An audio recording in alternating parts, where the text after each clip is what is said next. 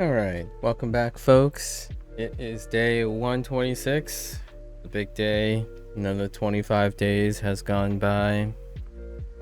So it's time for our tentative talk. So this is the fifth one in the series. Once again, MAKU desu. Minasan, konnichiwa. Yokoso. Let's do a quick review of what these things are for the uninitiated. Oh. Tentative talks. These are periods where I take, usually it's a month, but 25 days it aligns really well with Duolingo's milestones. So every so often, 25 days, I try to get into the mindset of doing some reflection on the last month in order to consolidate any memories or information that I want to reevaluate, right? It's kind of like a progress report, only it's more of a rumination. And I mean, to some people's chagrin, this is more like a self-talk thing, a self-monologue, if you will, where I reflect upon the things that I've accomplished, maybe things that worked, things that didn't, and then plan little changes for the near future, right? For the next 25 days. So, these things typically, we're keeping the same beginning format. So the first section would be writing, and that involves the kana and all the kanji we know up to this point. Then we cover the vocabulary. I put vocabulary in quotes because that includes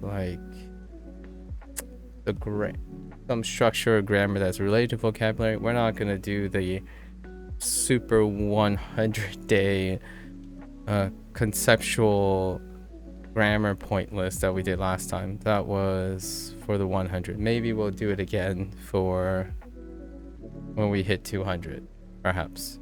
But it was for the vocabulary and possibly some related notes with vocabulary. So of the current, which is section 3 from units 16 to 23. Those are the vocabulary we're gonna try to recall. Generally speaking, we're attempting to recall 15 plus elements per unit. In this one, we want 95% plus coverage of all our kana and kanji. It's expected. Then kind of a recap, maybe a recap of specifically Duolingo related things. In this case, the highlight would be thoughts on extended use of their super, right? Because we did do a 2 weeks super thing. Maybe some thoughts about that. And got the last one more of a lightning round. Whatever comes to mind during this period. I can think of a few things already, like some anecdotal commentary, perhaps on some trends or things that occur frequently. Maybe some Q&A that come up very frequently. And yeah, so Q&A, right? Q&A. And lastly, future stuff, right? Next 25 days.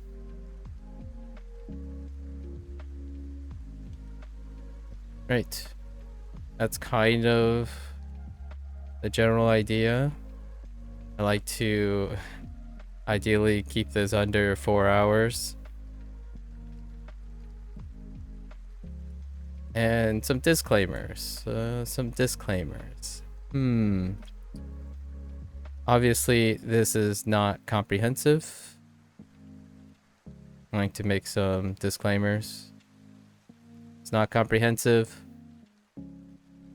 It is largely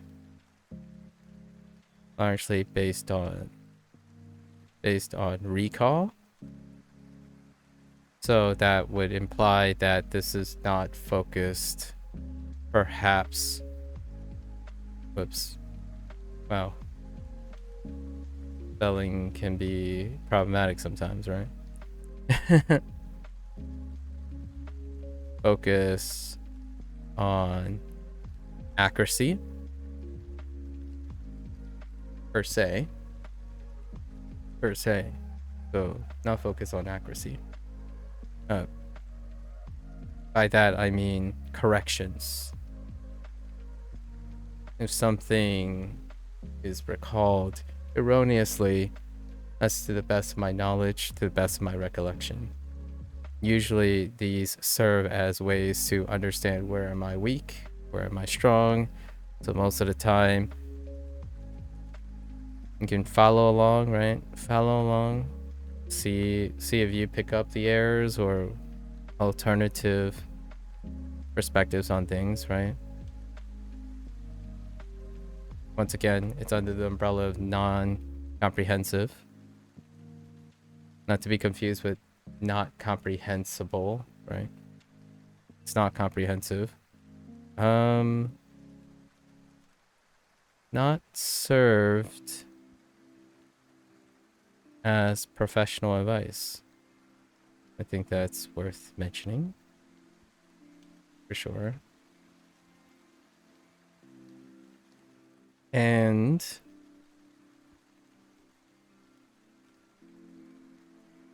solely commentary and largely anecdotal.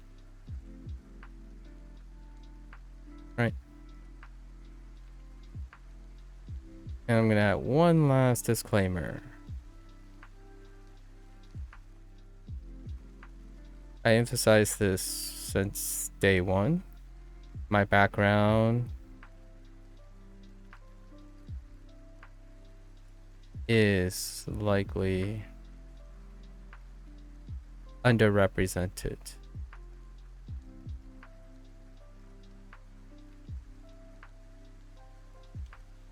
So when I talk about a lot of these things, my thoughts and whatnot, I have to keep in mind, and everyone else, including my future self, should keep in mind that my background is likely underrepresented. So what that means is be careful or take things and commentary with a grain of salt. A lot of salt. I like my salt. Generally, my background would be statistically in the minority, however you look at it. So relevance is very important, right? Understanding relevance.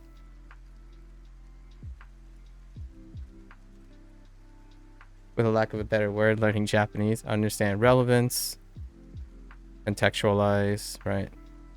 Contextualizing the person who's sharing is something that I encourage substantially. This allows the proper synthesis of information.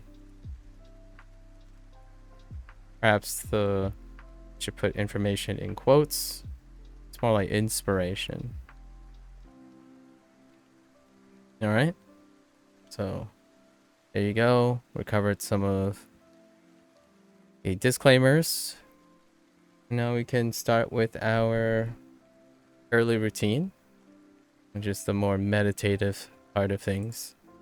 And that is to write some Japanese. Okay. So let's start with Arcana.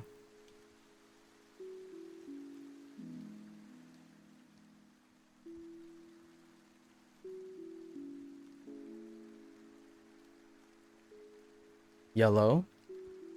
Crocodile. Yellow.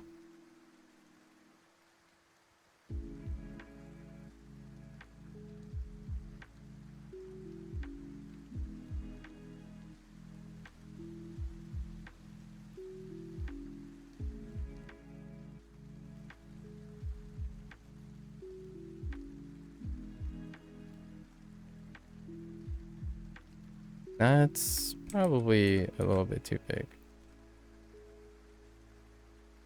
Good about this size.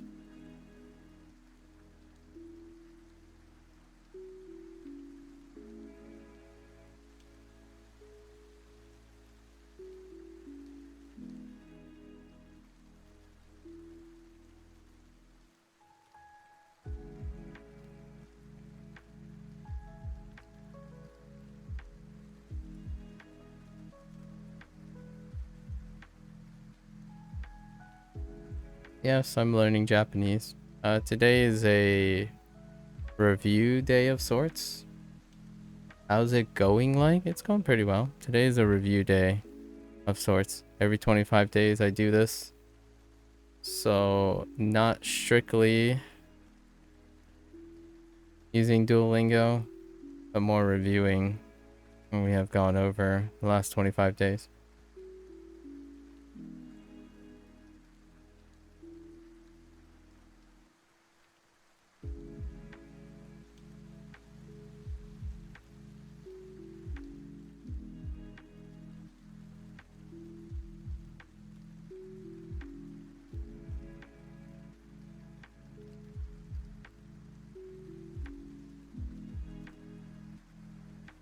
What's the hardest grammatical feature in Japanese so far? So far, the hardest grammatical feature? I can't really tell you that, since we don't really prioritize grammar here. I suppose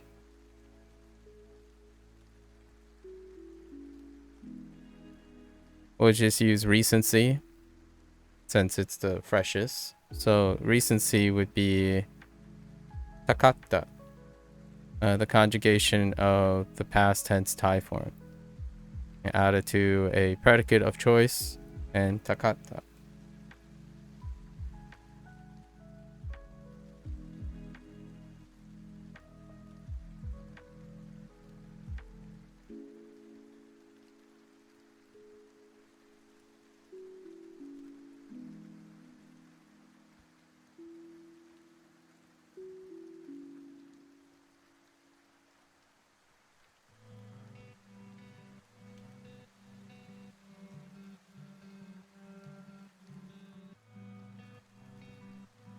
So in context, you're also suffering with the word conjugation. I didn't say anything about suffering.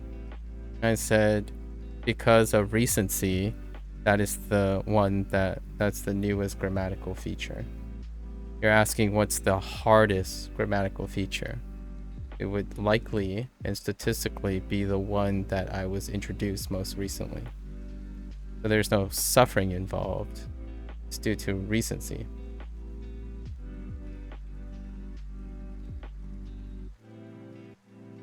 That helps.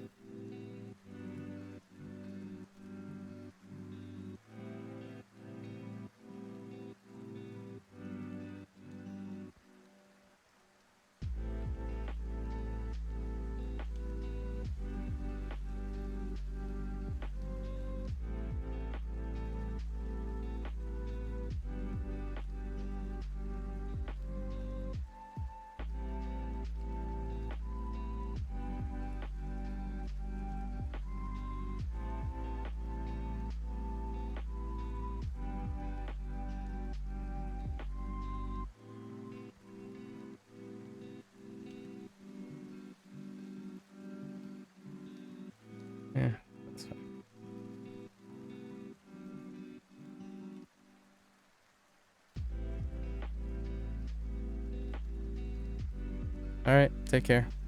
Good luck.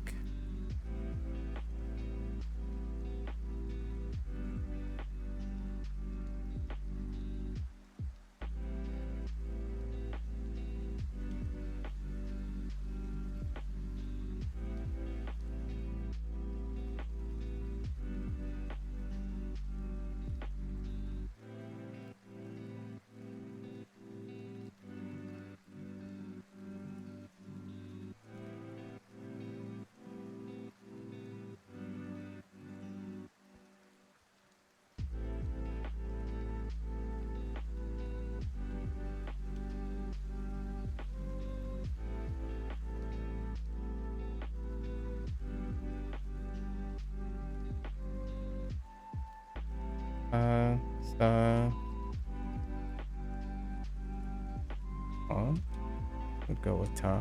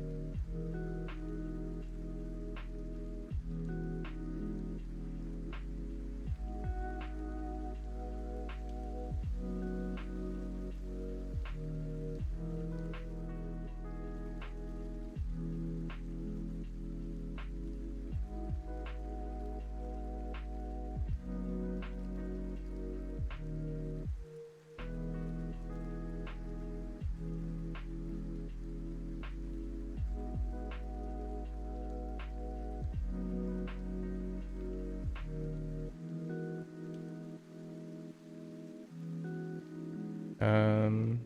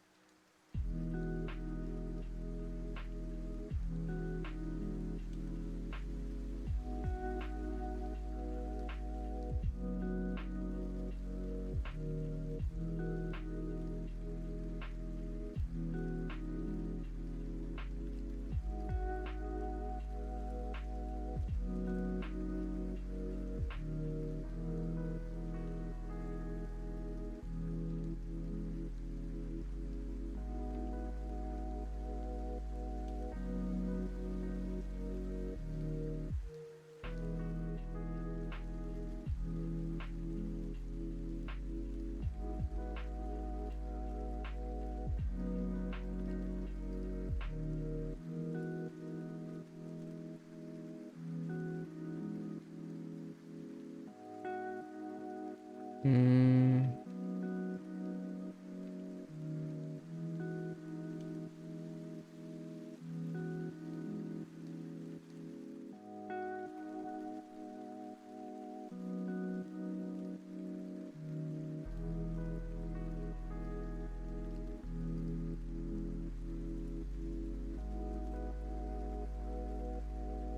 yeah. Mm,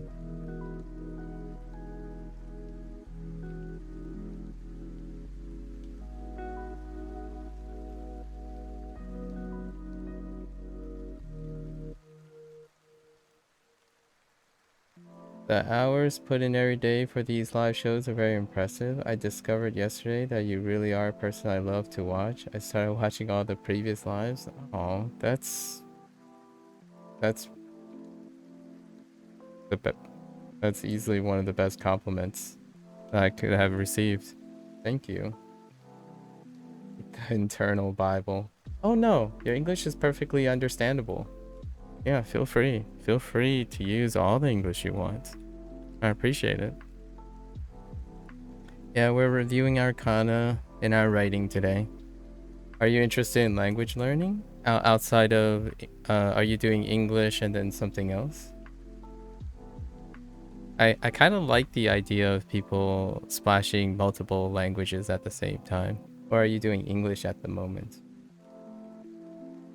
Internal.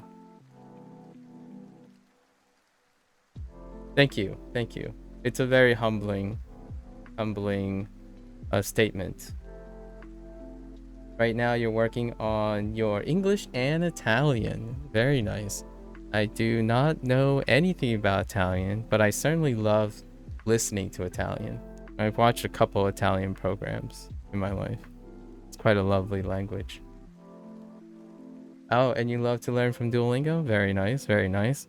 I hope become you have your own creative ways of making Duolingo work for you as well.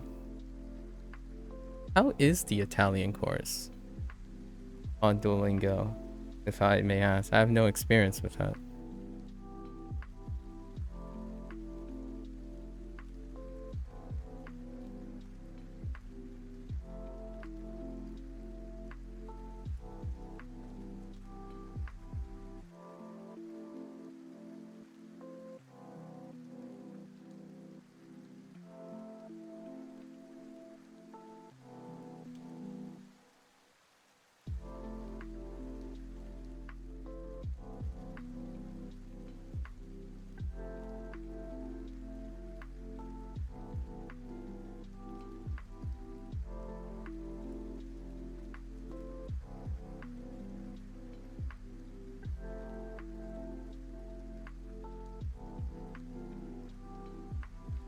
Oh wait, I screwed up.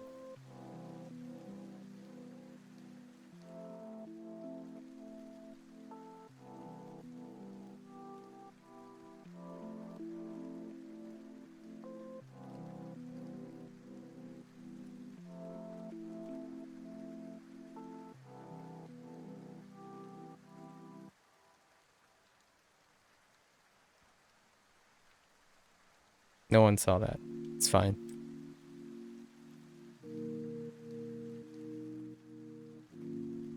Out of sight, out of mind. At first it seemed easy, but the more you learn, the more complicated it becomes. Naturally, naturally. I hope you find it continuously rewarding, Eternal. If there's anything that will make one incredibly motivated and feel accomplished, right? And reward. Find your inspiration.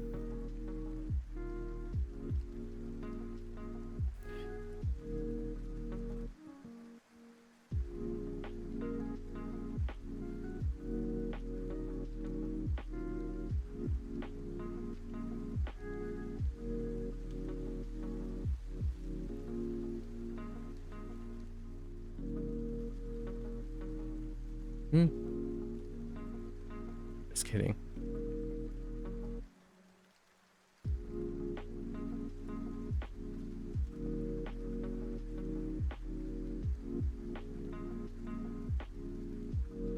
I would also like to learn Japanese, but I already have 2 languages that I want to learn and I'll be too busy. That's very reasonable. Slow and steady. I really do hope that at you're able to have the the privilege of time and resources to enjoy language learning to the fullest, right? But slow and steady. Due diligence and vigilance.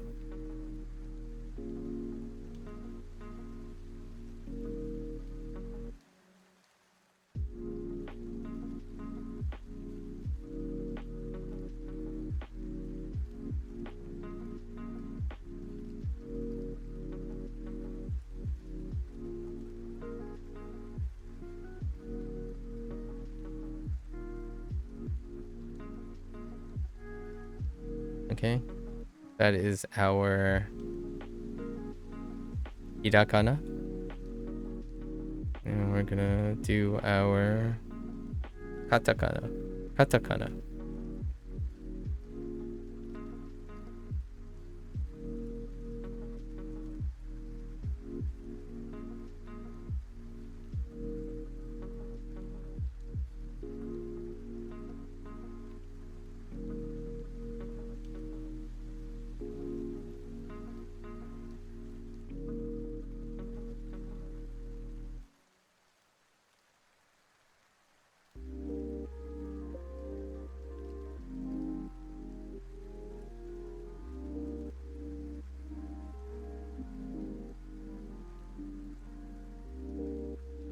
Hmm.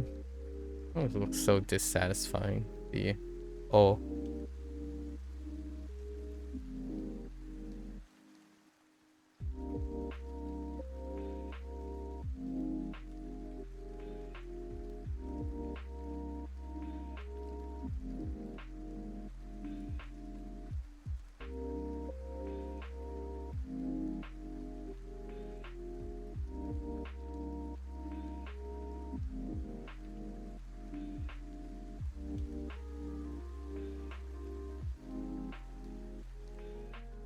You really like talking to you. Thank you for the time given. Good luck learning. Yeah, take care.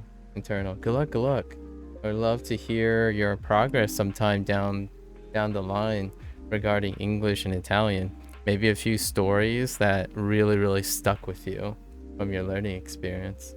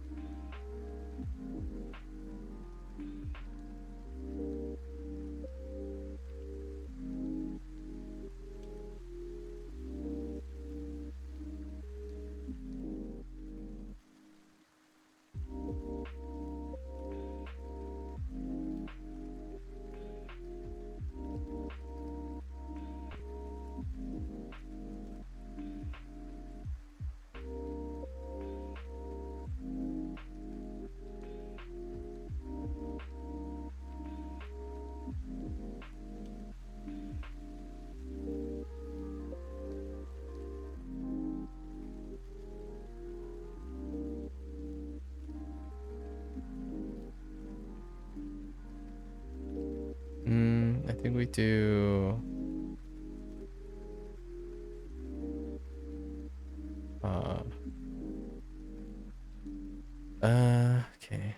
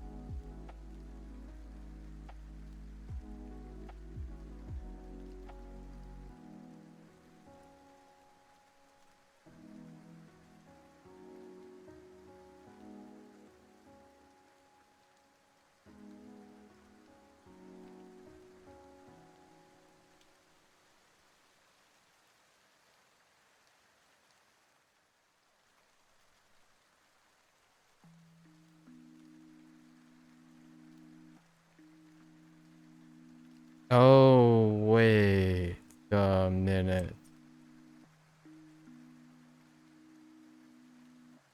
I skipped a row. I skipped one. Okay. We'll do it down here. Thank you, Norashi. Konnichiwa.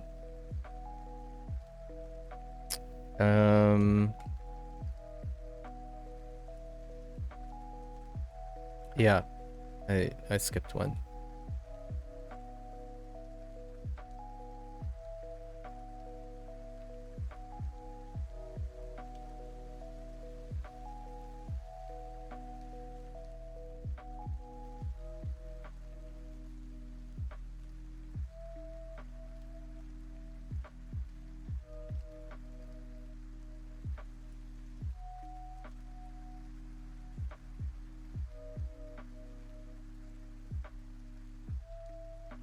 Fine.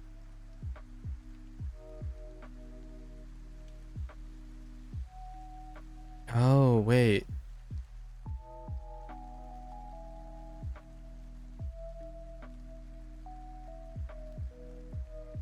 I have another I have another error. Yeah. Because I remember what because I remember what was.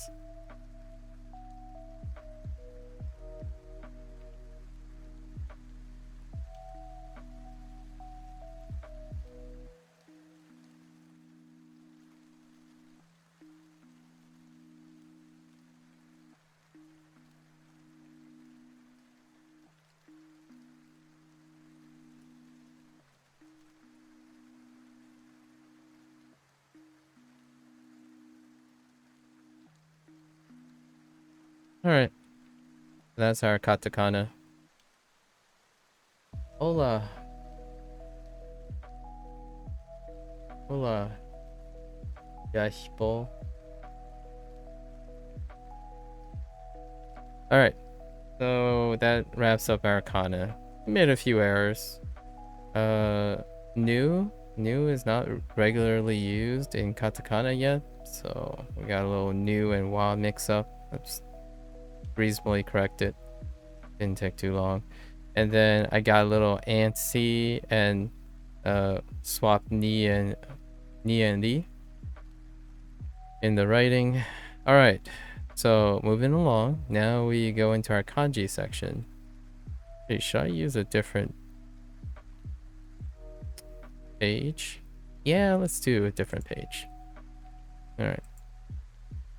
So in order to make it scalable, our kanji is going to need categorization in order to scale the increasing kanji pool, right? So we're going to break it up into categories that I feel like I want to lump them together to associate. Thanks. So the categories are going to be, and we're going to put them in quotes so that people don't throw their hands and tomatoes like, oh yeah, but I would consider this like, yeah, that's fair. I'm not a linguist. This is for my memory aids. So we're gonna do,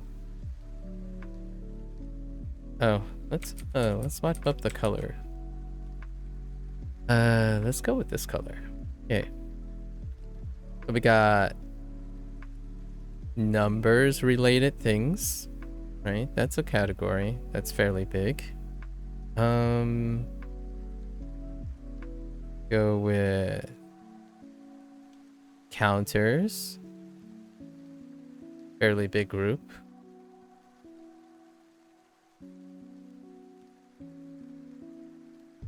Person.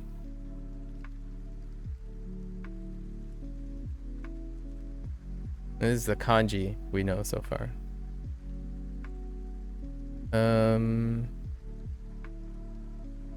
Time.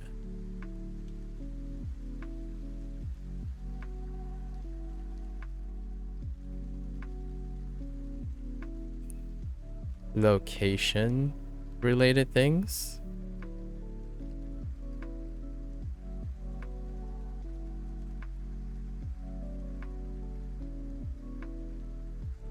We'll just say adjectives.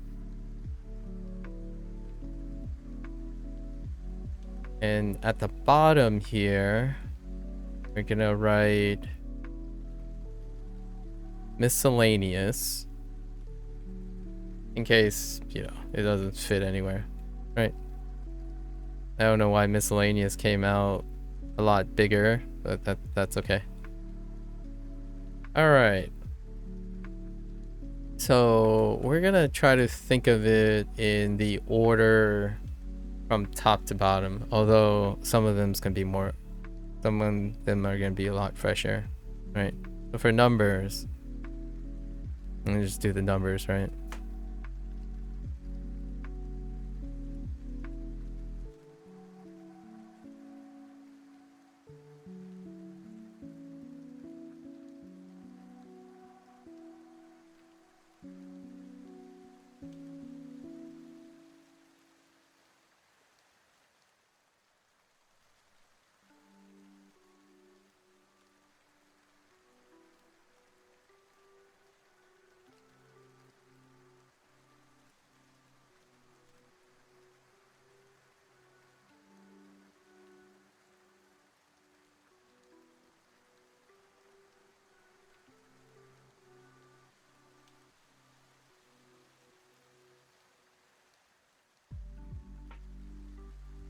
Right, just for starter, right? I think we're gonna throw this into whichever context we learned initially. Not their like alternative meanings. We'll talk about their alternative meaning at some point. So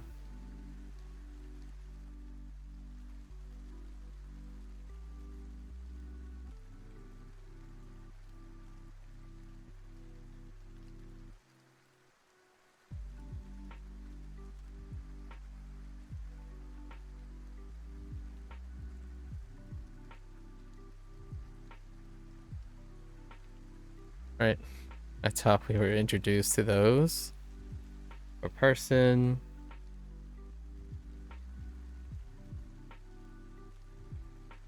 Hmm.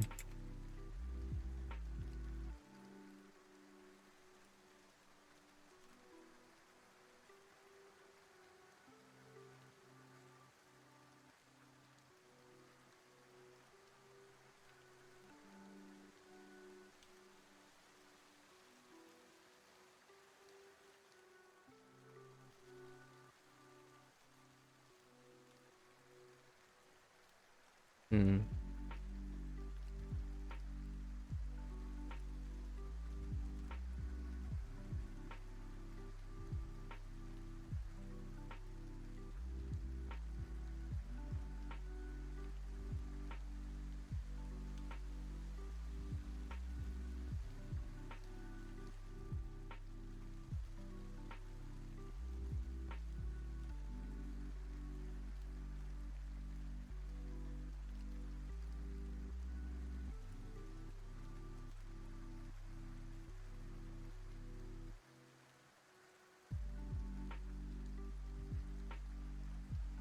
Right.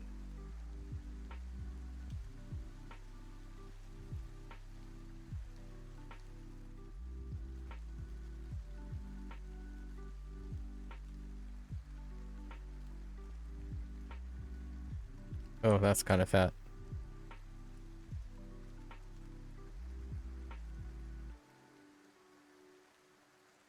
Right.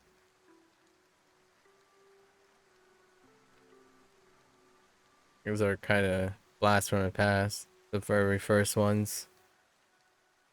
Uh.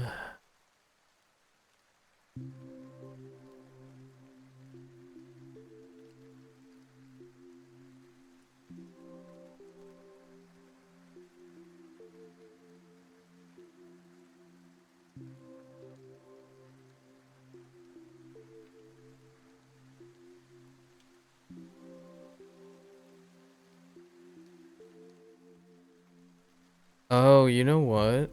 I've got a category. Uh, let's put it like down here. We're gonna call them predicates. That's kind of a big group because we're about to enter our first couple predicates, right?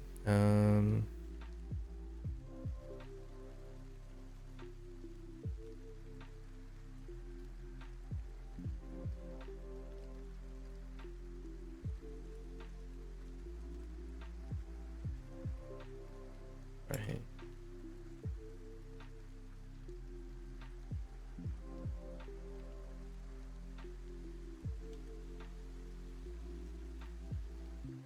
Oh, wait. Oh, wait. I think it's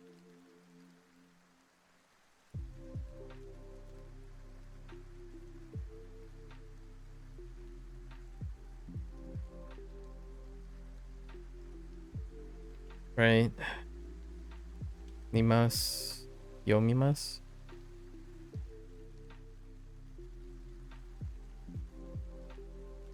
Hmm.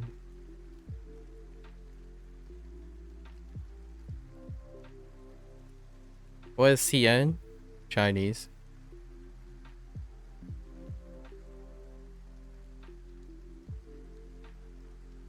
Mm-hmm. No problems. No problems. Uh, this category.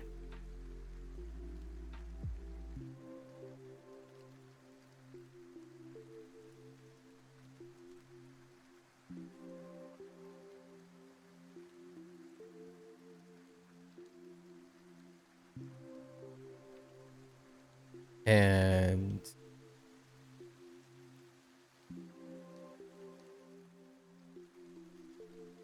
right. So we have G. G is kind of fat, but that's okay. G and Han. Han. Han is 30 in this case. Like half.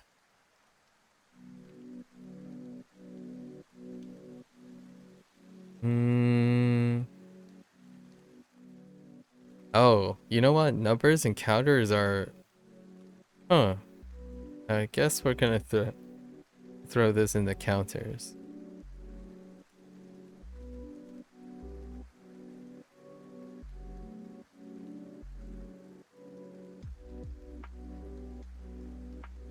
Hmm. Pretty sure it's from right to left.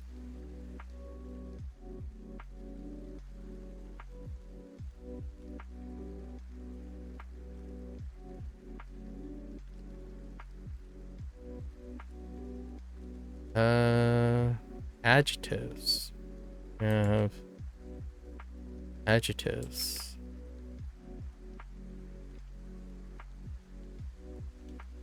Furui, right? Furui, and it's antonym.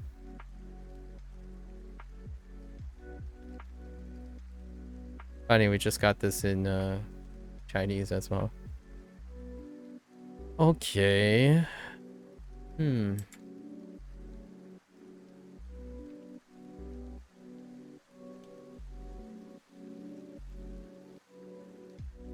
Oh. We need another. Yeah, we need another category. Um.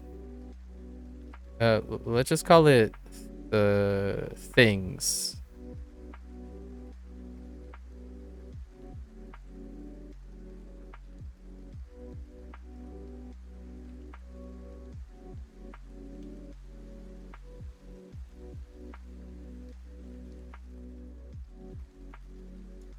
Right.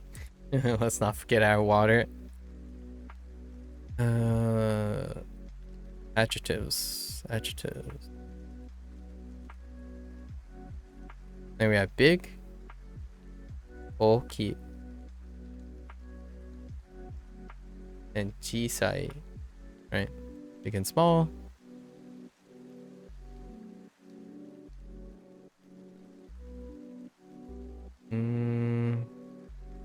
Where's the next one gonna go?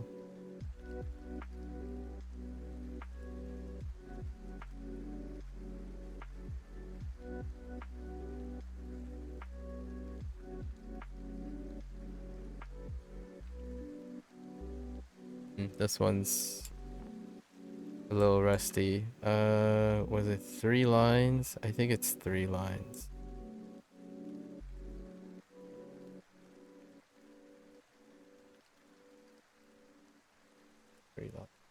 I think. So this one has often been not my cup of tea.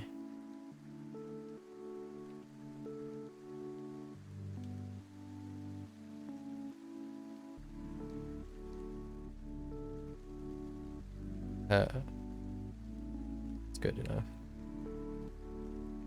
People keep saying, make it more boxier and it'll look nicer. It looks okay. I just don't like the overall aesthetic of it.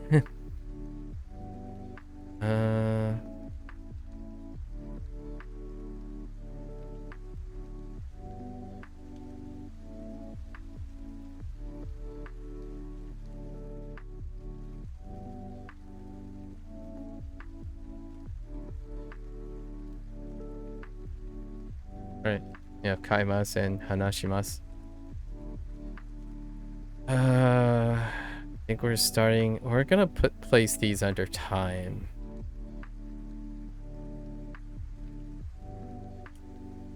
It could be also under counter. Okay. Pretty sure I get.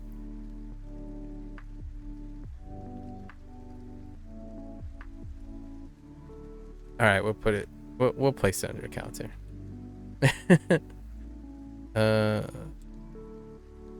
It'll be interesting to let people guess what I'm referring to as they're going. It's kind of disjointed because I'm thinking of the characters separately. Oh, wait. Oh no. I think.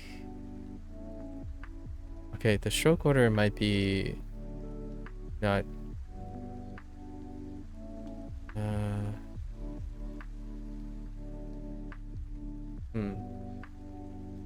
That feels right. I do the small stroke first. Alright. Pretty sure this is fine. Pretty sure. We do this. Then this.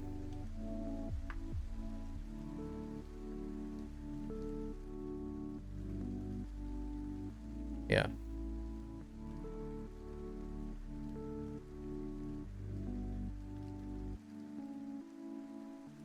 I qualified that as a counter. The other, it's mixed. This is Yobi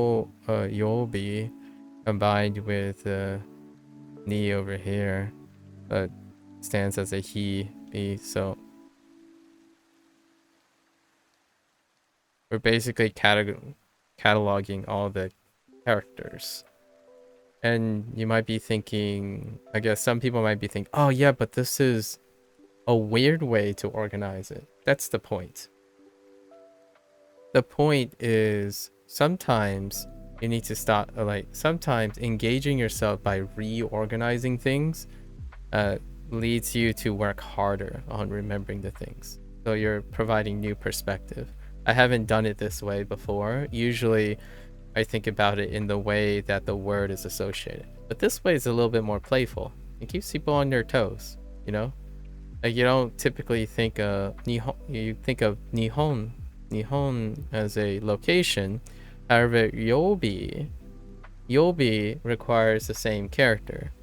So do you understand that when I write this character right here, and Y is under counter, and then where's the other one? So I wrote Do in Doyobi. So you have to take Do doyobi to create doyobi. Hi there, love your stream. What is my end goal in learning? Uh, death is my end goal in learning. Like, would I go to Japan? Oh, you mean like my immediate goals? My family and I do plan on going to Japan in the near future. We actually have a um immediate family, like I have a sibling that lives in Japan at the moment, and this wasn't always the case before. So there will be like an opportunity to go to Japan. I do not plan on staying there. I quite love the United States of America. It is what allows me to be me. It's very unachievable in a place like Japan. Or you have something else in mind? No, that's the end goal is death. You don't stop learning until you die. So the shortest, the shortest concise answer to that is I don't have an end goal when it comes to learning. There is a chance that I might meander away from Japanese learning itself because I'm involved in other things Japanese related. Reinforcing memory with multiple neural links. Yep.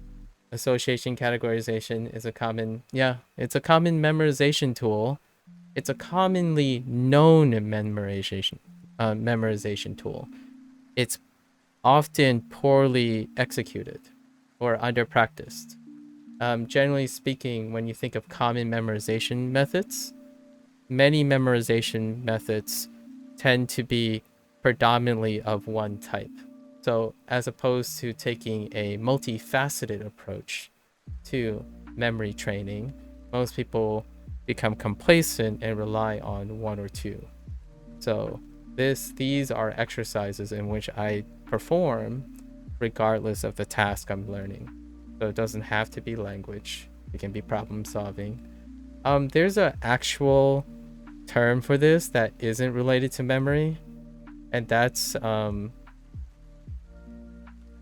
I forgot what it's called, but it's an effect. Kind of like when you're presented a problem and you're constantly thinking of the problem in the same way, quickly taking a step back and forgetting all the associations and then looking at it refreshingly may provide new insights or alternative things. I forgot what that's called, but oftentimes it happens when you're solving a complex problem and you keep it's almost the opposite of reinforcing memory, where your memory is causing you to do the same thing again and again, and you're trying to think of it differently without the aid of other people. Generally speaking, most ideally is you have the aid of other people, right? You introduce new ideas, and that is the counter of some common memorization methods, which is to create an uncommon use approach in order to further engage yourself again and to form new neural links while having them associate with old ones, right? So this is kind of like a mix of both. So generally speaking, all of the above. And I try to use as many memorization methods, whether they are common or not, that is more like commonly known as opposed to commonly executed. Association is actually a really unpopular. Most people's basic association is to take two things and associate them together, and that's as far as they go. Perhaps sometimes the route in which they associate, or like the mechanical output and input association, is one dimensional. Like, for example, one side has meaning, one side has a depiction, and that's as far as it goes, as opposed to layering it in more complexity or destabilizing yourself by reorienting what the associations are or the categorization. Like, for example, you can form and reinforce neural links by inappropriate categorization if you're able to organize that. It's a balance between being complacent in the method you're using at the time and staying refreshed and motivated by its novelty. So even under practice common memorization methods, some individuals may become so complacent that they feel like they're above foundations, right? Like, oh yeah, I don't need flashcards anymore. Like even I have mentioned that a little bit, where sometimes like, yeah, this is ineffective. We can skip that part. Kind of like speaking out loud or categorization in general. Some people think they're beyond categorization, right? Instead of thinking of it as pieces of a bigger pie. So in this case, I think most of my tentative talks, we have attempted to add some difference so that I'm not relying on the same things, but they're associated in many ways. So very, very important statement there. Yeah, reinforcing memory. Mm-hmm. Agreed. Very commonly known methods. It's disappointing when you see people grow beyond them, as in you can grow out of what commonly known memorization methods. It's kind of like growing out of Duolingo and growing out of Anki and growing. Fundamentals are fundamentals. You can carry them and refine them, right? Ever present. I would probably use the word, rather than using common, I probably prefer the word fundamental. Fundamental. Fundamental memorization methods. That reminds you gotta go add stuff to Anki. Nice, nice. That's always exciting to add more things, right? Add more things to your pile. Where was I? Oh yeah, Doyobi, right? Doyobi. Let's see.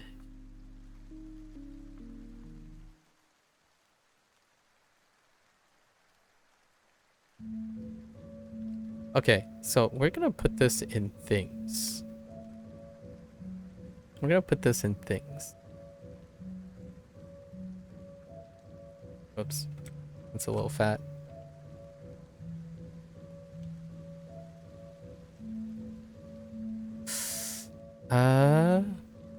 Yeah.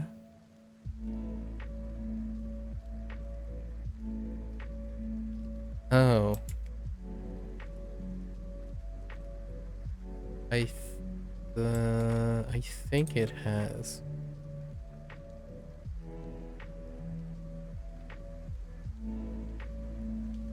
This is supposed to be out a little bit. We can do that a little bit better.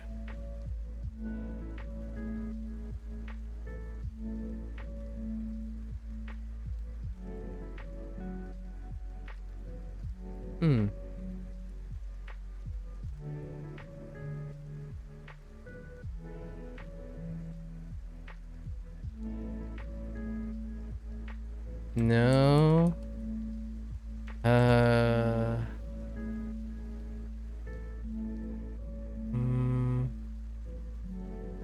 I think the second one looked better, right? So it's probably 2 strokes here. Yes. Shinbun, a thing. Well, put it under things. It takes the atarashi kanji and you combine it with shinbun. Or bun. Or this kanji to get shinbun. And then predicates.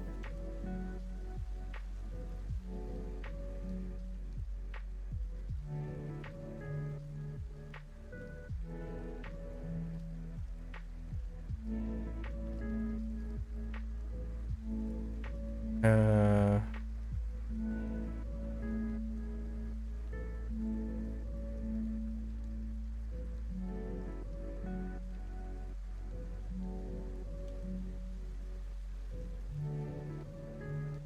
right. We have taberu and nomu. Okay. Oh, I forgot to add this. The target right now, it's a really nice round number. I counted it up yesterday. Our target is 101. So we finally crossed 100. And we're talking about 101 unique.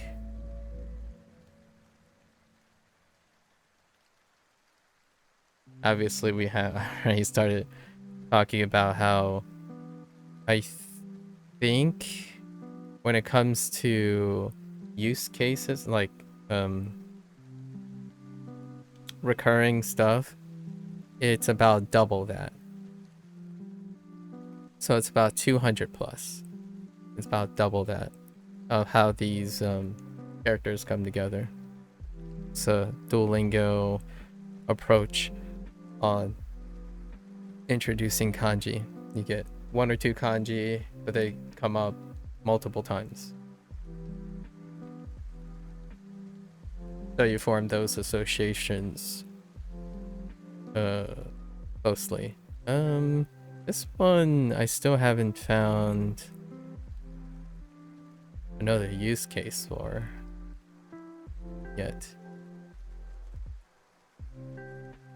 That's a little fat. Aggressive. Right. Being called. Or named. Called.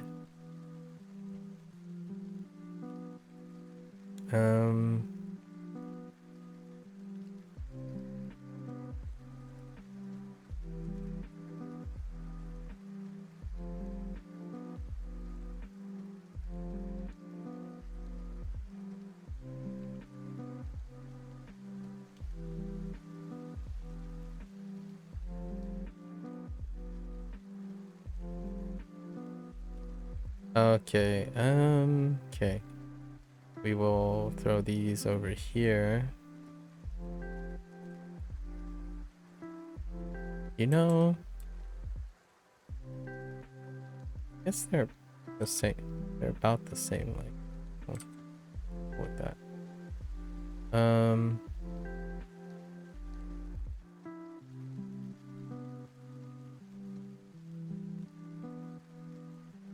These came as pairs too.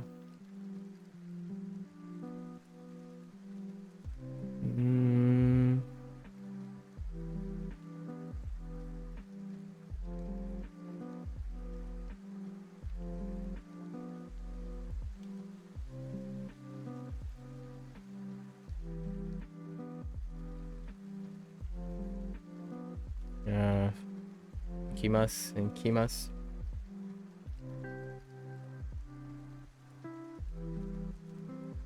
Iku and Kuru.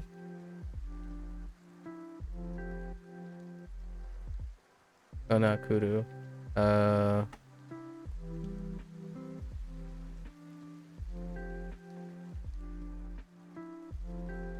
Iru. No, it's Kuru.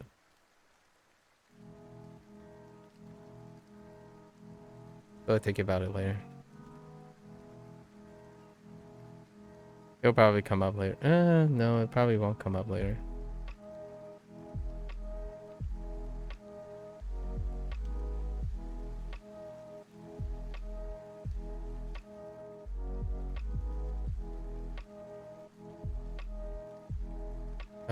Kudu, right? And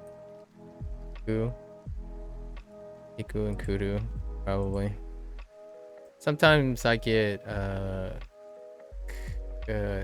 Iru mixed up with Kudu, but this is Kudu that we're talking about here.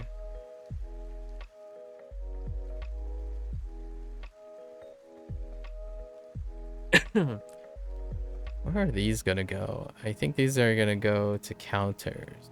I'm gonna place these on in counters.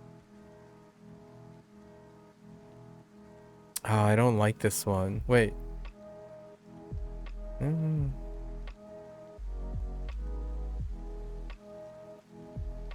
It's more this specific radical. It's kind of a bane. I just can't really get it to look alright, I suppose. That's good enough.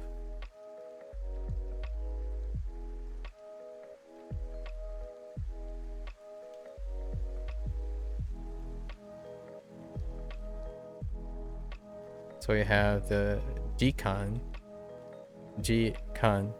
they're next to each other, Gcon and Hunpun, right? Hunpun minutes.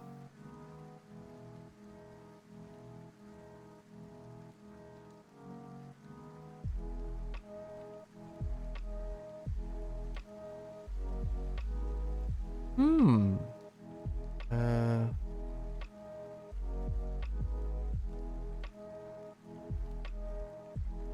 No, no, we're going to adjectives. Wait. Oh yeah. We'll get them later.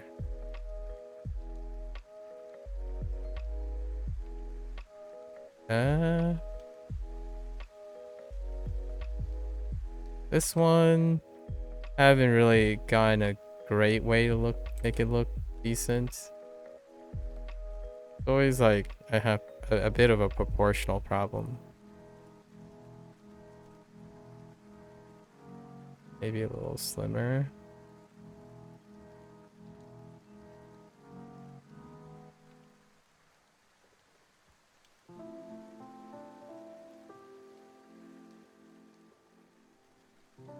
Yeah, okay.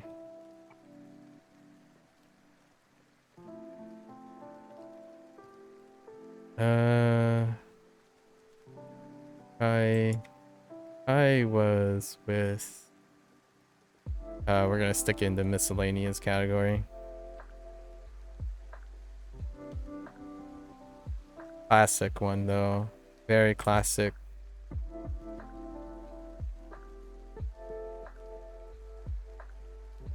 Right.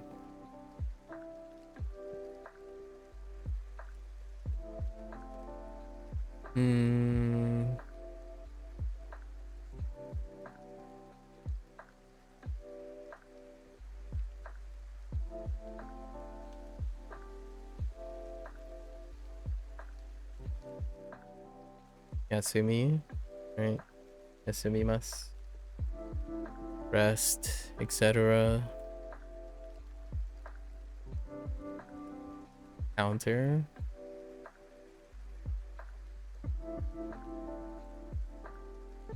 Gatsu.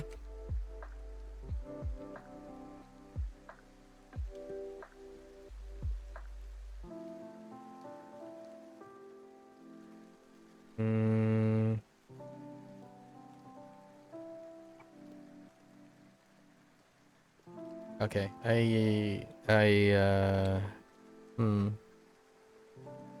might be missing a stroke on this one.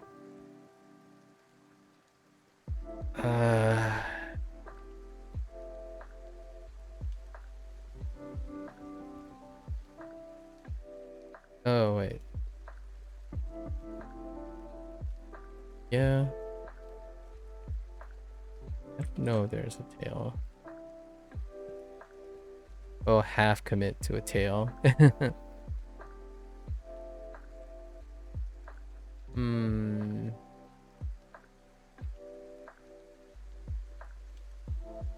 Nah, the tail is something carried from Mandarin.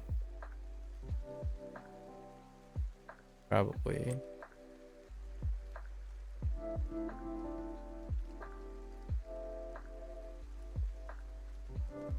Mono? Ooh. We might a little bit. Right. Something like that. Things, basically. Stuffs.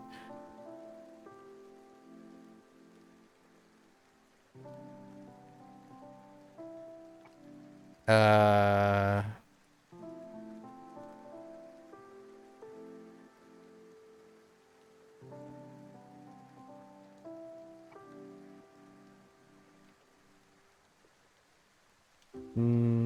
I think I have one extra stroke.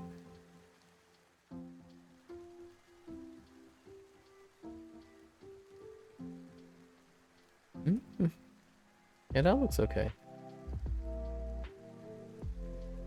I, I must. Uh, hmm.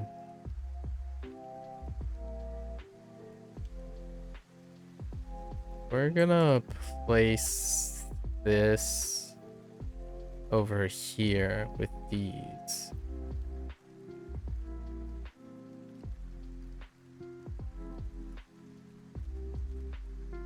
Uh, wait, hold.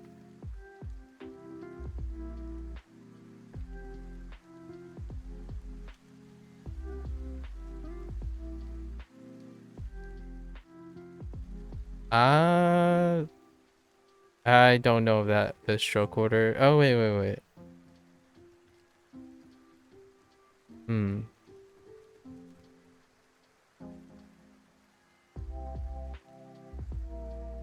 No, I think that was, no, I think that was correct. I'm not sure about the stroke order. No, yeah, it's fine. This is good enough. This is in Kinyobi. So we're just gonna throw it in here. Kinyobi. It's gonna be the same for all of the time ones, I think. Honestly. Although I'm gonna have to make some separate nods. Because Suiyobi, right? Suiyobi will be absent from here. We have very specific use cases for the time category. Perhaps we should have grouped time encounters. Fine. Alright, we gotta move along here.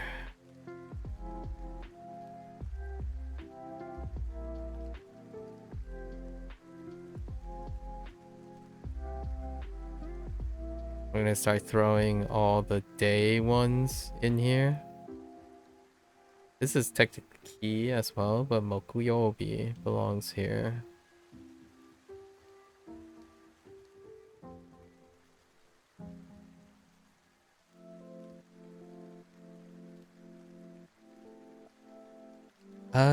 Things. We're gonna place this in things. And this one kind of sucks. I don't really have a wonderful way of making this look pleasant.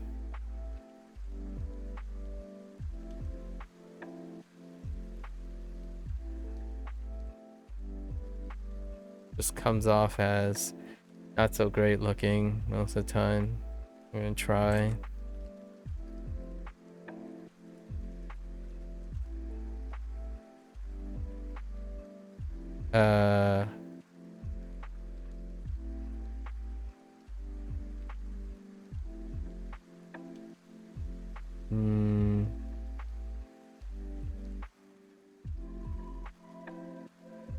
Yeah. Tamago.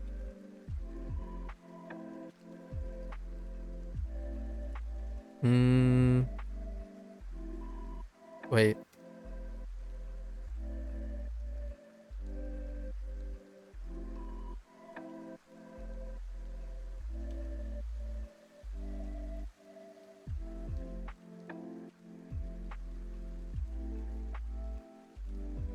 Am I missing a stroke? I don't think I'm missing a stroke. I feel, for some reason, I think there's one stroke across the bottom. I don't think so. Too much Mandarin. Sakana. You know? Oh, no. We have a few more vocabulary that deals with food. Maybe food will constitute as its own category at some point. How are we doing with characters? Let's see, 10, 16, 16, 17. I can't count. 16, 20, 23, 23, 28, 28, 33,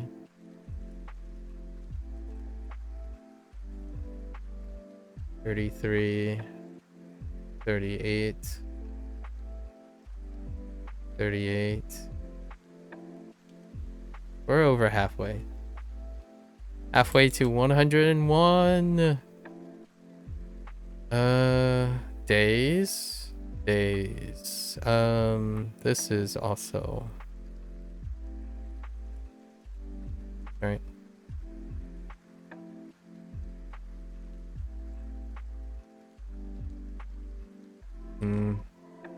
It's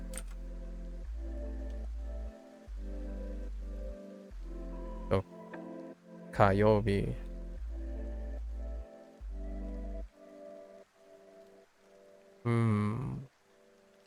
Counter.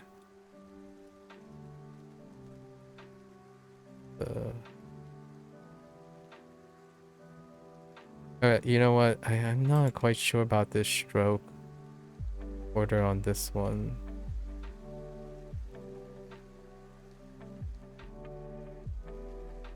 We're just gonna pull the trigger and go with... Actually, yeah. So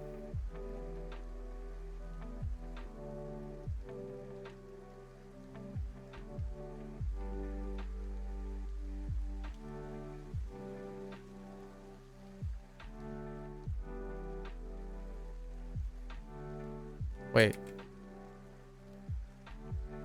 Is there two? No. This is fine. So Kai for floor. Floor. How much time? We're at an hour and a half. We're kind of falling behind.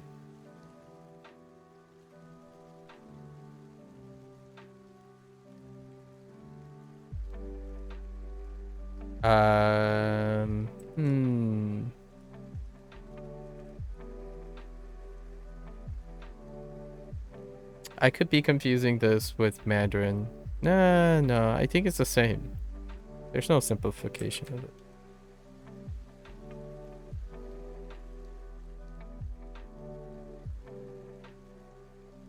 Right?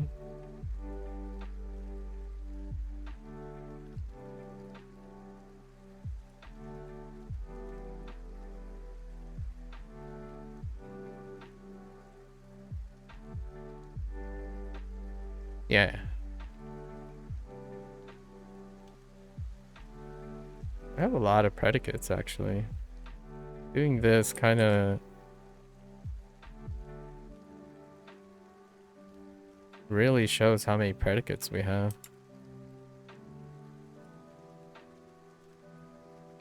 So we have kakimasu and skurimasu.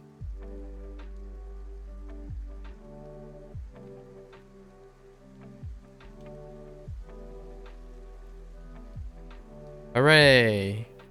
When? I mean hito. Ren, sorry, Ren. Hito.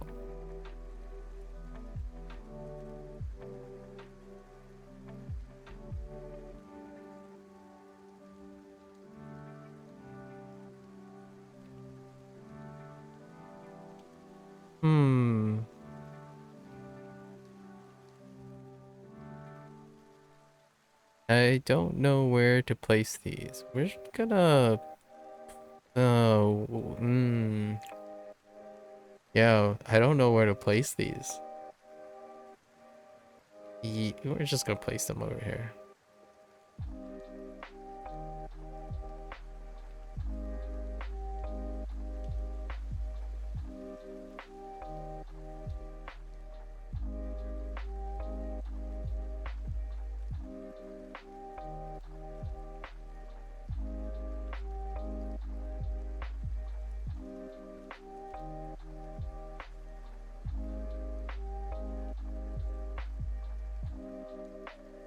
Don't at me. Don't at me. I'm just gonna place them over there.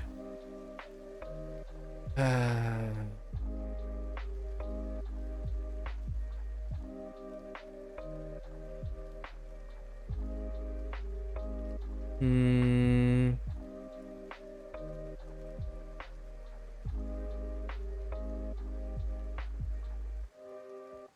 Hmm.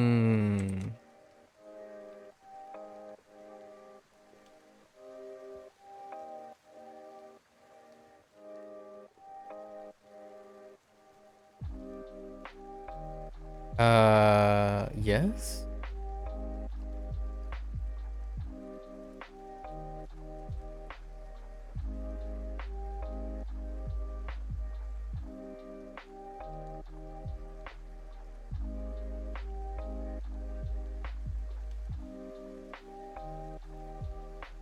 It's not quite the prettiest thing, but I think that gets the job done, right? That gets the job done.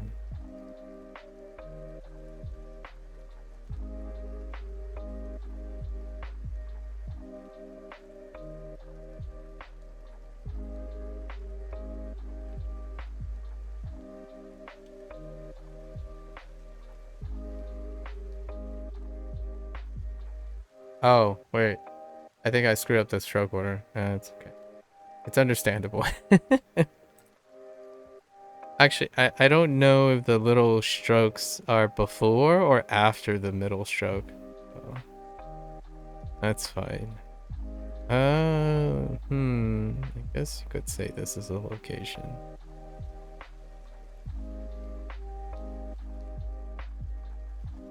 Oh wow.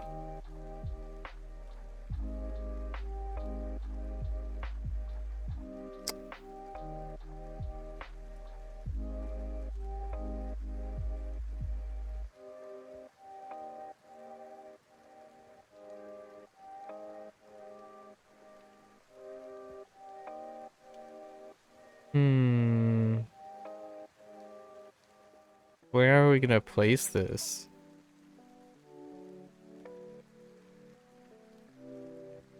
We're gonna place it under persons.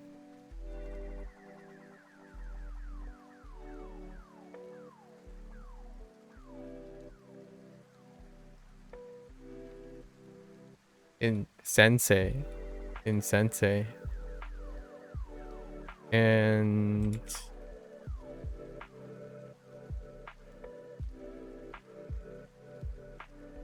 time?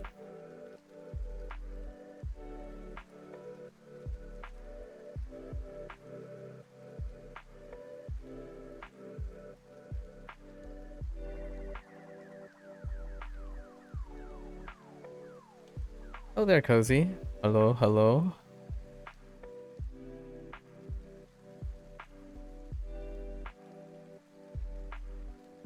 Uh-oh.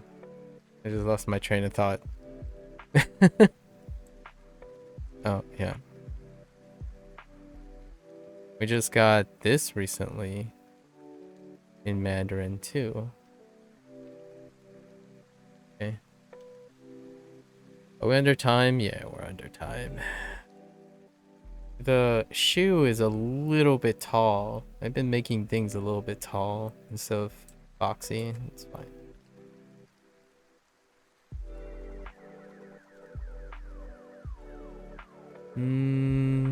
Counter. Oh, this is counter.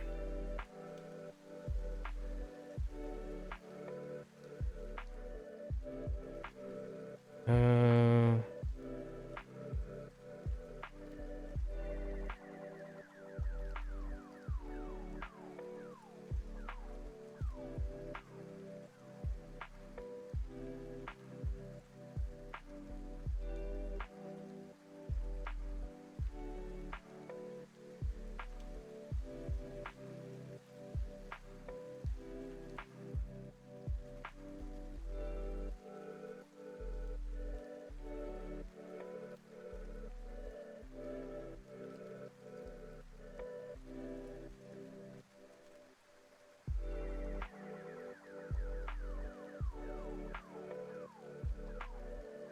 Eh, that's good enough.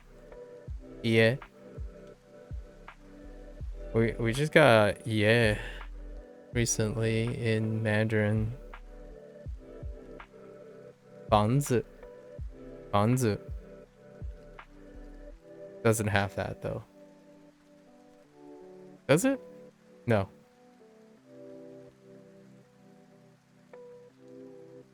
Hmm.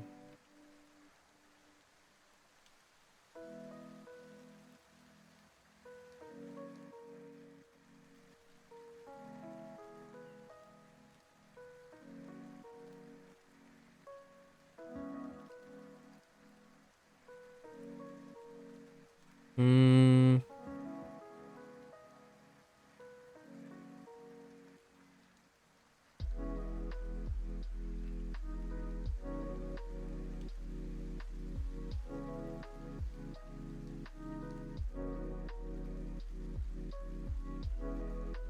I feel like that's yeah my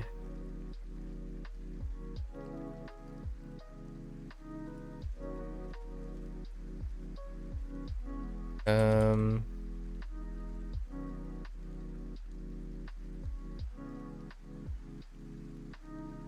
kind of like this. Uh,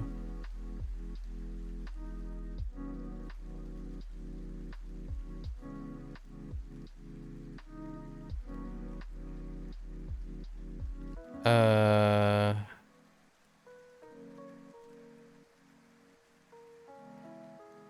Yasui. Oh no, the cursed one. Hmm.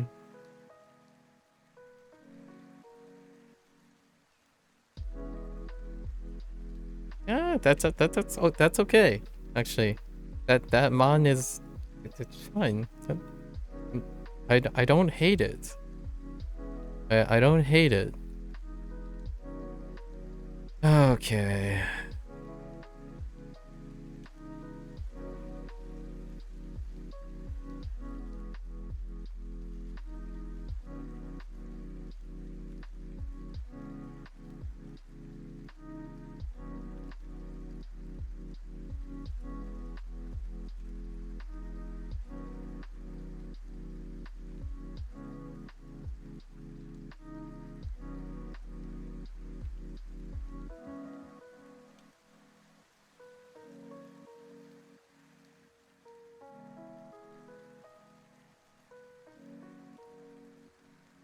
Hmm.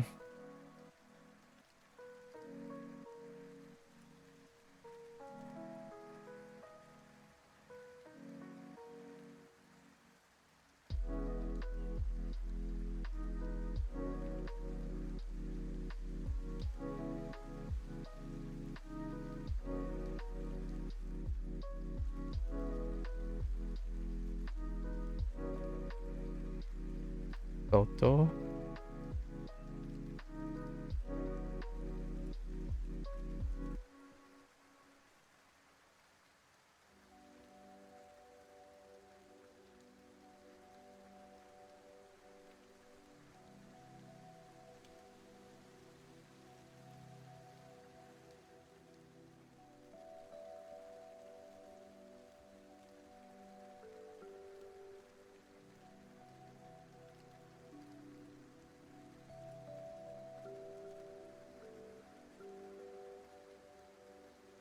Uh, yeah,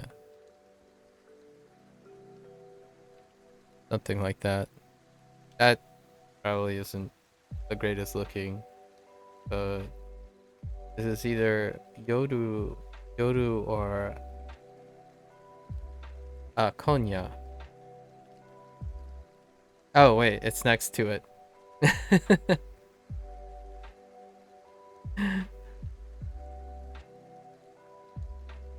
Ah, mm, guess we'll throw this one down here.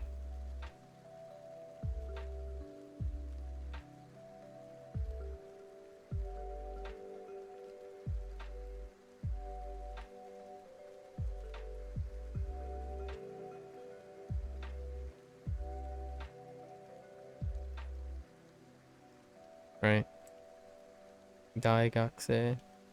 Daigaku. Sorry, Daigaku. Mixed with Daigaku.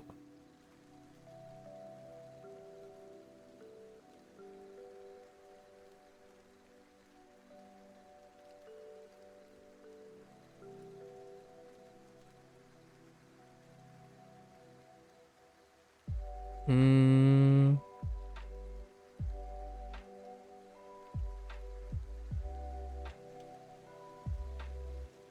Wait.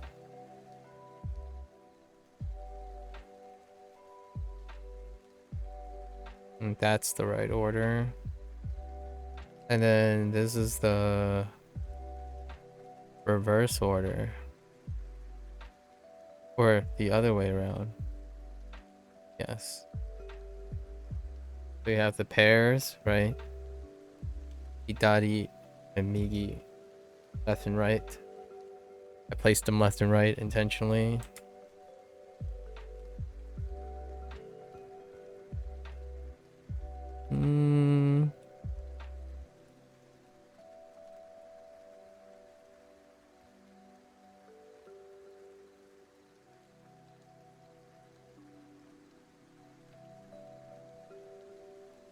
Oh no.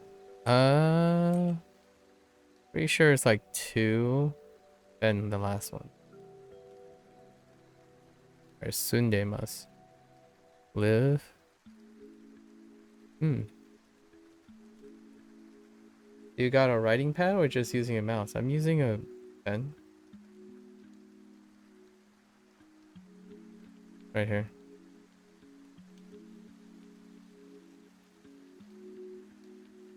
I use it 80 to 90% of the time actually. I use it to tap on choices too when I'm using Duolingo. I typically don't use it for Duolingo sessions. There are occasions when I'm using the keyboard and then I'll use a mouse.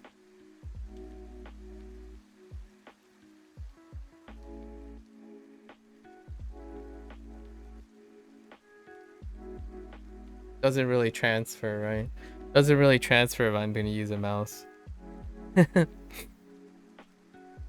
If you know what I mean. You gotta get that ye ol' writing. What pad? A CTL 472. Wait. 472? It's a Wacom tablet. Yeah, 472. CTL 472.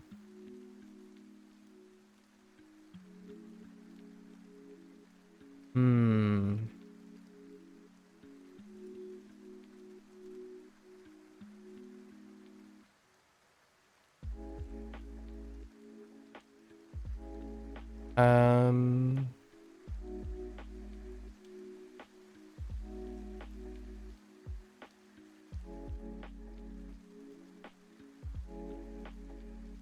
the stroke police might nail me on that one. Yeah, the stroke police might nail me on Kuruma. Is it pricey? No, it's probably the most affordable Wacom tablet you can find. Less than 50? Probably less than 40? Find out. Okay.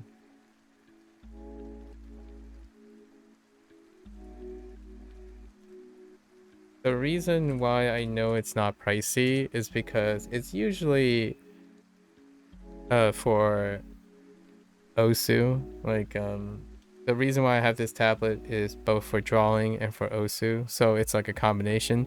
It has it has good raw input, so I like raw input as opposed to relying on smoothing and stuff. So its response is pretty good.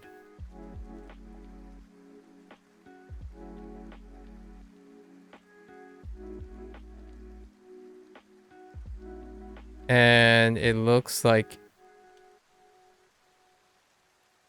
and small. Yeah. Oh, they refreshed it. Ooh, they refreshed it. Wait, how big is this link? Sorry, I don't want to give you like a gigantic link. Let me look. This. No, that's a gigantic search result link. Hold up. I don't like gigantic search result links. Can I click?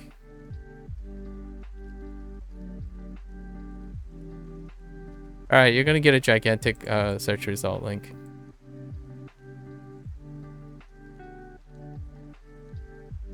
Sorry. Oh my goodness. Oh wait. That's gigantic. Well, all right. I guess for the comedy.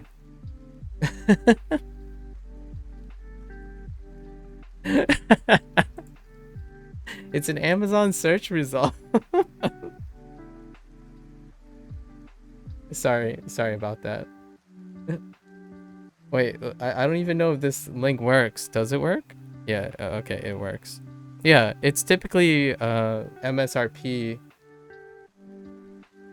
until the question mark? Wait. Does it work? Yeah, it's MSRP is below 50, but on a good day you get it below 40. Long story short about this tablet. It's kind of related. So I don't know if you've seen OS gameplay, like the rhythm game. So the rhythm game on the PC involves the highest raw input necessary for a tablet, because you're pointing, a lot of players point with a tablet on the screen. So in the OS community, they want a tablet that is most responsive to the raw input of the player's abilities. So by sheer coincidence, when I want to draw, by the sheer coincidence,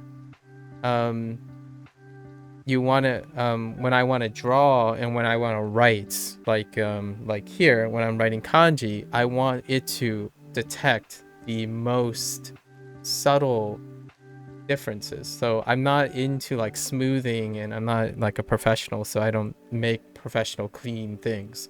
So inherently, because the OS community are rhythm gamers who are hyper focused on capturing the most raw input and fastest input, there's a whole hobby around trying to find a tablet that is capturing the fastest and lowest response time, and at a cost, like at an affordable cost, because most of these are kids and they want something. So this tablet ends up being one of the hits.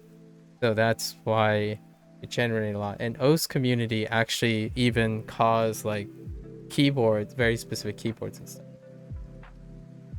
How's the review? The review is going pretty all right. We're kind of on time, actually. We're about halfway. We're over halfway on our unique kanji. How are you supposed to know where to tap? You learn. So I haven't ever used like a screen tablet. So this is what I would refer to as a pen tablet. So you have to understand, because of the you will know how far distance are. So yeah, it does require a little bit of hand-eye coordination over time, but you kind of fill it out.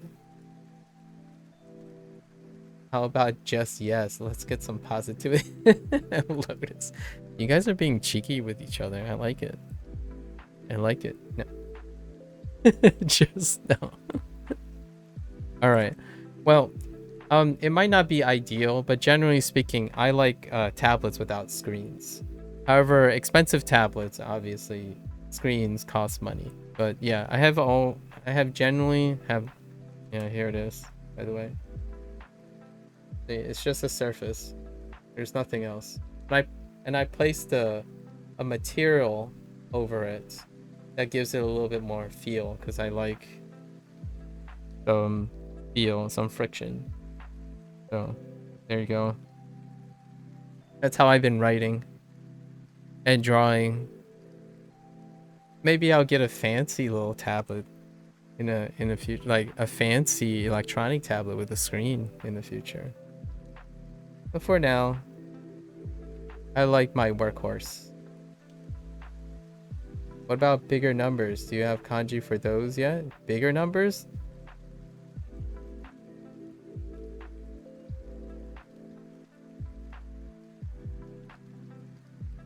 What do you mean, bigger numbers? Yeah, there's a counter side. Yeah. You heckin' pep? Lotus, open your eyes. Open your eyes. We're doing something different today. I'm just kidding. I was a little aggressive.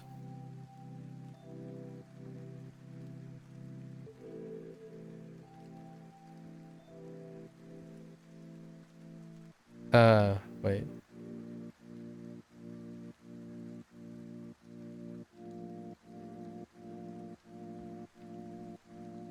Hmm. Yes. So we have Kaidu.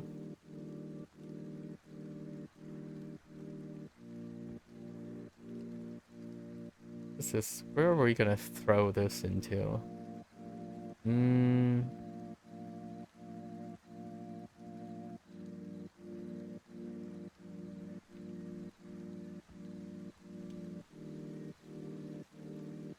I think we're gonna throw this here.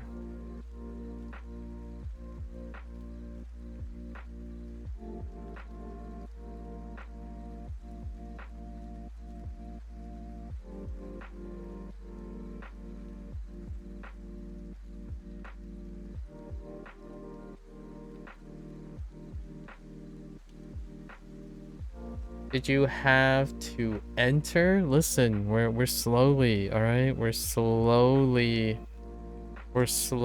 going through these things, all right?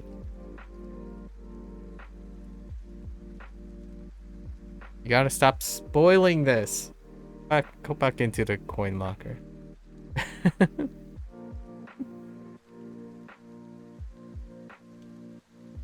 The answer is yes.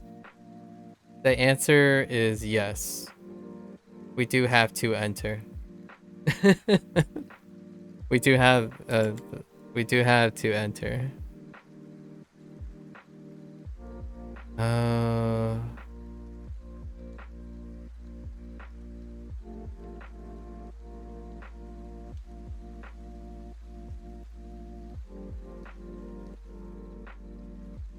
Okay.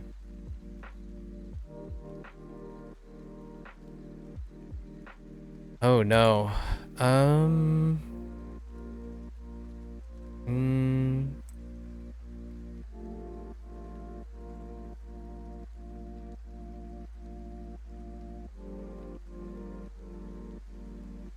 mm,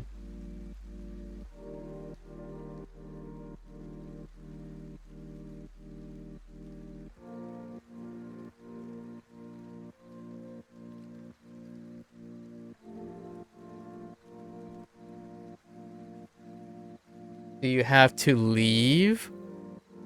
We have no. We do not have the kanji for to leave. We have the hiragana to get off or get out. Like get off something or exit something. But we do not have the kanji, so it's not gonna be in this. It was part of a unit before 100 days about transit. So the opposite of this, to get on and then to get off.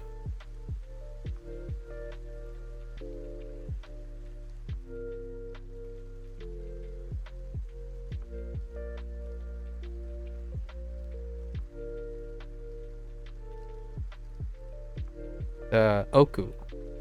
I think Oku is the one that we got. Oku. Wait, is this the one you were thinking about, Lotus?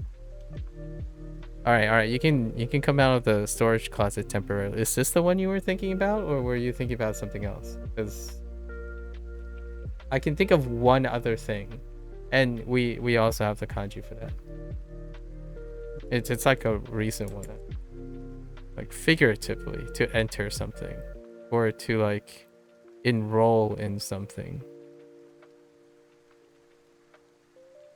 But I might have thought this is the one you're thinking of. No? Okay. Then it's coming up. Oh, it's used to enter a room, for example. Oh no, we didn't get that one. No, yeah, we didn't get that one. As in, like, we have it, but we don't have the kanji for it. Wait. No, we have it. We have it. It's coming up. I'll let you know when I think. I'll let you know when I think it's the one. Right now, I'm just kind of going through my brain stuff. Okay, so we finally got our Gohan, right?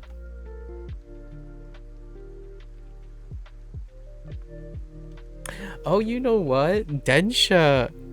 Oh, Densha is the combination of two radicals in Mandarin. Oh, it makes so much sense. Oh. Oh, that's cute. If you take like the top radical of something that deals with travel, and you take the bottom radical, if you combine the radical with electricity, you get Densha. Or like the left radical of Densha. Anyways, let me see.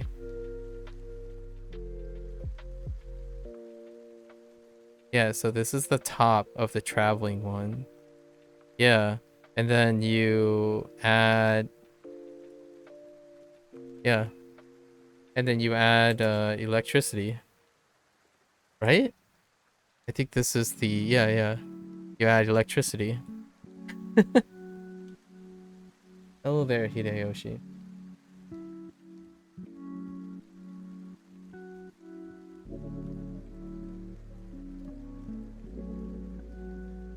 I like my top lines. What? Oh, wait. You like your top lines on the top of the...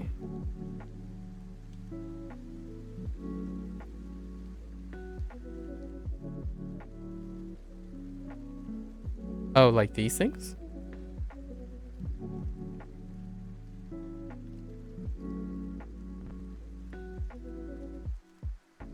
Wait, I don't know what you mean.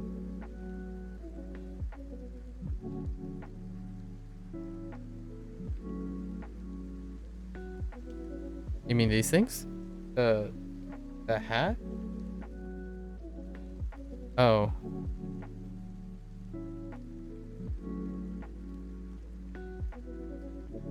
The slanted single line? Oh, this thing? Right here?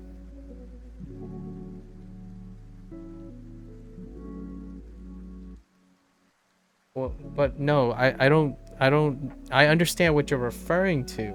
I'm talking about, what do you mean by I like it? I'm confused. Like, not what you're describing. I know what you're describing, but I don't know what you mean by you like your top lines. What do you mean on the top of the right? Like, I don't understand that comment. I don't. I draw it straight up and down. Oh, okay. Oh, you like the slant. Oh, yeah. Most of these things are slants, you know? You gotta do these slants. No top and bottom. You're such a boring person, Lotus. I'm sorry. I'm just kidding. You're amazing. Like, most of these tiny strokes they angle from left to right, so it's kind of fun. Like, for example, like Sakana, right? It's left, then right, right, and then these, right? In Eki or horse, like it's left, then right, or at least that's what I remember. You know, and then in like Daigaku is left and then slightly right. And what I mean by that is the slant, the direction of the slant.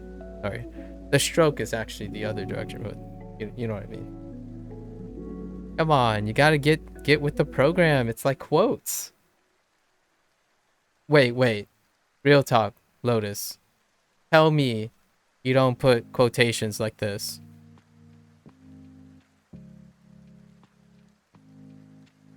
Tell me you do not write your quotations like this. You heckin' boring person. No, I'm just kidding. You're fine. Tell me you don't put your quotations up and down. My Chinese professor used to say the character should have bends to where it stands on its own. Oh, like towards. Oh, I get what you mean. Oh, that makes so much sense. Oh, I haven't thought of it that way. Oh, definitely slanted quotes. Okay. Wait. So are you telling me, real talk here, Lotus, are you telling me you're gonna do this stroke up and down? Like you would do this? That's like the middle finger. Oh, that kind of looks inappropriate. Sorry.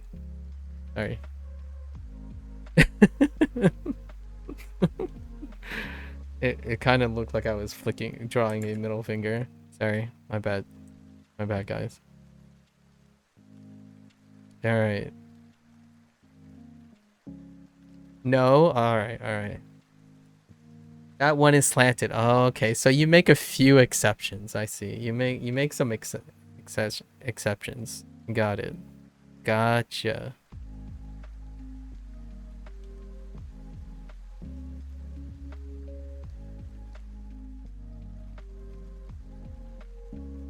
We're gonna place this under time. Yeah, we're gonna place this under time. Oh, wait. Yeah.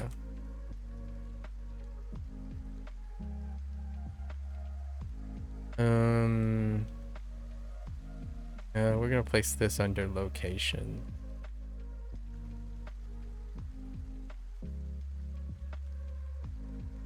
The one at the top isn't usually. Oh, okay. Which one is this? This one is ue. It's supposed to be ue. And this one is introduced as matsu, like konshu matsu.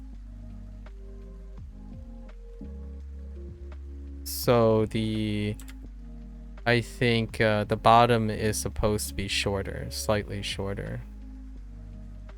We already talked about this, but this is matsu. So the bottom is slightly shorter, which it is.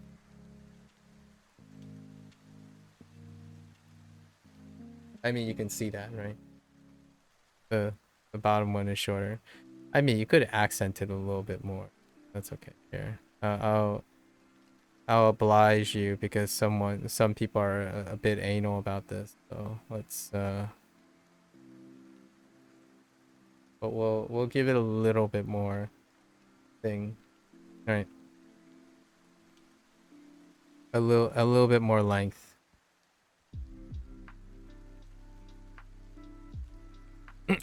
I should have just let you use your imagination. You clearly know what you clearly know both of them, so it's irrelevant which one I'm writing there. Let's see, time.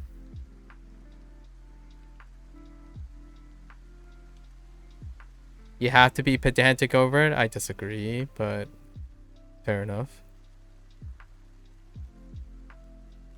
You can choose to be pedantic over it if you want. That has come up multiple times. Obviously, we live in a context world. But hey, at least I know how to explain it.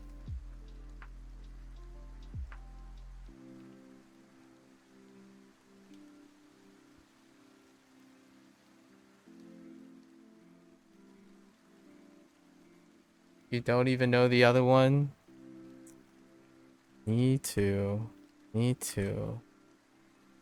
But someone who is commonly pedantic could explain that.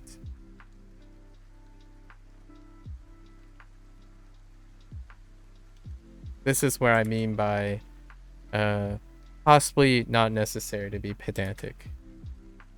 And so we're talking about exposure and how frequently some things are used.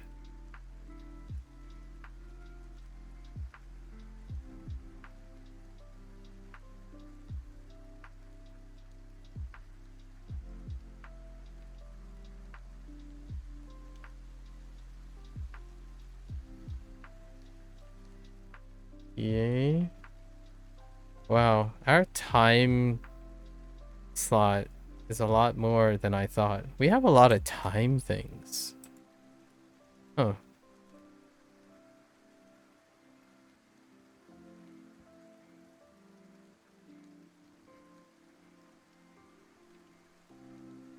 Yeah, we have a lot of time things.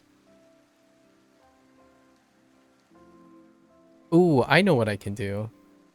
I can do digital magic. Hold. Let's use some digital magic. We're going to move this a little to the left. Digital magic. There we go.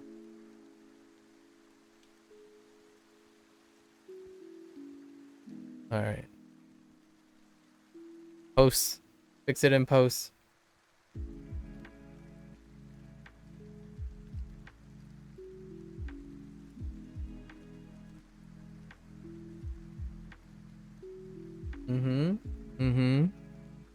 There you go.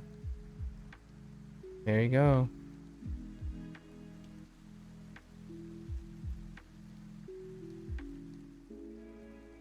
Now the question is,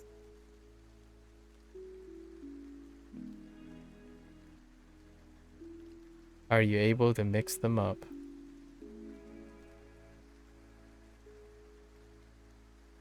Okay,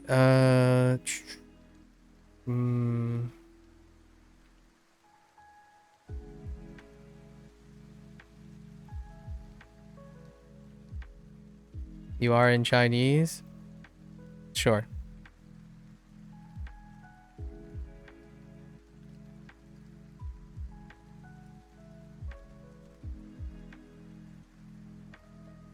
I wouldn't know, would I?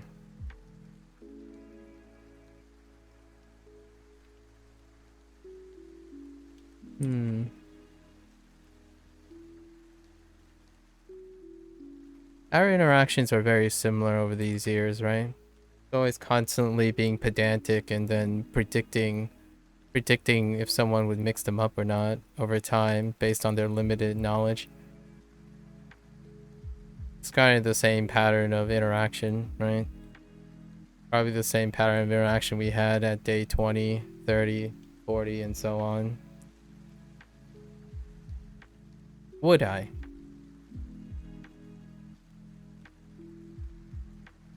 We'll find out. Only the future will explain that. Oh, here it is. I think we're...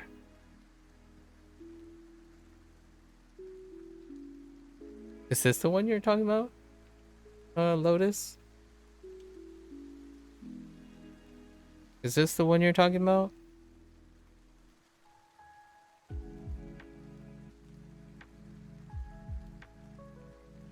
If not, then I don't have the kanji to enter.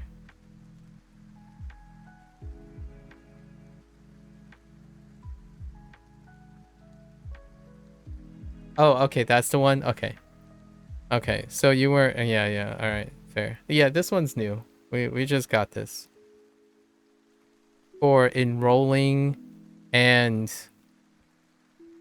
like enrolling, and this was technically used for entering a shower. The first time we saw the hiragana for this is to enter a shower.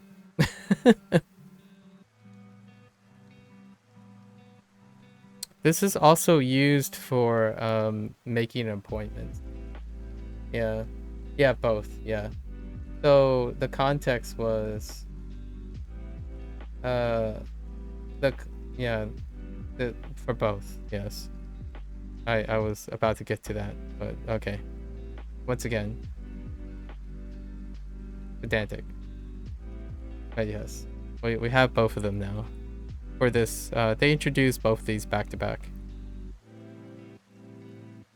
Okay. Let's see. We're getting close to the present. So now we have like uh hmm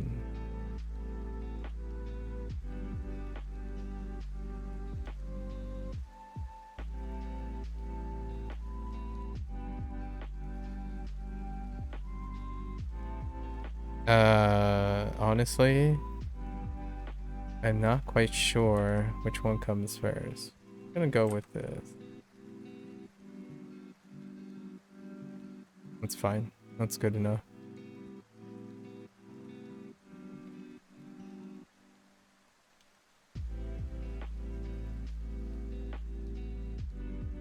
And done. And done.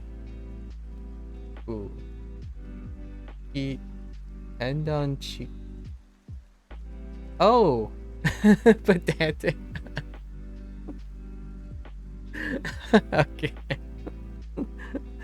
Honestly, I might keep that. It, there's no other expression. Head, head on, head on.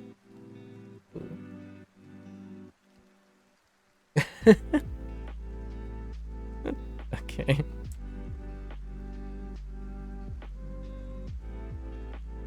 Um, guess we throw this one down here.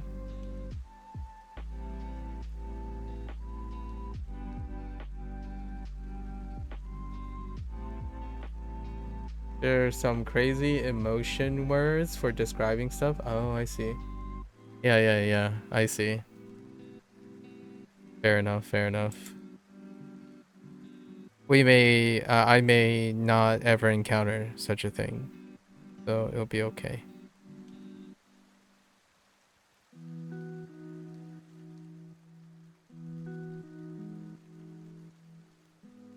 Oh, smaranai. Oh, okay. Oh, really? Huh. Is pedantic? Oh, you know what? That's a fair point. I think pedantic. Interesting. That is true. Boring, boring, dull. I don't think I. What's more like what's a word for like feeling redundant? I don't think it's not. I don't think it's like boring or dull. I think of when I think of pedantic, I mean we're over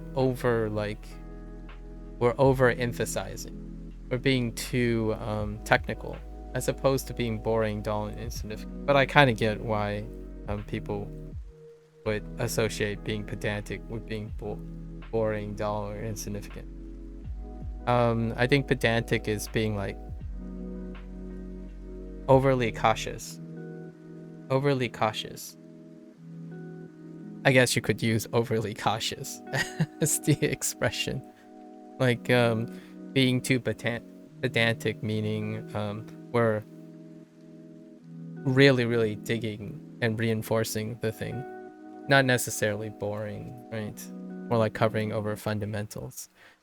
I guess pedantic sometimes can be quite negative when we think of boring, dull, and insignificant. Almost superfluous in nature. I don't like redundant either.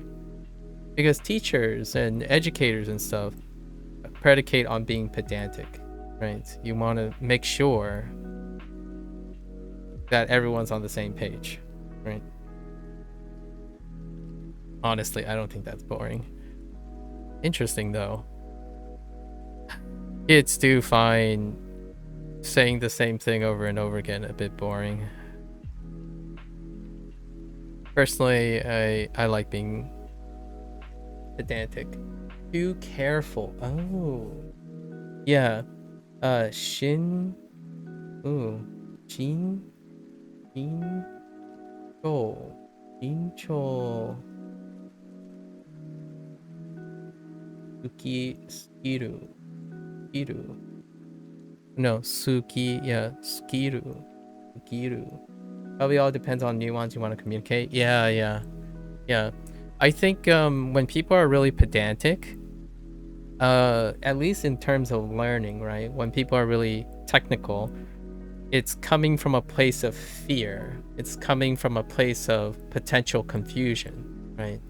So you're being pedantic because you want to be careful. You're trying to be really careful. And my commentary is, if we get it confused, we'll learn. It's okay, right? It's okay. We don't necessarily have to be pedantic here. If I get it confused, then I'll probably get it confused. It's not the end of the world. The reason I do that is because I have a habit of doing it too, where when someone says, "Hey, how do you have fun?" and then you go on to be pedantic, as in, "Oh wait, that depends on what you mean by fun." I do that all the time, right? And like, it's like, well, if I'm gonna presume that by fun you mean the next four things, then this is how I will answer your question. That's being pedantic, but I'm also being very careful, right? That's the idea, right? When someone asks, "What's your favorite thing?" or like, "What's your favorite Japanese character right now? What's your favorite kanji?" And the first thing I would do is be pedantic, as in, so by fun, let's move on. It's like by favorite, I predicate on recency. That's pedantic. As in, I wanted to clarify before I answer, and then so that the person doesn't get the wrong idea or like go somewhere else. Like earlier today, someone asked me, "What is the hardest grammatical feature of Japanese so far for you?" And my response was, naturally, I would say, well, I don't really depict hardness and easiness in a cross-sectional time. So naturally, I will gravitate towards recency. The thing that I learned most recently, it would be naturally the hardest because it's the one newest to me. So then I chose the grammatical feature kata, katak, yeah, katak, no, takat, yeah, takata. See, it's recent. So adding like the past tense Thai form is the most recent. So naturally, if I had to answer their question as quickly as I could, recency. It's the most recent thing I learned. That is a grammatical feature. Nobody cares. Let's scratch that. Yeah, so being pedantic, I don't think it's a negative thing. It does explain a lot about the person, though. So when someone asks me a question, I'm incredibly pedantic. So if someone else is like offering notes and stuff and they're constantly worried about confusion and, oh, you might get this mixed up, that's coming from a place of academic nuance. Yeah, I know. I digress, though. All right. I digress. All right, we're going back. We're almost there. By the way, the goal is 101. I counted the kanji yesterday. There's 101 unique kanji. So if we get anywhere near 101, it's fine. We're good to go. Yeah. So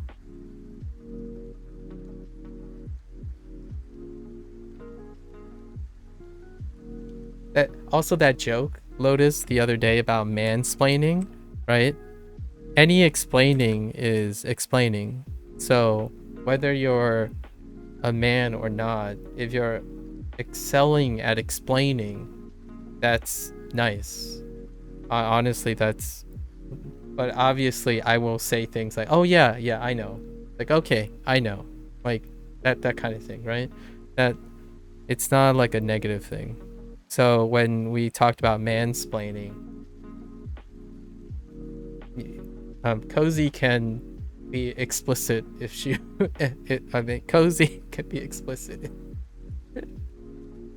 What is a decent amount for speaking? What do you mean? What's a decent? Oh, you mean kanji?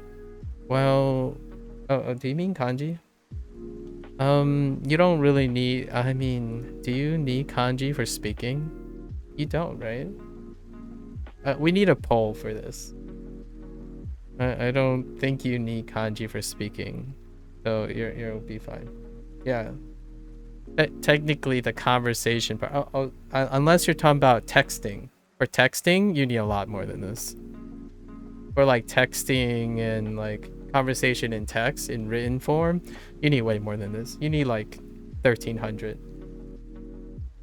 Yeah, you need 1300 at least. Some people say 1300 ish. Then you can start having some conversations. Wow, you're leaving. Sorry. How many spoken forms of each kanji too? Yeah. How many spoken forms of each kanji? Yep. Yeah. Okay. So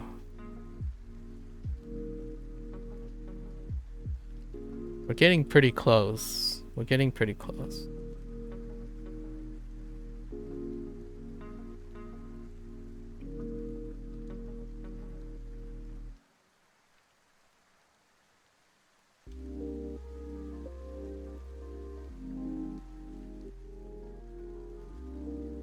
I feel like there's yes.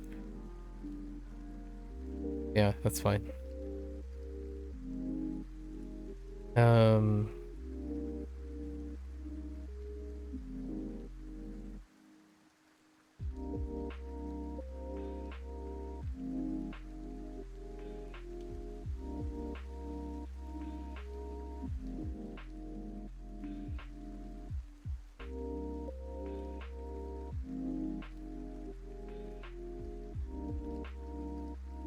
Yes. We'll throw these under things. We're in the units that we're responsible for. Proof. Maku speak Fujianese SP and didn't know any. Oh, yeah. True. I basically could not read at all, right? Like, I still can't read at all. I still don't even know what it looks like, honestly. Yeah. But we can solve problems and whatnot. Like, if I don't know how to explain what a dictionary is, I would say, like, 要有人知但有這個啲嘢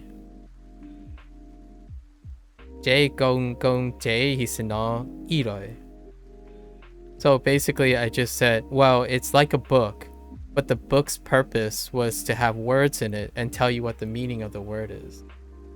So instead of saying dictionary, I have no idea how to say dictionary, by the way. There's enough conversation in Fujianese to describe most things. So I don't necessarily have to know the actual vocabulary, but I can describe it. And then I can learn from that. So that's conversational level, right?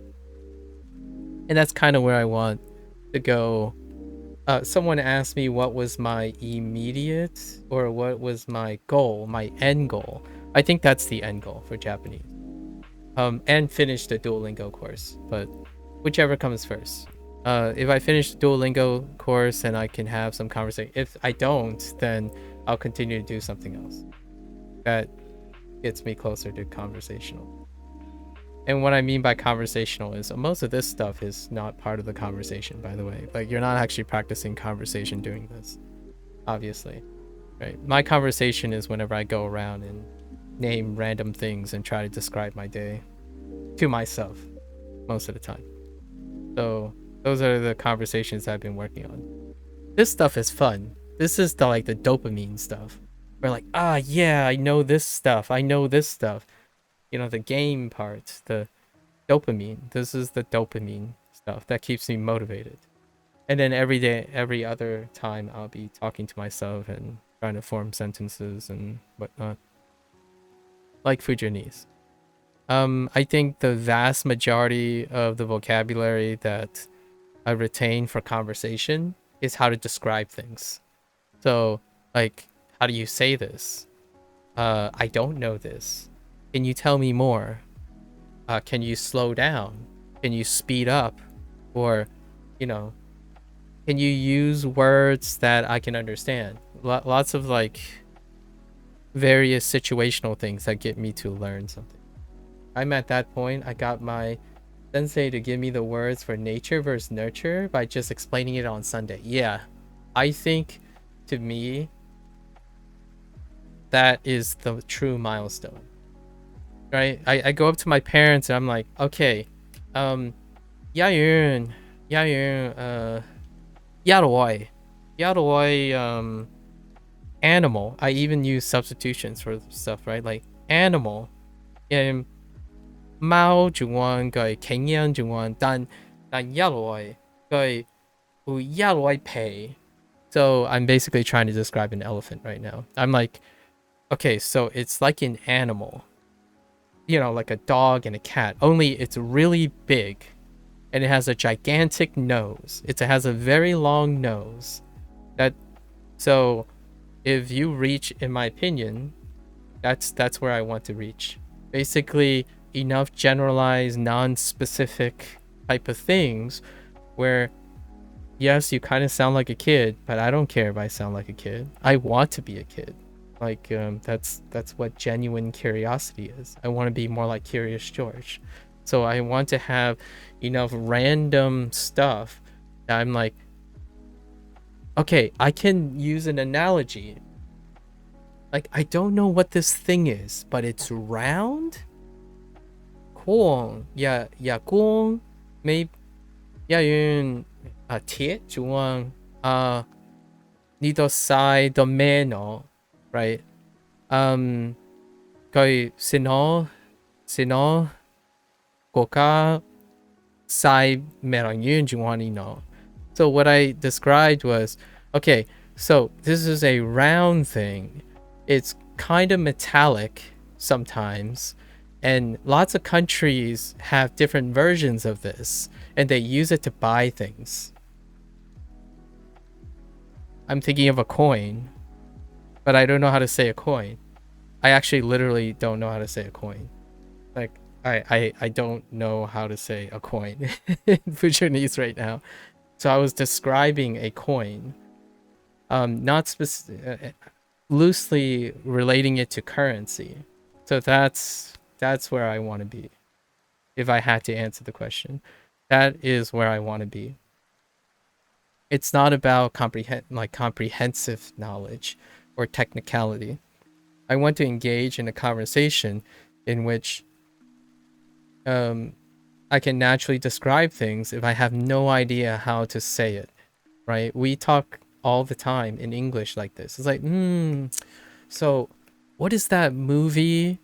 So, yeah, yung dinging u so yun ni ai u tao yaking maybe onia boy dan I got eating jogging, right? So I'm saying like, okay, so this is this movie with like a lady with black hair. She's kind of tall, but she's kind of a little bit hefty, and she works at a hospital.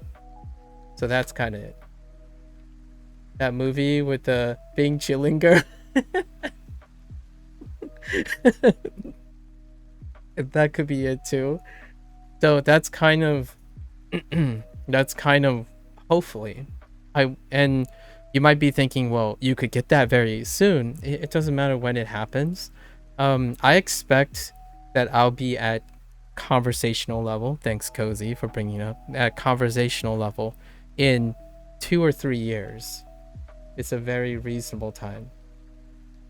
I don't expect myself to be conversational in the way I want to be conversational by the time I go to Japan, which is within the next 3 years. I have a sibling that is living in Japan for the next 3 years, right? So in some way I want to organize and arrange a trip to Japan to visit my sister with my family. So, will I become conversational within that 3 years? Maybe, maybe not. It's not really that important. And how much vocabulary will I know in kanji? It's really not that important either. The idea is that when someone looks at me and either they're nervous, it's fine, that's okay. But the idea is I will be able to describe it out of a box. I know that's not how Japanese people interact with strangers on the street because efficiency, right? Like, oh, sorry, I don't want to, like, I can't help you, that kind of thing. That's understandable.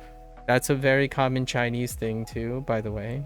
Just saying, you don't approach strangers. And then, however, since I am a foreigner, there's some cultural, face culture related things that if you get specific types of phrases and whatnot and making sure they're okay, then enough descriptors goes a long way. And that's where my Fujianese is at, right? Regardless of how complicated the topic is, I can use analogies and descriptors to get my parent to understand, like, what is an IRA?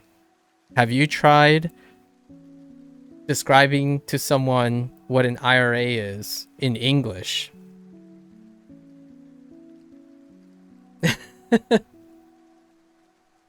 like try with your native language. Describe what an IRA is with that.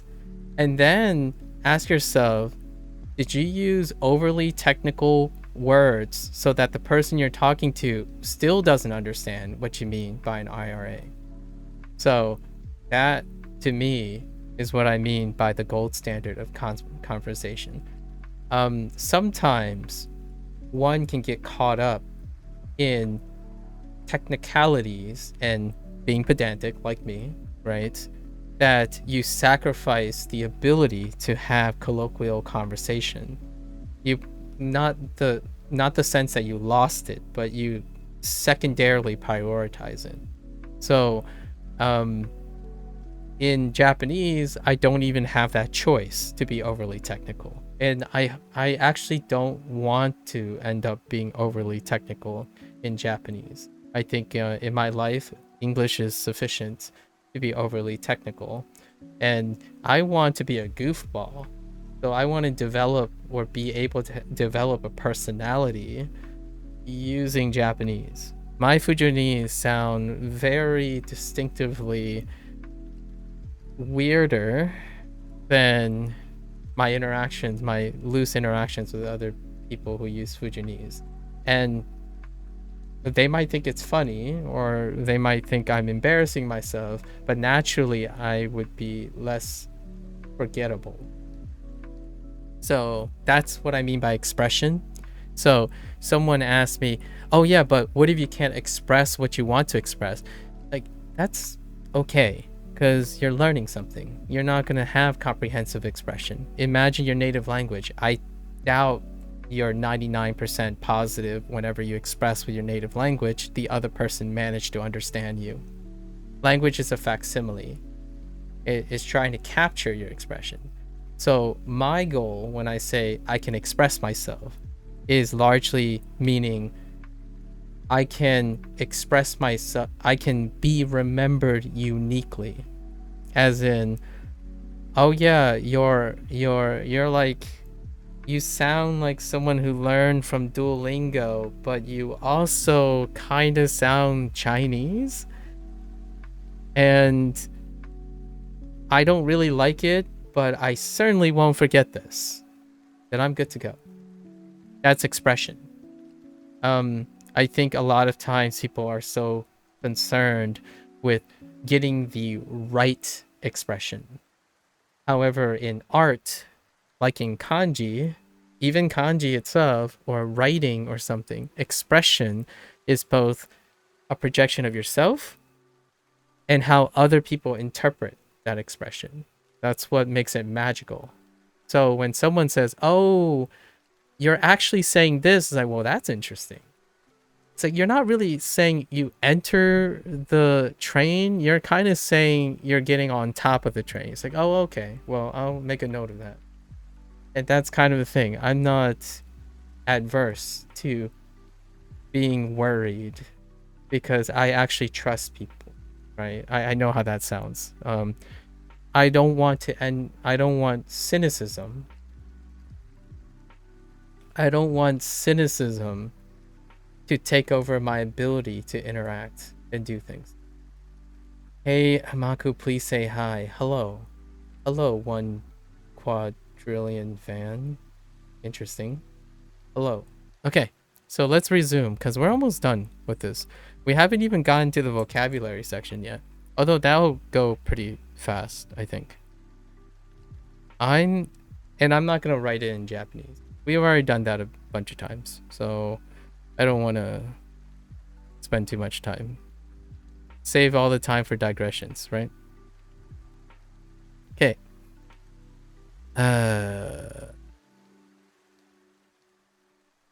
We're gonna put this under time. We have so many time kanji. Huh. Oh, we just got this, the use of this character as well. In Mandarin. In Sha Wu, the Wu, Sha Wu. This is introduced as Toshi in this case. So like Otoshi and my Toshi.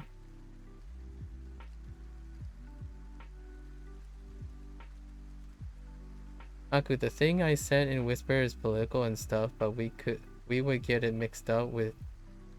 Oh, okay. Yeah, that's understandable. I was thinking of investment, but both. I mean, like, if you wanted to explain that, you know. Yeah, I understand.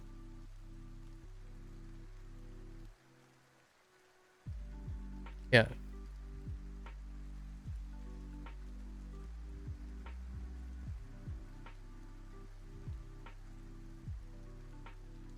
Yeah, but that's fine. We're being inclusive here. Understandable. There was a interesting, funny thing with content creator program. I'll let you use your imagination for the acronym for content creator program. As a fun little analogy. Let's see. Yeah, acronyms.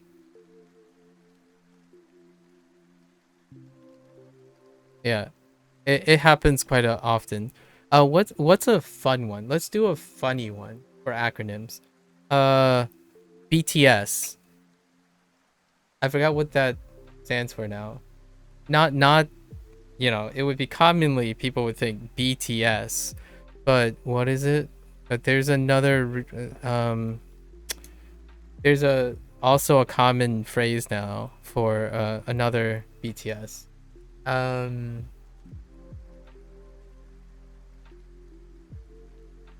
no, what is it? There and there's two more acronyms that are changing because of the landscape of content creation.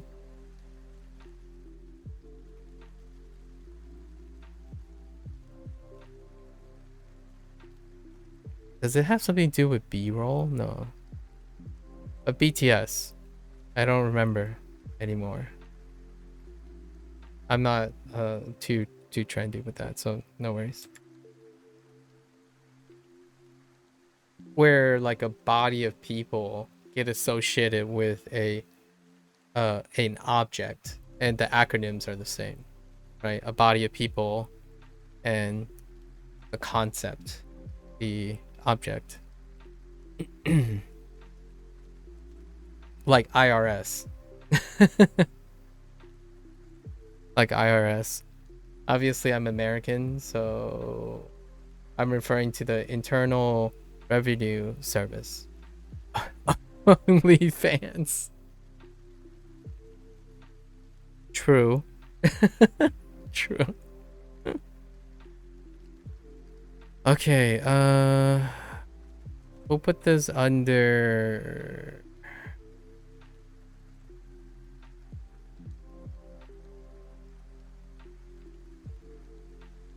adjective.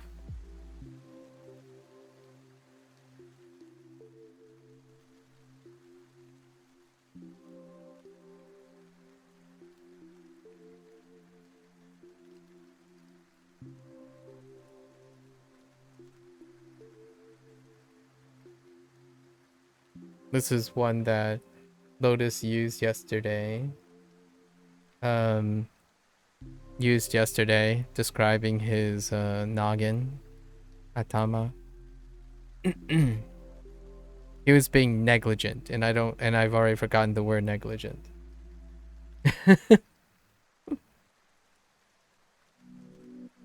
um. Okay. We'll put this under things. I mean, yeah. I guess. I don't know. No. Wait, hold. We're not gonna put it under things. We're gonna put it under miscellaneous.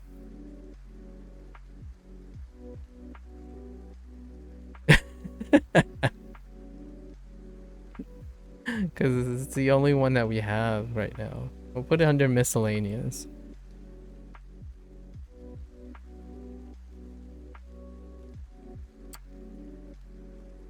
So we have kita, and we also have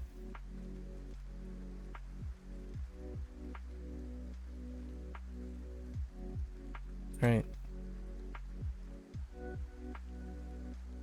Nishi. And I think that's it. I think. Let's do a count. And because I know the most recent kanji that we have. They're most vivid. The last 10 to 15 are very vivid. So let's see.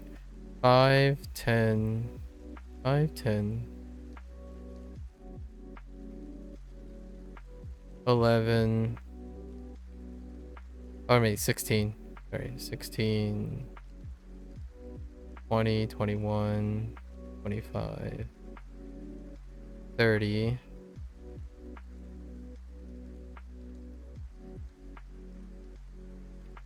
40, 45,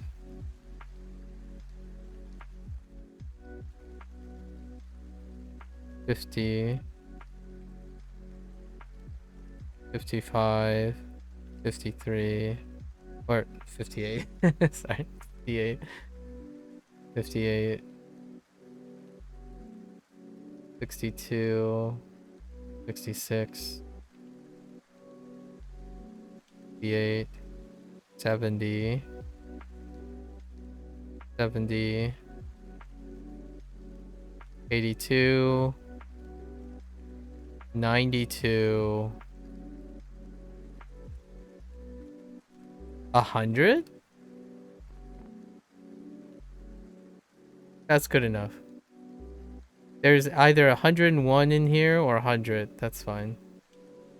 It will be very, very difficult for me to figure out which one I'm missing. If I am missing one. That's fine. It was gonna be like plus or minus 2 or 3, right? There's no way I can hold accountable for how many. Well, this is what it looks like. This is all we have. And then so we have to keep in mind that it's 101 unique characters, but there's 200 plus use cases. Or however, when you mix and match these things. And obviously almost a substantial amount of these, I would say 30 to 40%, probably over getting close to half of these have different reads. They're starting to like really lean hard on the we're starting to get to kanji that has multiple reads, or like it's ballooning. It used to be a lot smaller, right? Okay, so now it's been 2.5 hours. We are kind of behind. Now we're going into our our next thing on our agenda is the vocabulary, and we're not doing the grammar stuff like last time, which was the 100 day special. That thing was really exhausting. So we'll probably do it for the 200 day special. Maybe go over whatever was missing in the N5 grammar list, and then possibly see if there's any N4 things. It actually doesn't go that far into N4. So, and we probably won't get there as quickly since we're dividing our stuff in half. So this is our vocabulary section. And we're going to bring back what we did for the first 3, which is to segregate them by units. Actually, I've been doing that for a while now. And I know that because this time I had an opportunity to review over 2 days, actually, the different units.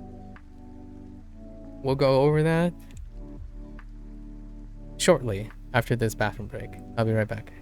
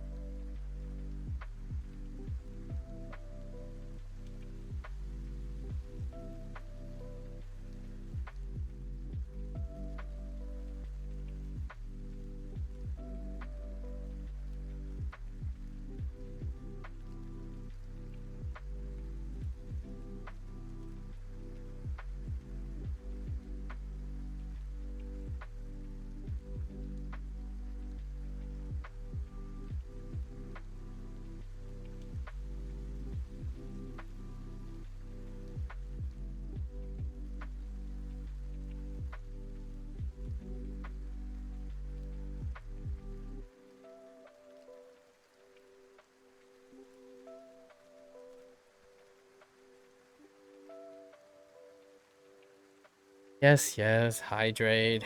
Let's rehydrate. Now that I'm like 200 mils lighter. Alright, empty chair stream is over.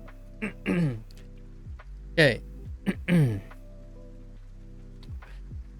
Alright.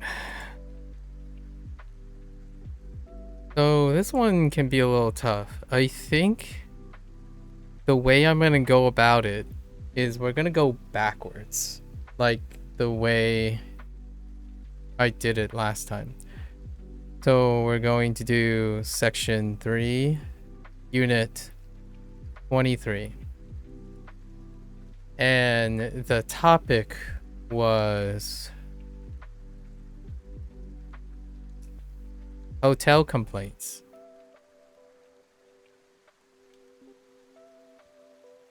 And we're gonna write in English, largely to save time because my writing is not that efficient. Right.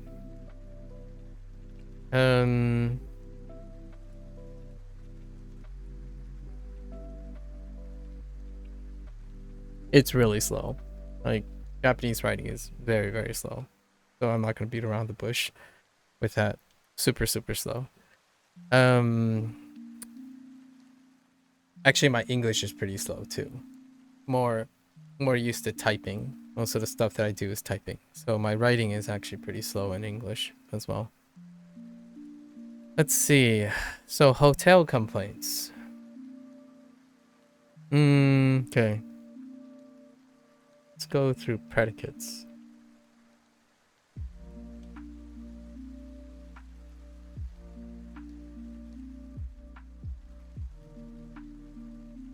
We had the example of like kairi takatta, right? It's our only version right now, so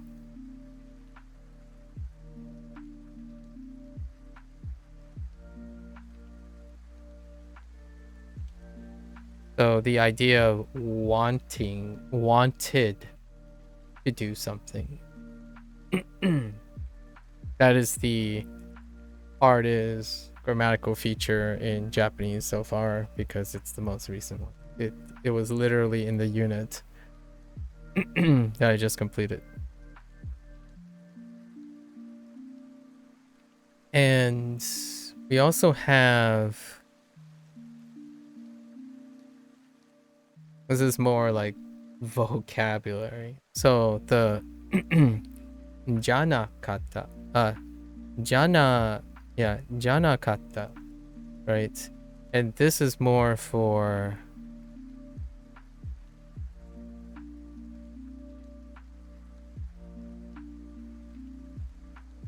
not wait. Yeah.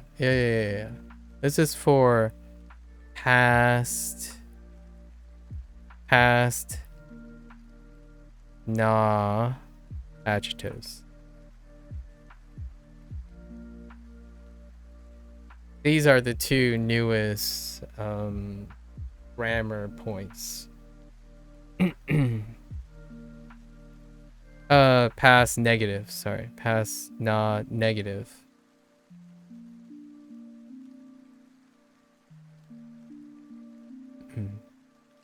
Okay. So other than that, we have things to complain about. Dokai. I know. Just think of a very, very privileged person. Dokai.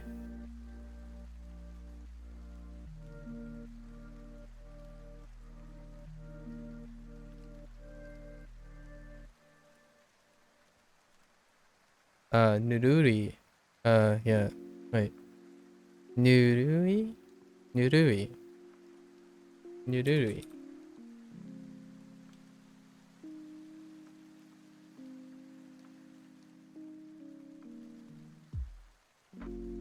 Lukewarm is the word they decide to use. So, like, ofuro. To describe like ofuro, shower, nurui. Kinda describe asagohan, which was the kanji for breakfast that we received in this chapter. We're aiming for 15 plus elements and then moving along, right? Usually that's okay. 17 is ideal. 17, and each unit still averages around 20 new things in some way, shape, or form. 20 novel things. In this case, this is the kanji. So we'll just write kanji here.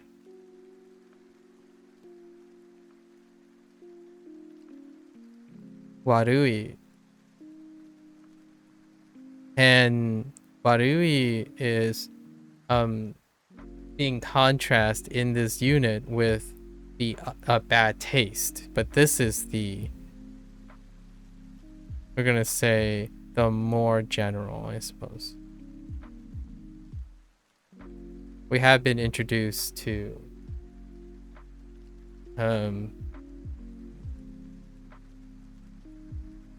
what was it?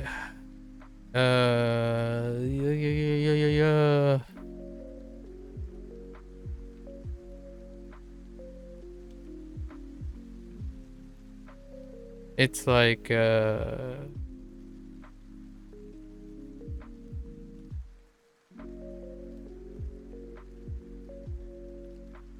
Mazui. Yeah, Mazui. Right? Yeah, Mazui is the other one, but this is outside of the scope of our units. Mazui. It's in this unit too. They introduce and describe something as bad tasting, Mazui, versus Warui. Good old Duolingo.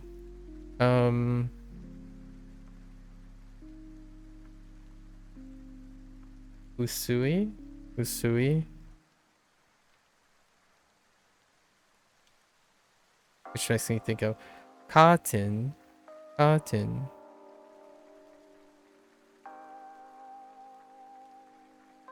Oh, I should have changed the color. Yeah, that's fine.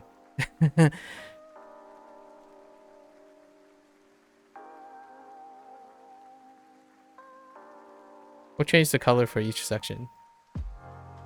Make it a little fun. Shiriaru. No. Shiriaru. Oh yeah, Shiriaru. Shiriaru.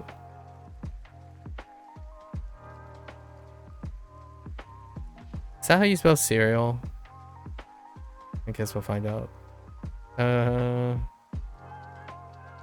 Okano. Okano.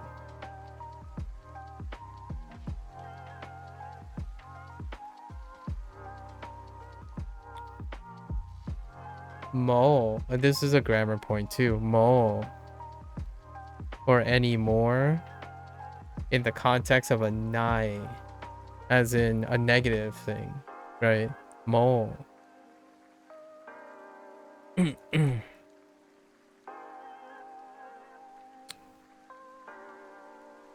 Gomi, right? Gomi.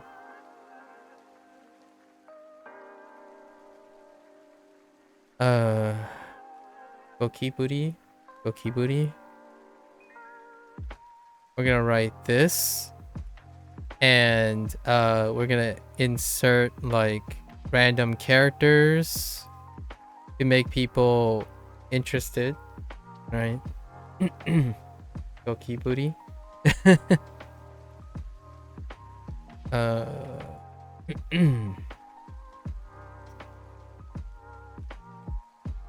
We can 5. I'm trying to be a little bit efficient here. Just proliferate. Come on. This should be faster. What's wrong with me? Yo, Kakan was a thing too. How long was the stay, right?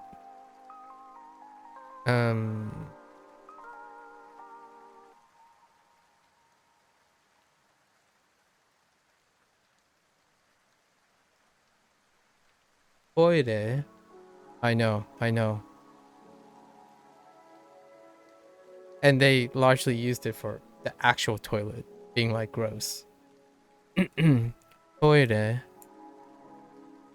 Shampoo.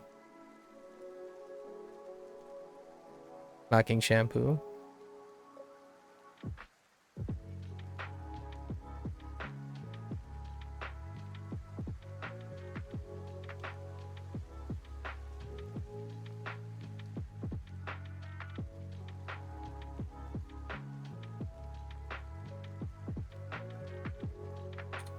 Excuse me.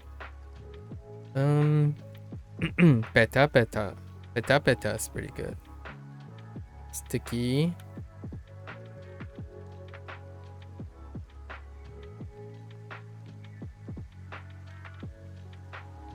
I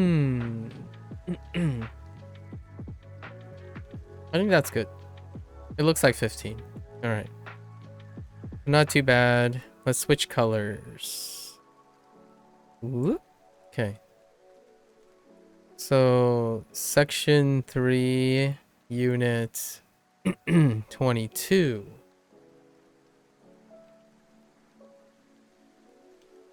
It's health issues. Health issues.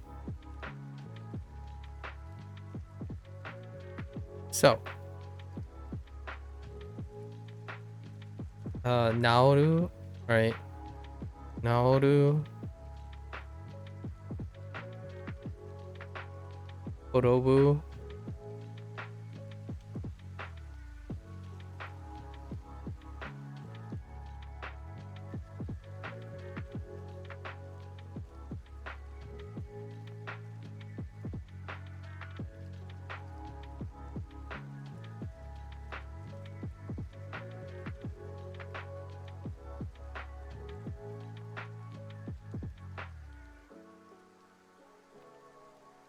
nuru.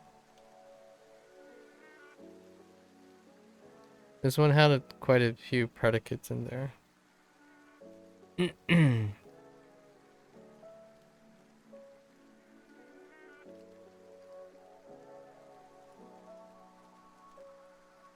So we have ireru here. Ireru. I decide to use it as a to make, and it's more like to make make in the sense of like reserve or like apply or or yoyaku. Yoyaku. Whoops.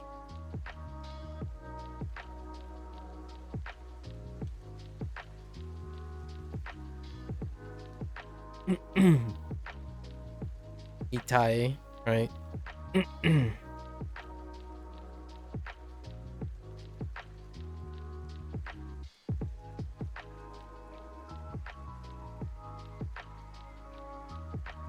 Utsu. To hit.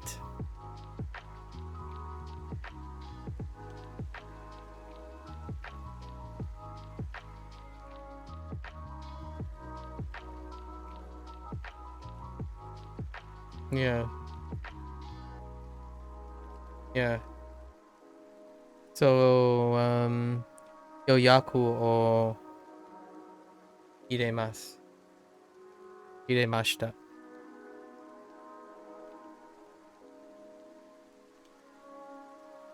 No, I looked this up. It's okay.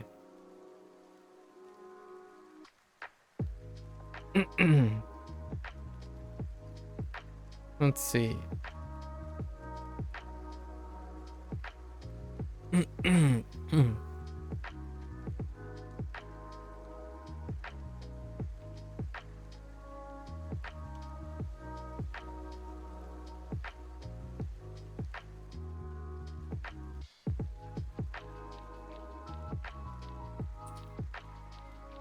Hey.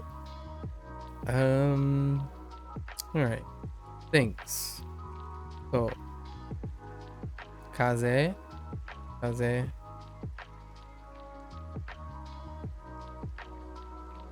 kizu,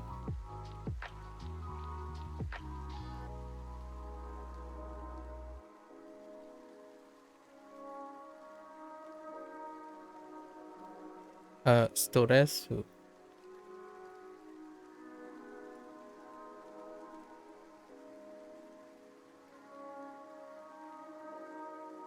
Yeah. Oh, there are other health issues in other chapters. Not in this one though. In one unit. What's MAKU in Japanese? Usually people probably use katakana, so this is MAKU in katakana anyways. So MAKU. That's it. It's kind of underwhelming, isn't it?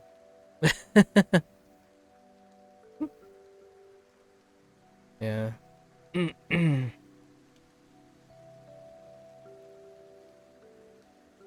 Oh, wait. Just kidding. Just kidding. Maku. Sorry. This. It's still underwhelming. Sorry. I decided to mix hiragana with my katakana there.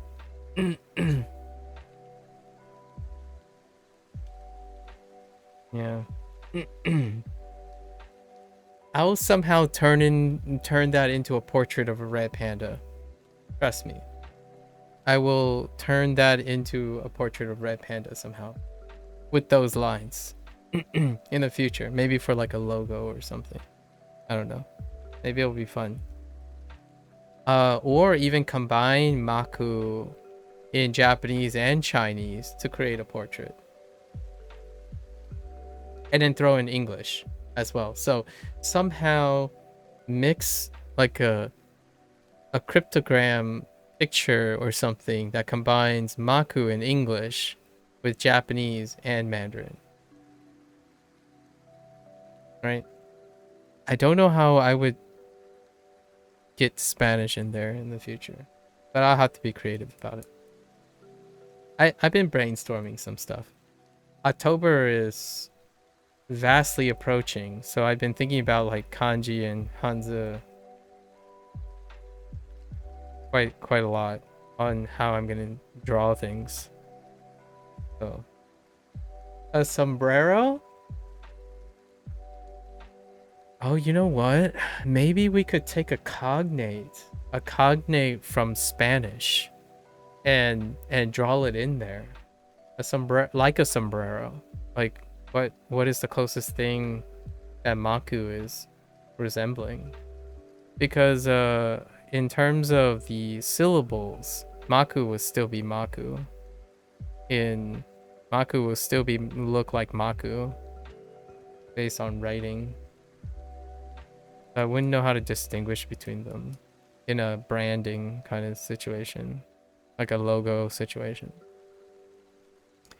So health issues. So we got atama, me,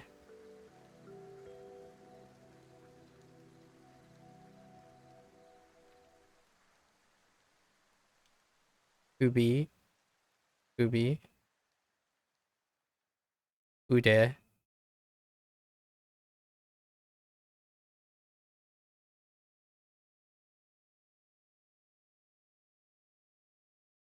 uh, yakyoku. Yes, yakyoku.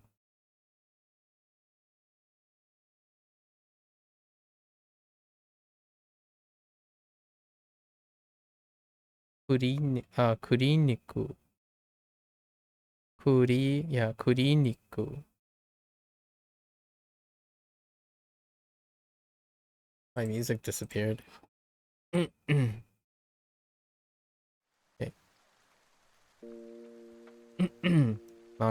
Marcos. Oh, Marcos. Oh, actually, I can get behind that. Marcos. Hmm.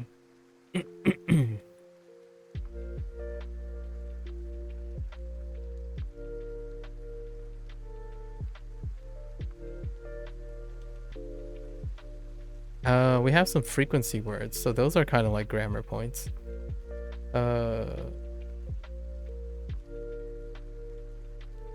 Shibaraku. Shibaraku.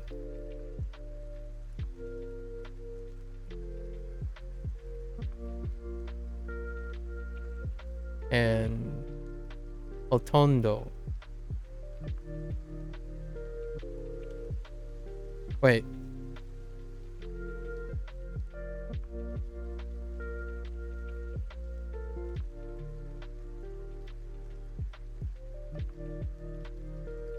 Yeah, Hotondo is almost. What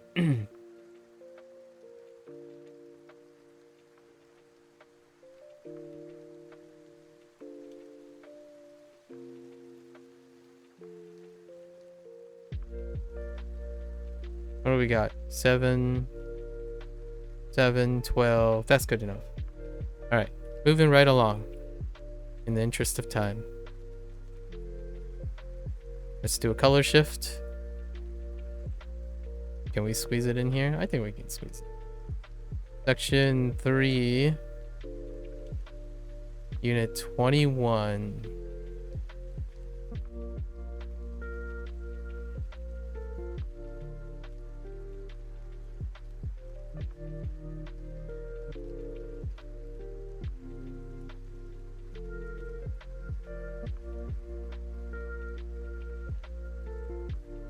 This was the unit with past tense adjectives in the affirmative. But the topic was kind of like home tour kind of thing, which is interesting because we just got a unit like this in the Duolingo Chinese course. But this is a lot more nuanced objects. So, for example, mon, habim,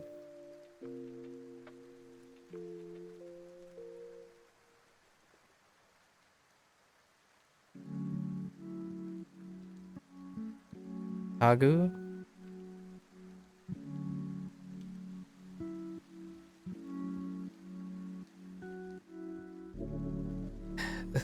sofa. Wait, is this sofa? Yeah, I think so. We just got this in Mandarin. Safa. Shafa.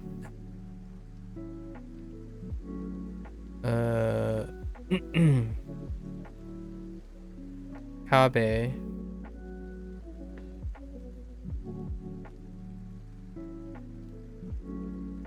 Dining room.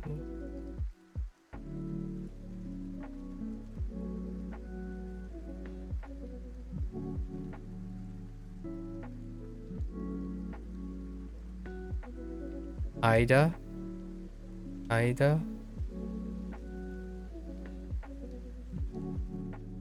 Grammar point.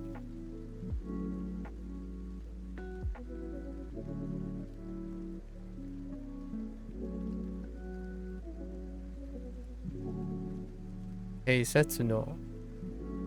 Oh no, not teisetsu no.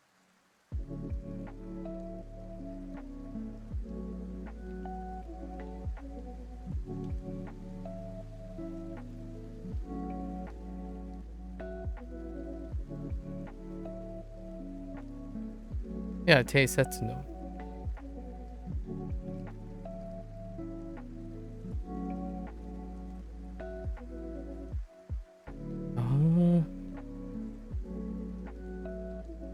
Yeah. Chicken.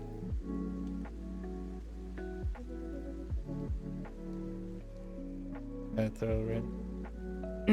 Oh no, maybe it's not. It's day sets. No, wait. Hold.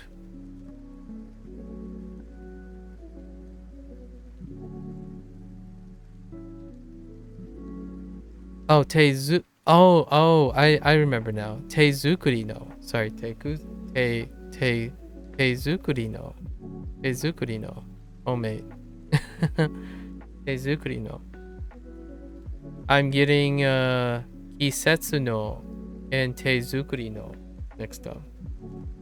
Kisetsu no for seasonal, which comes up in a bit. Yeah. And it uses, skurimasu. Right? Uses the skurimasu thing. And han. I don't remember who said it before, but combining the han. Oh, it's XD. The han and make. Yeah. Teizukuri no.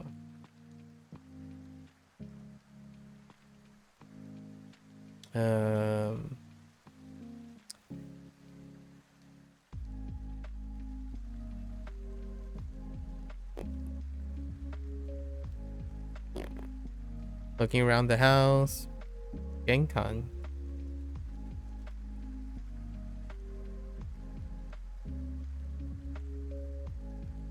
Also haku.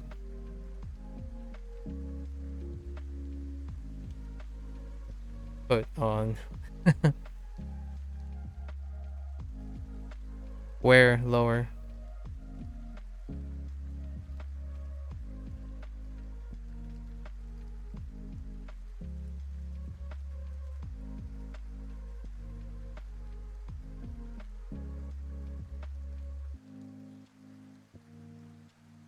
Turipa.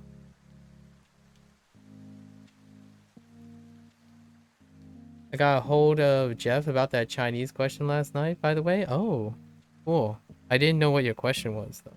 So I couldn't understand it. What was the question about?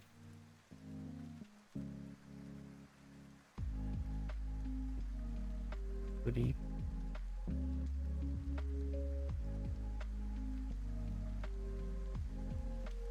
Oh, and past tense, right? We need to remember the past tense or past tense adjectives. So it's the difference between e using. We're gonna write in nomaji. How do you even do nomaji? Oh wait, how do you? Oh yeah, it's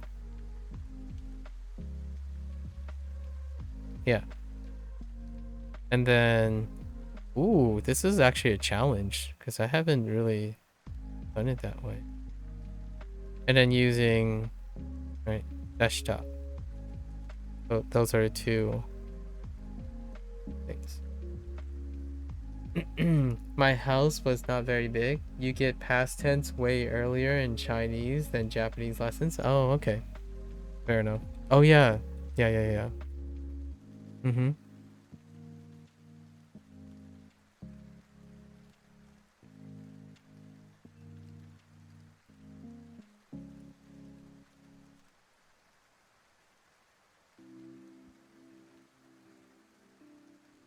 There's obviously a reason for that. Or many reasons, but there's one that I can think of. So let's see.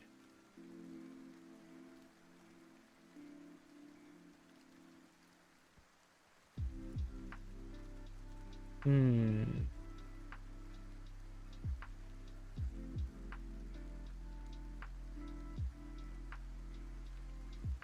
Anna?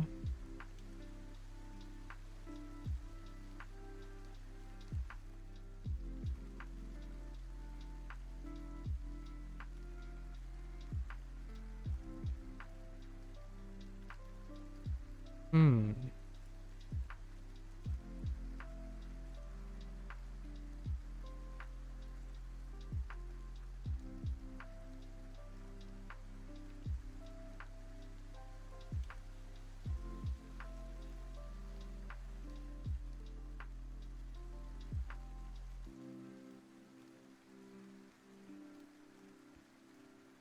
Huh.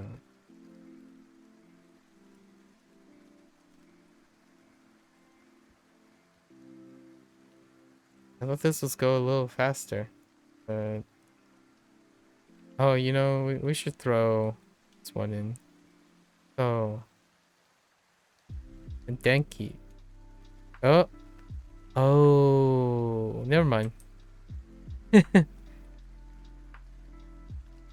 That's why I swap colors. It was to prevent me from going backwards. The temptation of going backwards.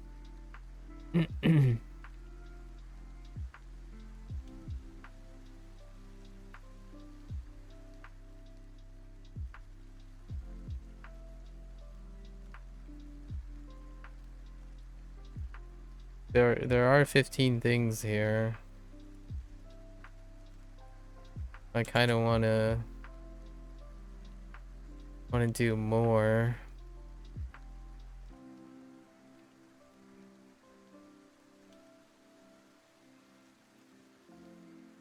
Here's grammar point. Dare no and etto.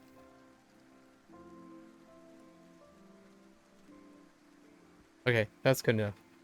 All right, we'll come back and fill some of the I'm doing. Okay. We'll come back and fill in the bonus round. Let's shift our color a little bit more. Oh, we only managed to squeeze 3 units in. We need more. We need to be more frugal with our space. So unit 20.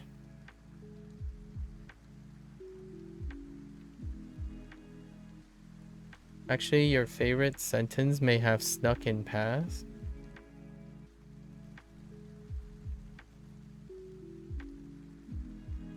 I don't know what that means.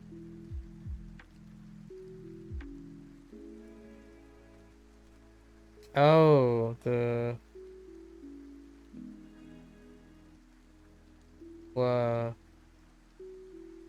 wa I wa I 没有 oh 没有 yeah 老婆吗 oh okay okay I see I see fair enough.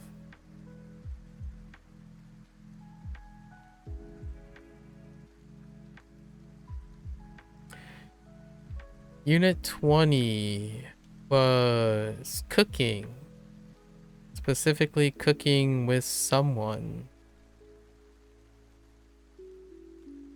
Not that type of cooking. Literal cooking. So, sato, sato, tamanegi, namu, niku. This is kanji.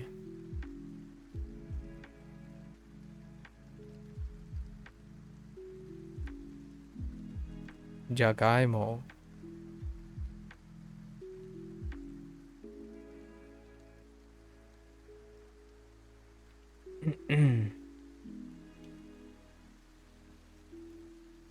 Skurimasu for cooking.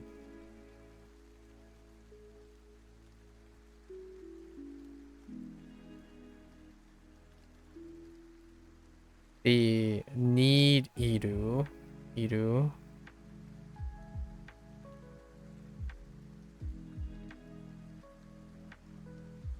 Ikutsu.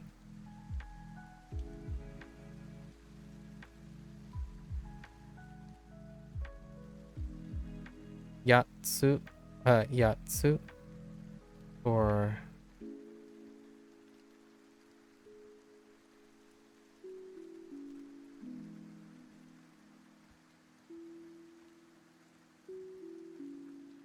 pack 'em in. Pack 'em in.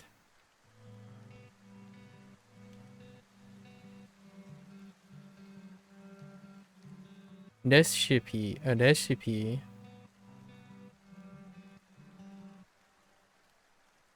Recipe. Recipe.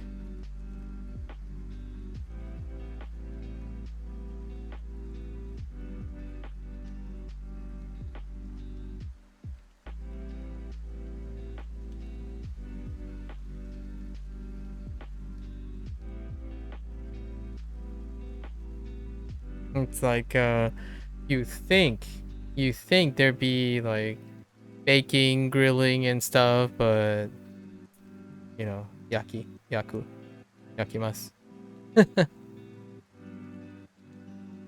Okay. Although I've been told by Lotus it does not include broiling and, you know, other specific very nuanced methods.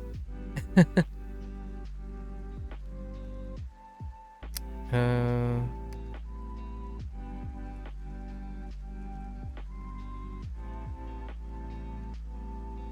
hmm.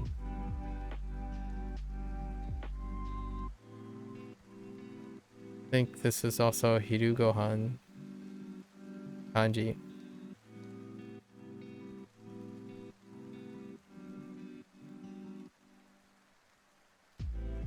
Cooking with someone.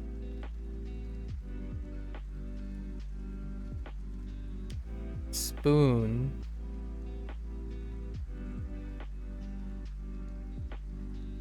Chawon.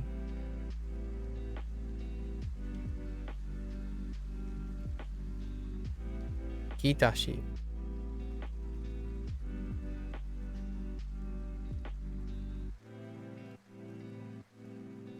And all the other utensils. But all the other utensils are old vocabulary. Like osara, boku, ashi, napkin.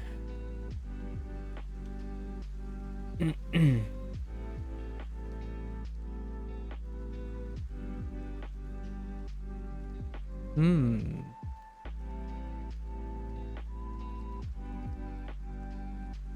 Right, kapu. Right, kapu.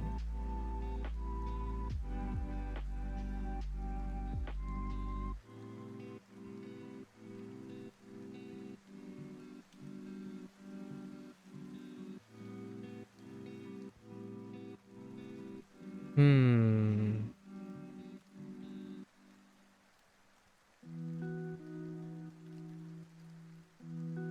How many is it? 3, 6, 8, 10, 13, 14. Oh no.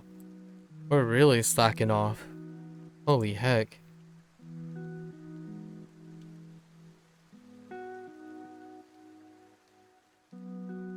Oh. Ata.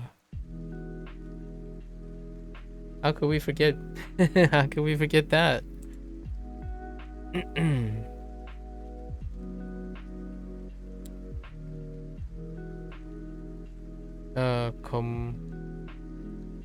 Komukiko.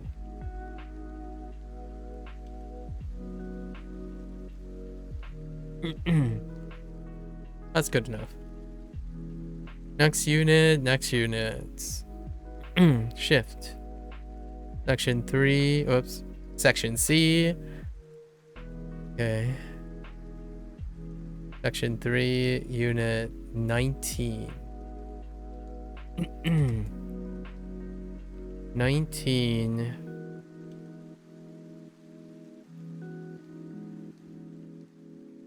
Oh, I remember another one. Chew. Chew. This is college life.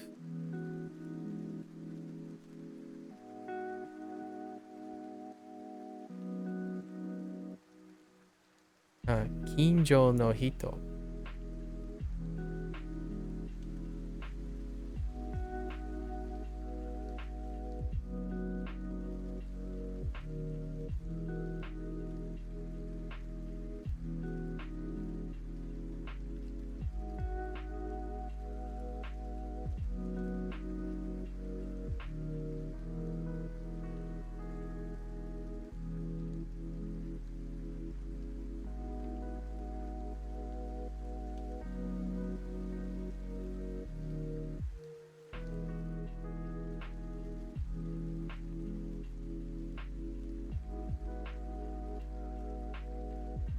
We have kariru, right? Kariru for rent.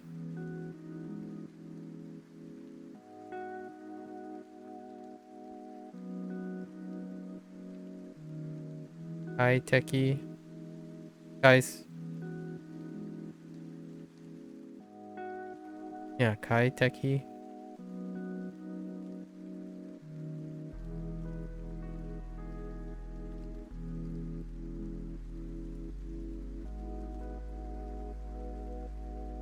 Seiseki.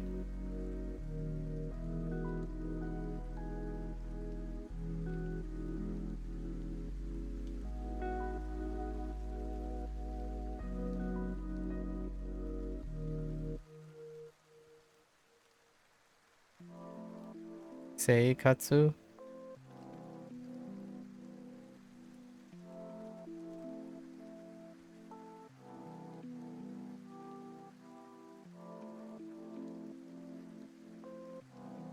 Gaikokugo.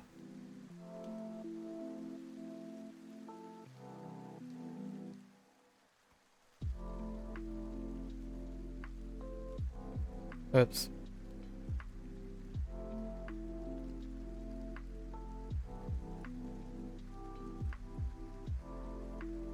Italia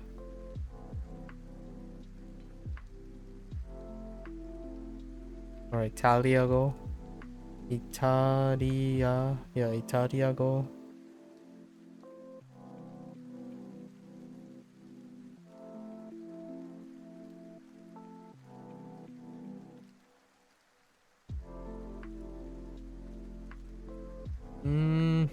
What is it? It's like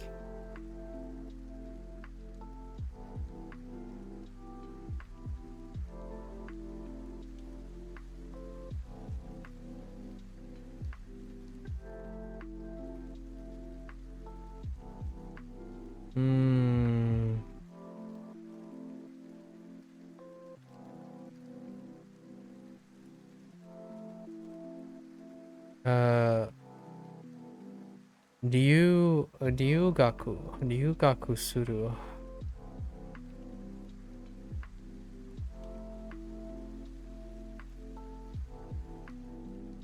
Whoops.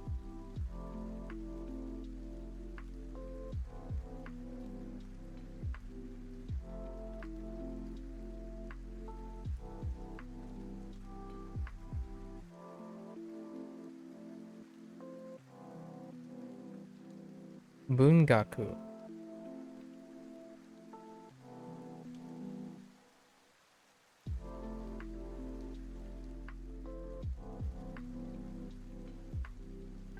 College life. College life.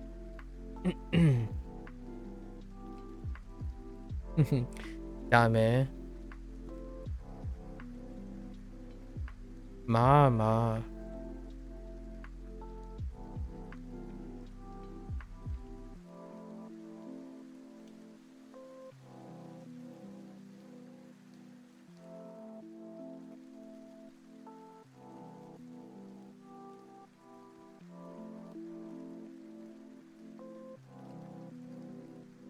레포토. 바다에.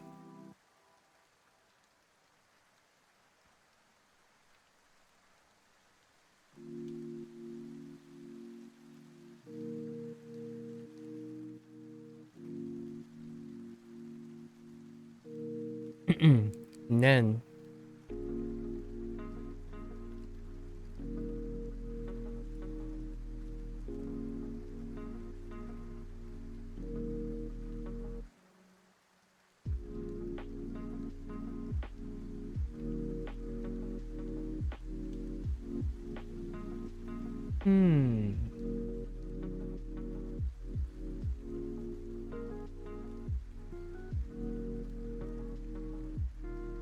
What do we got here? 5, 9, 14. Dame desu. Dame desu.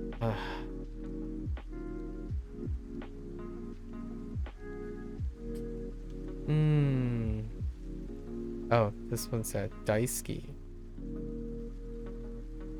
Kanji.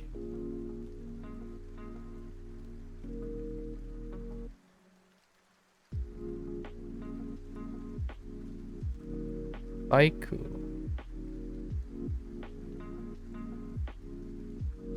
And baito.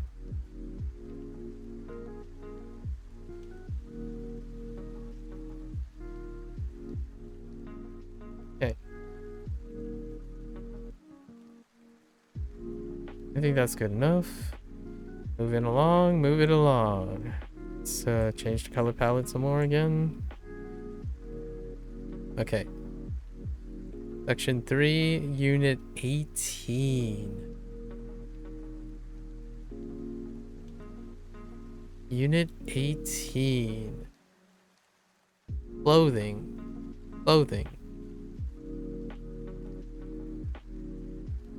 Buying clothing. So this one should go quickly, right? You think?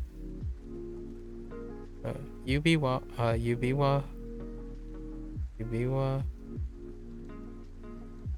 Megane.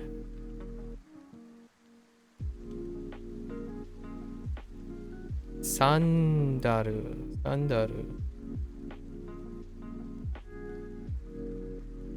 Is that with an A or an E? boots.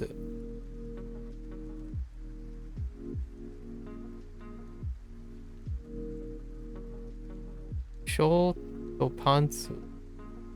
Where is it? Shoto pantsu. I feel like it's shoto pantsu. No, shoto pantsu.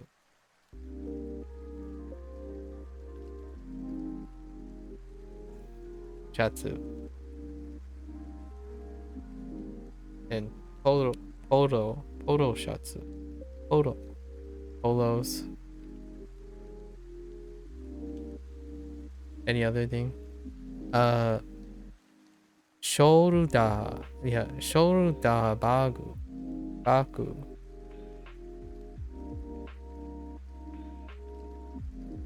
Other accessories. Uresureto.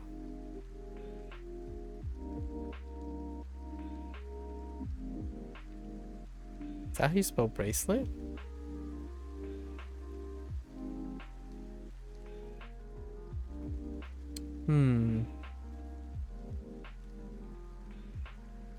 Let's see what else we have. Yapu. Yapu. Gift card.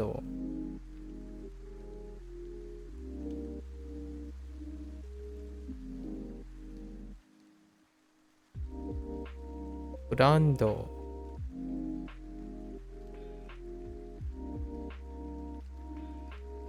Shiruba.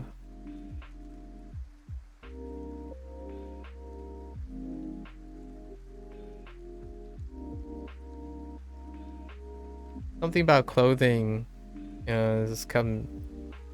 describing clothing is very, very common. And different articles of clothing.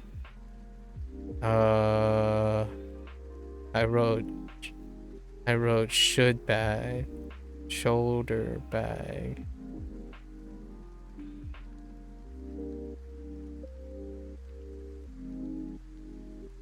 What's the kanji in this unit?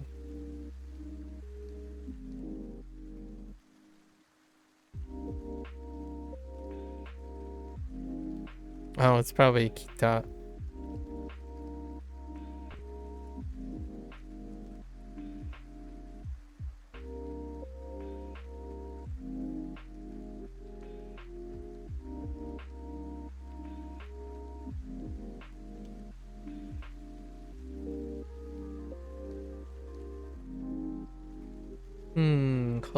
Clothing.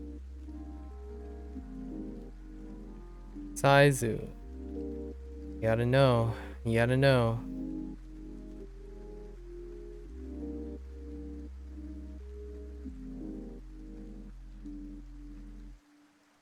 What do you got? 4, 8, 10, 15. Let's throw in like one or two more, right?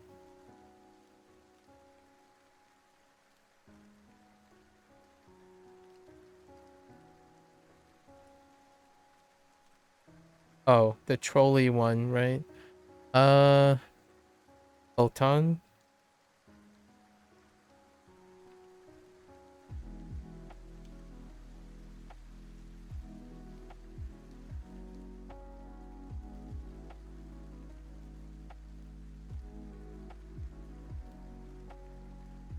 Sneaker. Sneaky. All right. We're out of space. Oh man. Oh, you know what? We're gonna do some magic. Let's do some magic, okay? We're gonna do some magic. Hold up. Hold my phone. Well, not yet. But we'll manage to squeeze all of this stuff in. Soon. Okay. Let's do a little shift. Okay. We have... Yeah. Let's do some magic. So... We're gonna...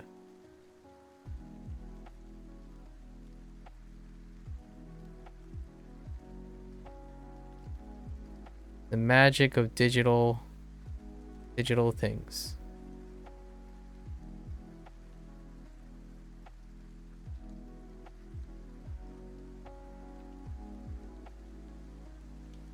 Right?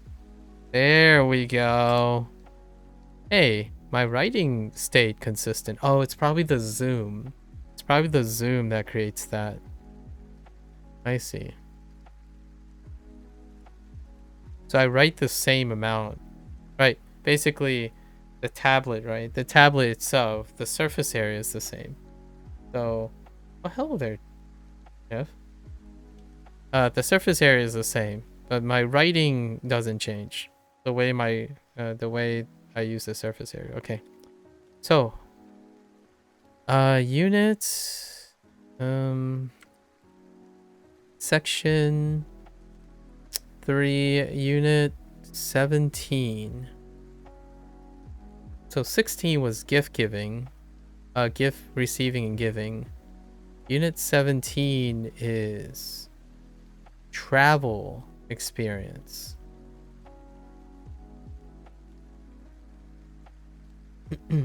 No wife today. No wife. Maybe someday. Someday. Travel experience. Okay. Ryokan.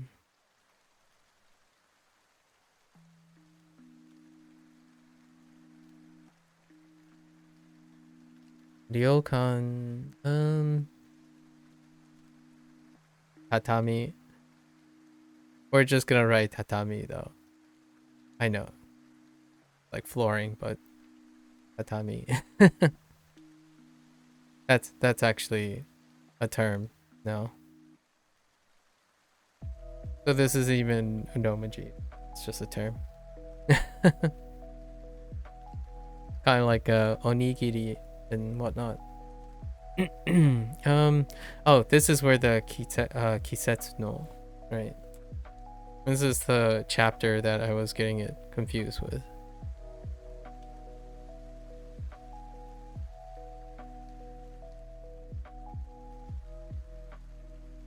Kisetsu no.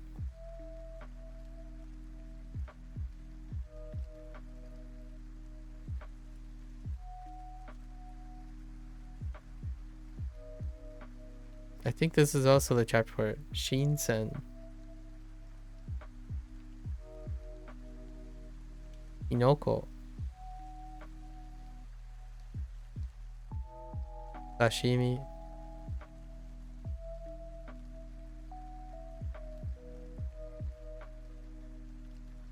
Mori.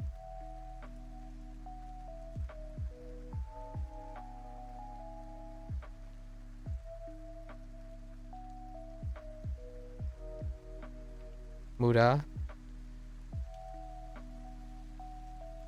I would love to do this. Like the stuff that's described in this travel experience sounds amazing.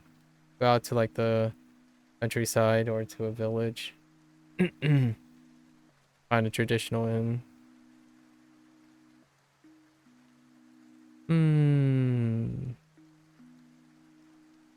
Ripa.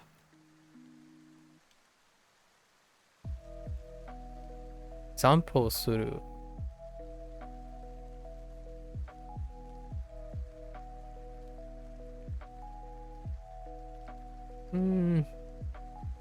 I guess I wouldn't phrase it that way.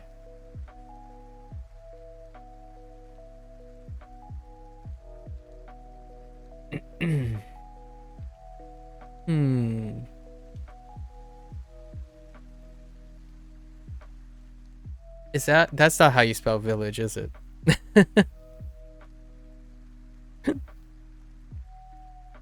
Okay. The more you learn how often you actually spell English words or write English words. It's a very humbling experience.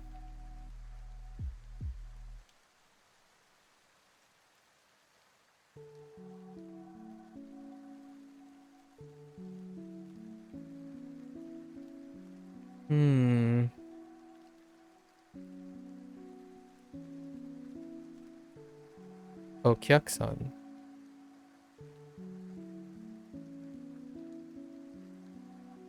You sent me a whisper.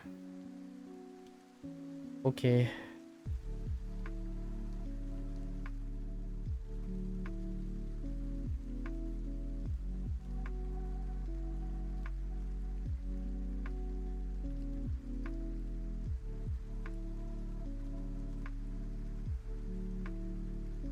Oh. Yeah, me too. Me too. That's actually an earlier one. Yeah, yeah, yeah. Yeah, Cozy. Understandable.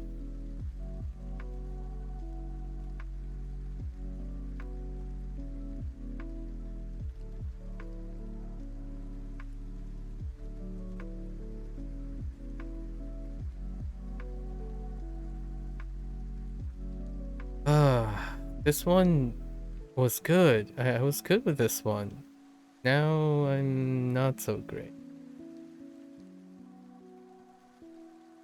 Travel experiences. What else would you describe?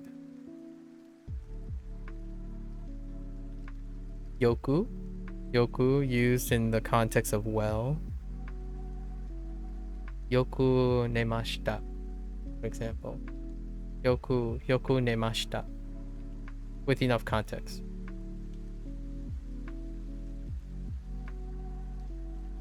That's a grammar point.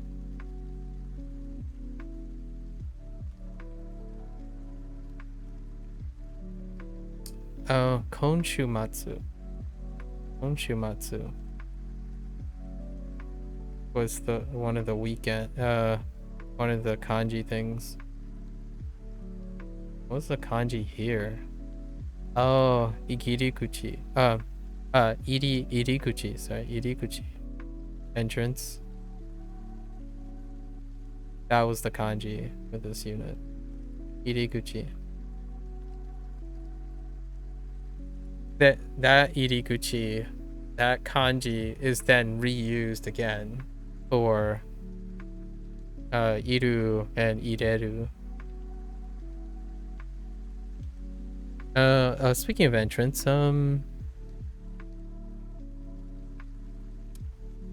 XD would love this because the mnemonic that I have is from XD. Nugu, take off. Nugu, just you know, clothing to take off. Nugu. But we're talking about at the entrance. Oh there, Milo. Hello, hello. Like take off your shoes at the entrance. Or Genkan later at the entryway. You love well in Spanish? Buenas, pues, or buenas or pues? Yeah, yeah.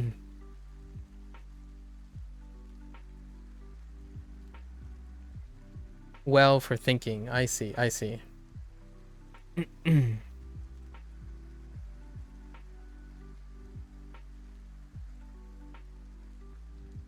Do we have any clothing? No.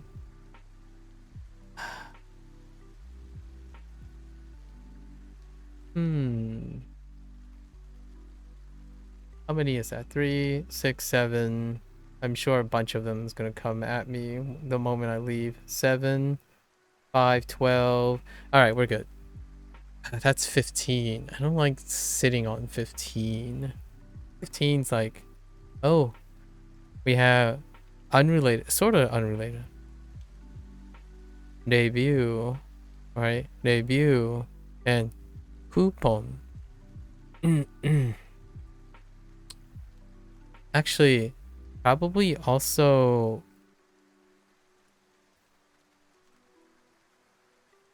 Utsukakan.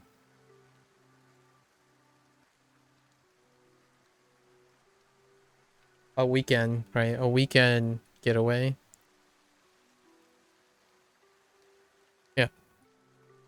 All right, in our last unit, this is gift giving. Oh, this one is pretty ripe in my memory right now.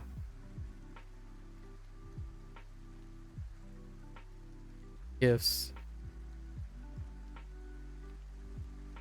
Okay. 人形。絵本。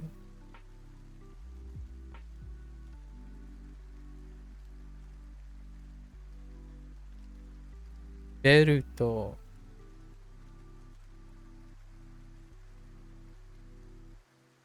タブレット。タブレットケース。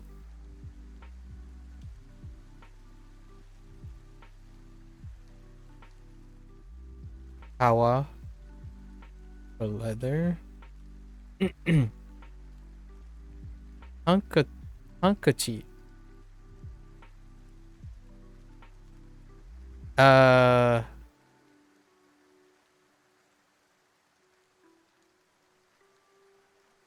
how do you spell handkerchief?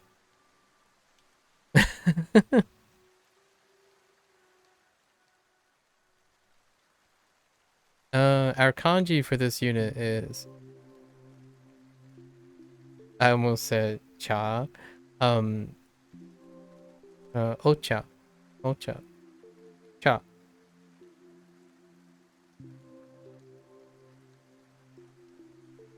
As we can give tea. Tea is a wonderful gift. Oh,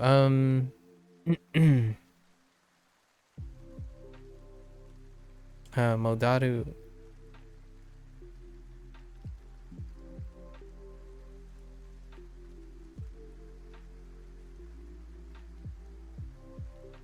No, wait. Is it no, no. It's Madoru, right? No, wait.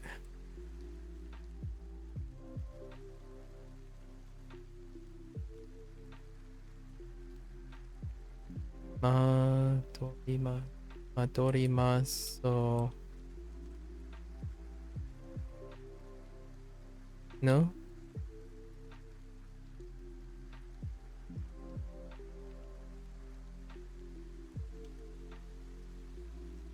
Uh,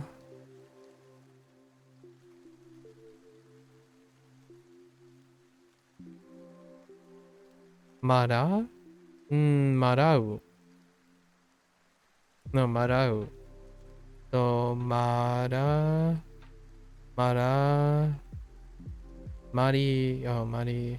Marimashita. Yeah, Marau.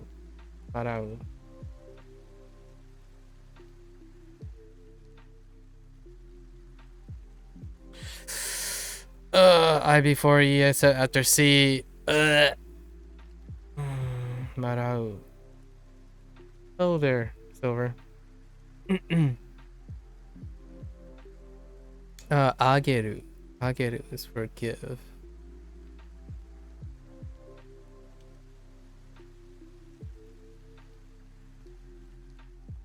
And with these, there's a knee grammar point.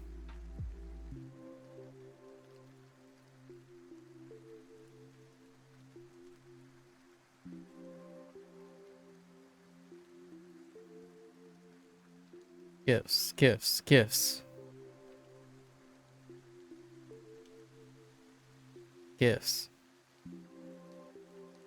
Oh, wait. Oh no, is it Yoko? I'm gonna say it's like Yokorobu. Yokorobu. That kind of sounds right. No? Maybe Yorokobu.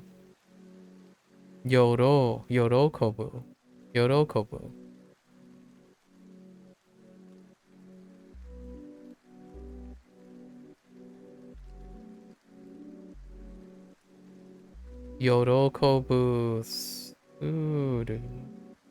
No, it might be Des. It's Yorokobu. To be happy. Yorokobu desu. Yorokobu. Sudu?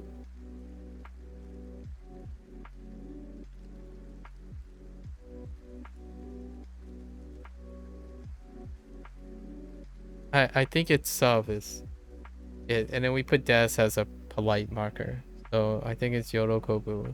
That's just it. Be happy with like a gift or something. How are you, Silver? How are you? How was Father's Day, Silver? What you guys do with your little one? The last time we spoke, mentioned a little bit about Father's Day. Let's see. Doll, picture book, belt, gifts. Gifts. Hmm.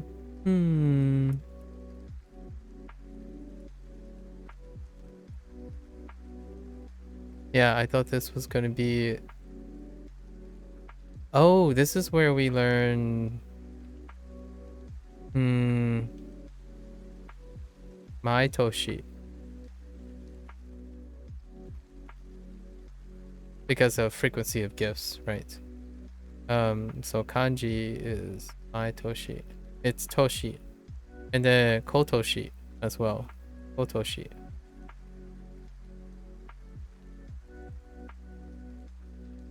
For appropriate gifting frequency.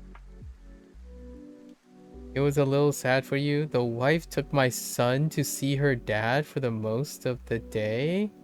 We did all sit and eat a takeout for dinner though. I got a cute card, so all was well. Oh, okay.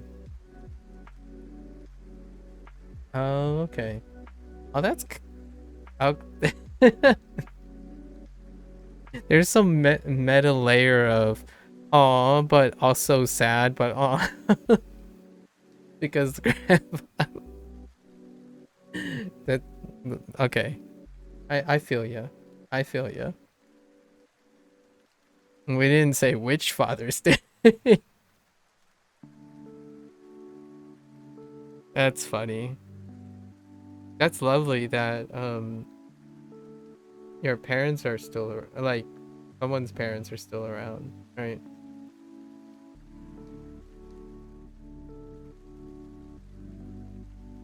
We're getting up there in age. Sorry.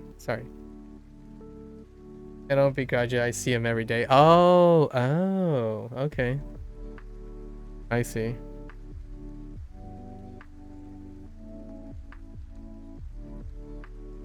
Fair enough. So you're the one that has the monopoly on that stuff. I see.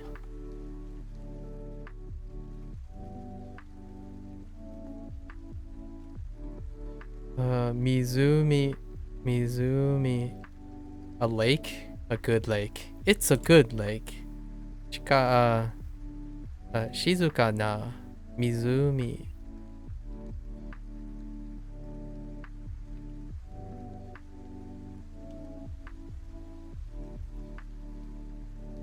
Oh, wait. That's the wrong unit. That's a unit above. Oh no. I need to save that for the lightning round. It's fine. We're doing it for the lightning round. I think this is it. Oh no, I don't even know if I can think of extra things for gifts. I'm not a very giving person, apparently.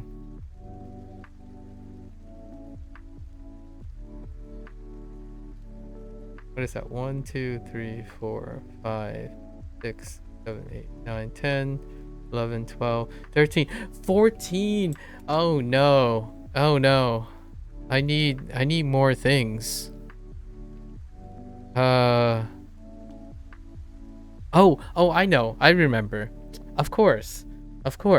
When you're giving something, you need targets to give, right? So, meh, boy.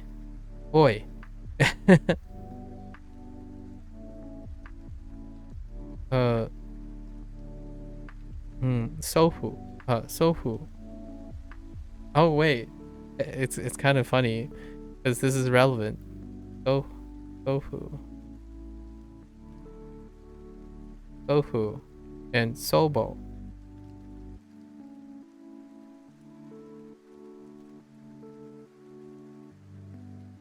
What a great way to tie in Father's Day.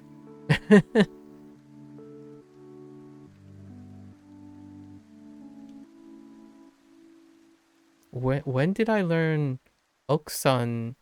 I forgot which unit Oksung is in. Oksan and Dana-san, which is wife and husband. Someone else's wife and husband.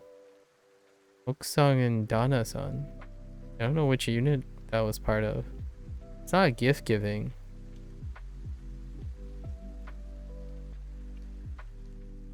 Oh, it's unit 21 for the home tour.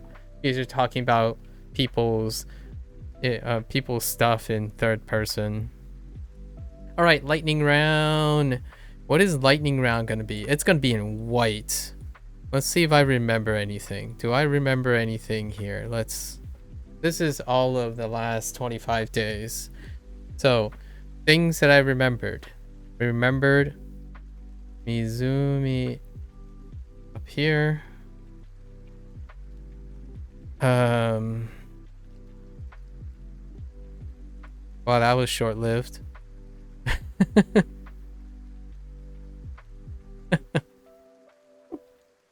I only remember the last thing that I wanted to write. Oh, wait.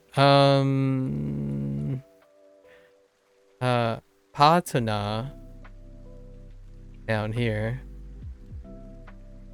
That's something you can give a gift to your partner.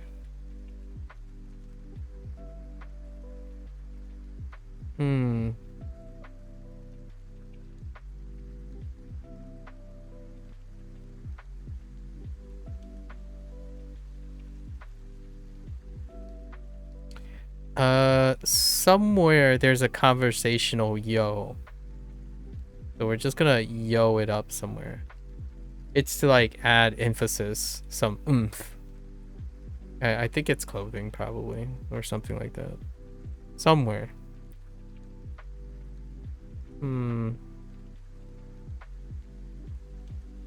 I think Tamani occasionally, like occasional party going while in the college life, right?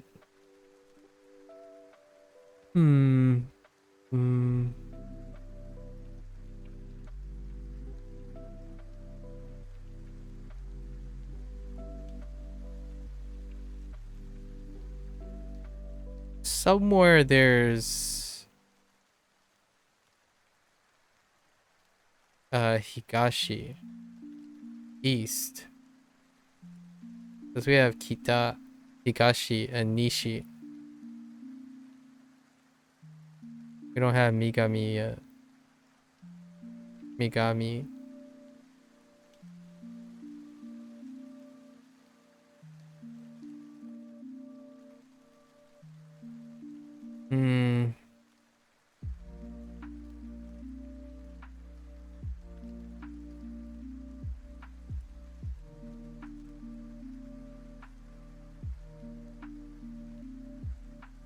Complaining? Do we use nope, we don't have it. Shatoru basu. The shuttle.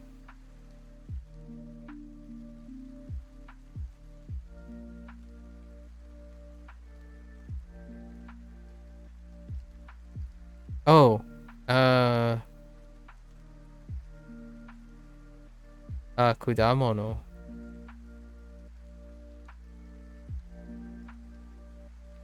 Okay.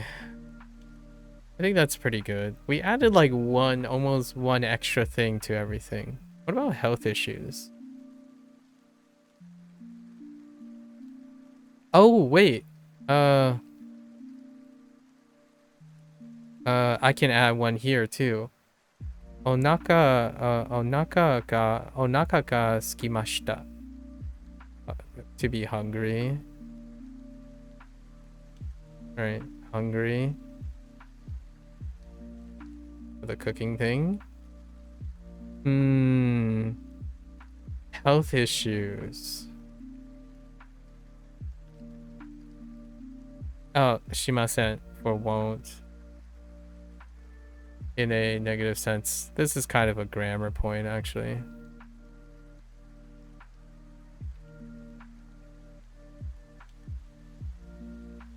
Yeah, there's plenty more. We're actually below, a bit below. I think we're averaging 17, 18. But when I'm recalling it in the spot from day to day, it's like 20. It's getting close to 20. This is not too bad, though. The last 25 days.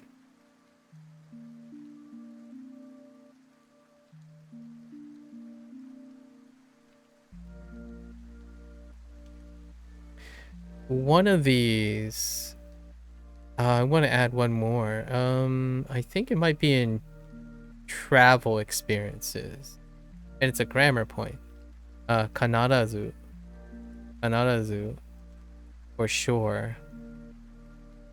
It's not quite the same as chanto.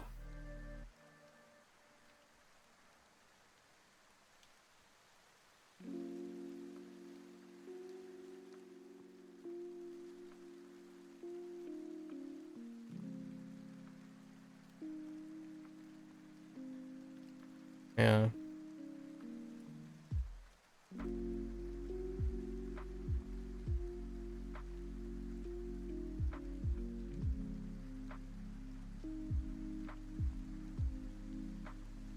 Yep, that's good.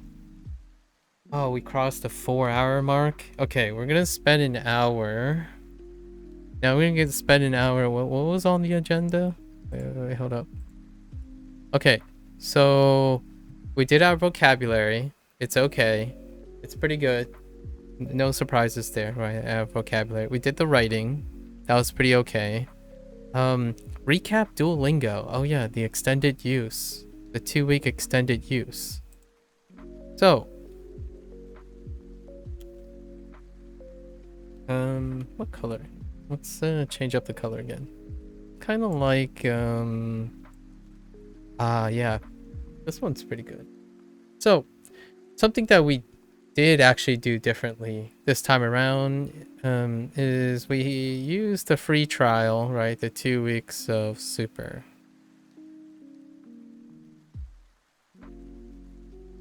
And there are some thoughts here.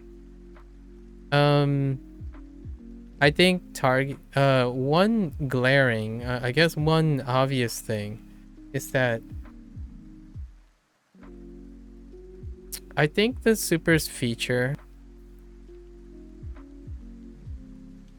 may require, I'm gonna say, encouraged encouraged to have newer, or maybe not newer is not the word I'm looking for, exclusive, no, that this could be contentious, it could be debatable, exclusive generative,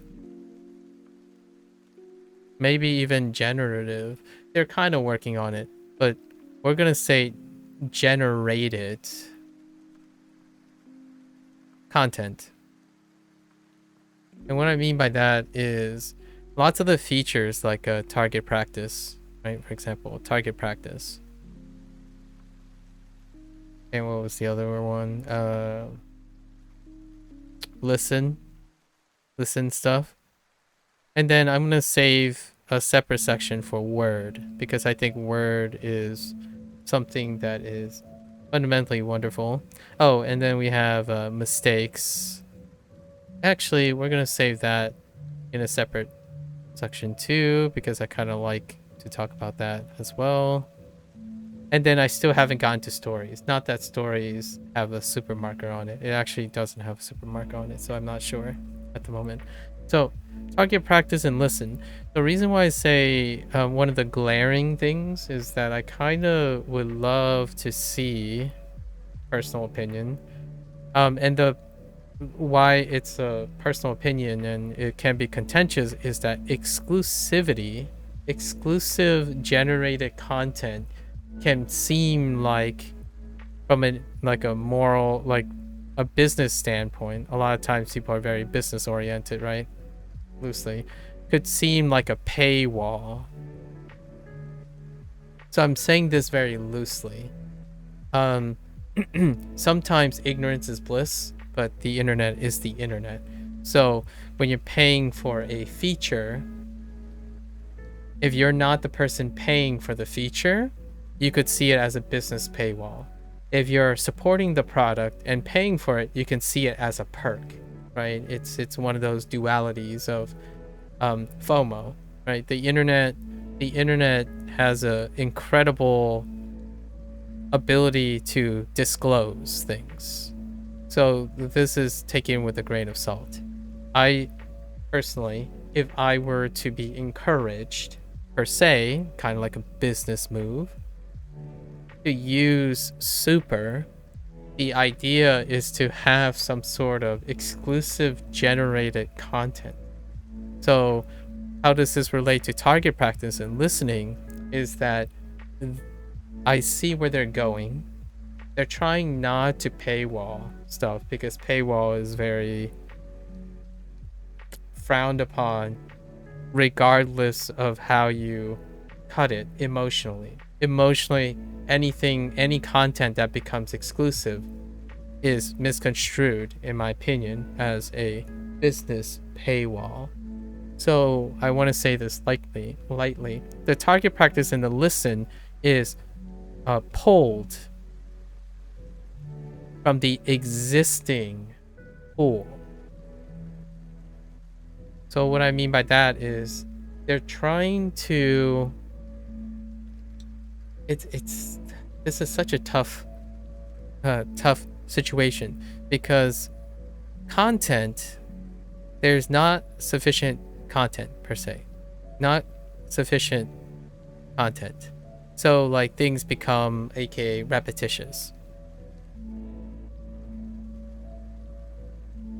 While at the same time, in order for things to not become repetitious, you have to generate them, right? Generate them.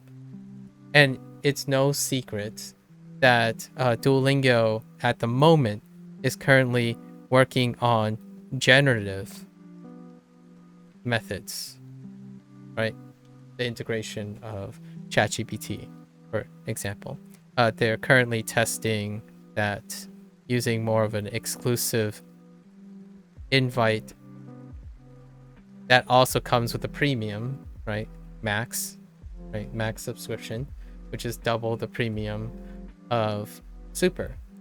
Now, the idea is that when people talk about there is not sufficient, is very repetitious, we need more generated content as opposed to generative, but generated content.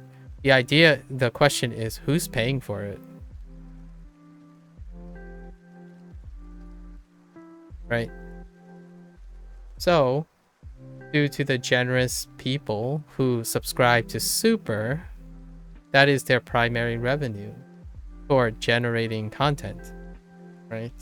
So what is there is more than sufficient. So what they do now in terms of Super, which leaves a little place to be desired, right?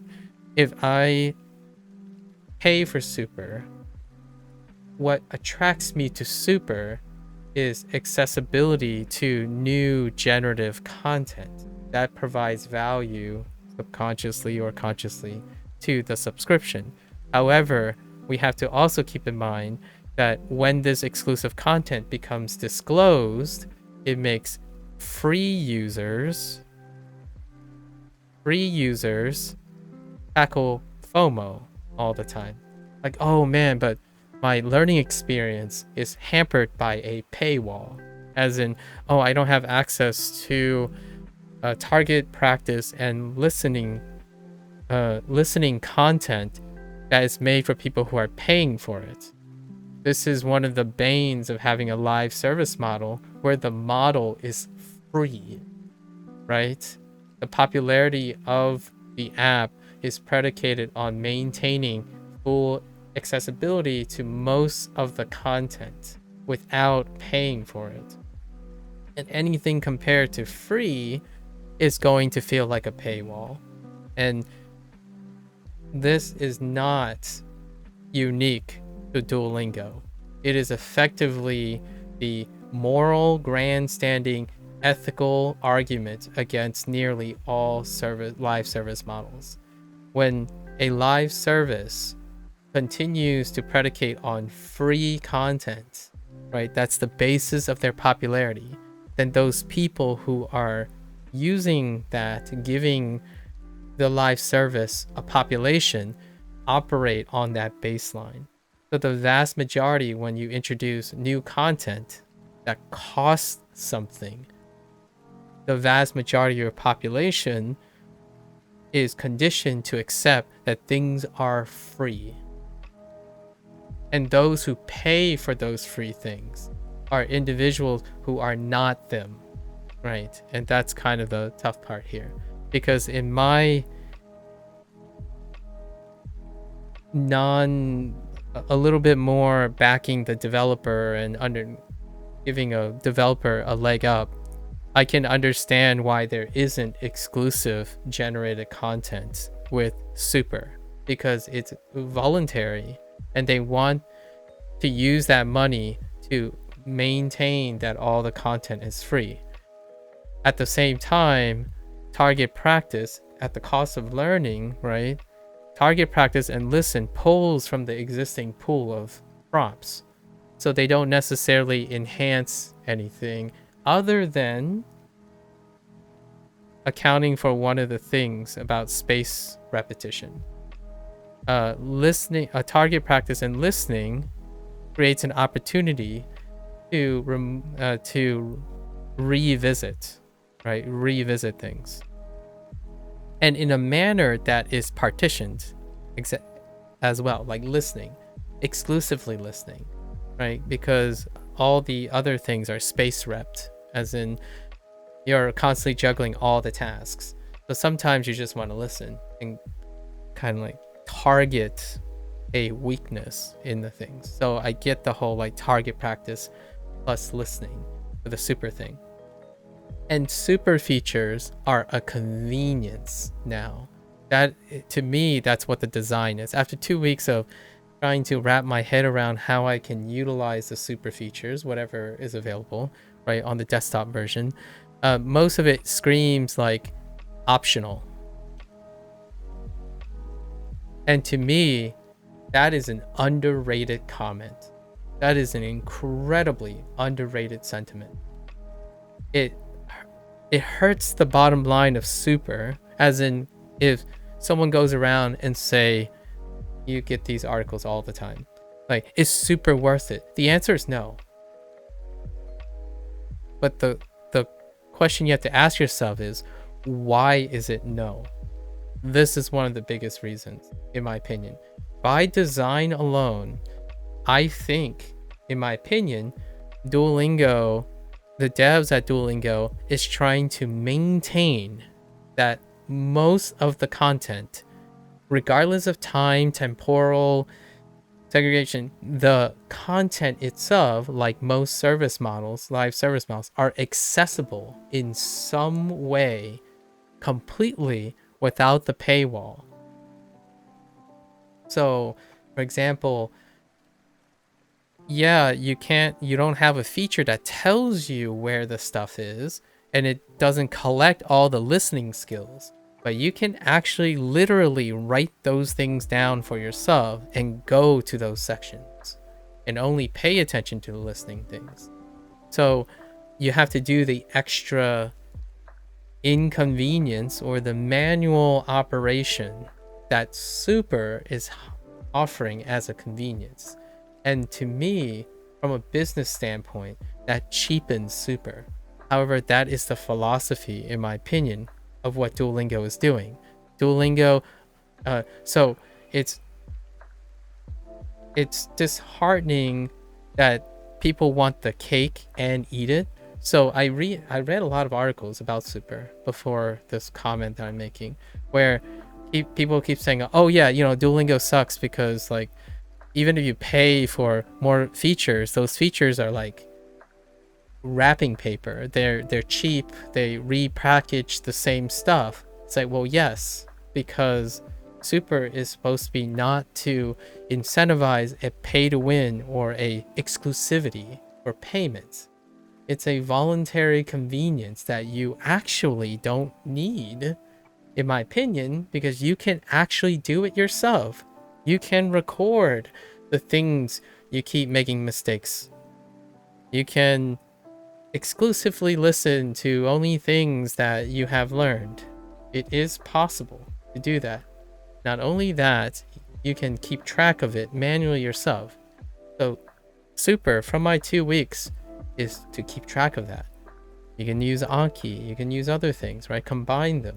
The idea is the criticism that they're trying to avoid in their business model, cause, in my opinion, is related to why Super feels like it's a money grab.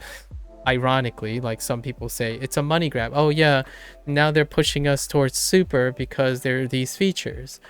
Well, in my 2-week experience, personally, those features do not enhance what you are already likely to manually do as a language learner. You will probably use Anki or something, another tool that keeps track of these things. And then you avoid paying that. The thing you're doing, though, is you're not supporting the features to be something more. Someone has to pay for those things, right? And it's due to the generosity of people who are buying for features for convenience, while probably being very obviously noticing that the content is not exclusive content. You're not actually accessing larger pools of content or something. You're reorganizing the content. It's a bonus. So this comes in. So it's gonna be tough. Like, some part of me want to say I would likely buy Super as a supporter, voluntary supporter of Duolingo, as in person who's need to describe what Super has to offer. I will legitimately replicate it for the person. It's like, okay, so first thing you may want to do is record all the mistakes that you have made, and then use those mistakes, like screenshot every mistake you made. That's target practice. Quite literally. Like, you get something wrong, screenshot it. Right? And then what more, this also covers the mistake thing, which we'll talk about later. This mistake thing, but there's a little caveat to it. So you take a screenshot, right? Anything you get wrong, you take a screenshot, and you get kind of a facsimile of target practice and mistakes. Target practice tends to also take into account, I think, the time, how often or frequency the last time you visited a unit or something, right? But largely, you can surround it yourself with mistakes, or you use an Anki deck, right? And listening, like, Duolingo tends to kind of frame around, like, in terms of Japanese, we're talking about Japanese here, about like the N levels, the standardized Japanese exams, right? So that content, you can legitimately substitute it for comprehensive input, right? And then listen to it. Even grade readers can do that, right?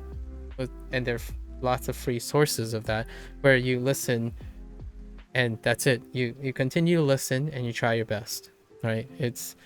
And the listening skills, what it does is it takes a collection of your current units and maybe some related past units and only select for the listening exercises. It doesn't generate or have generated new content in which you aren't hearing the same thing again, only through repetition. Like, the literal prompt is repeated. And then that's true for words, and it's true for mistakes, because the mistakes are a log of what all the prompts that you have already done. So every single super feature, at least that I've had the opportunity to work with in the 2 weeks on a desktop version, is not increasing the pool of content. And I think that's deliberate.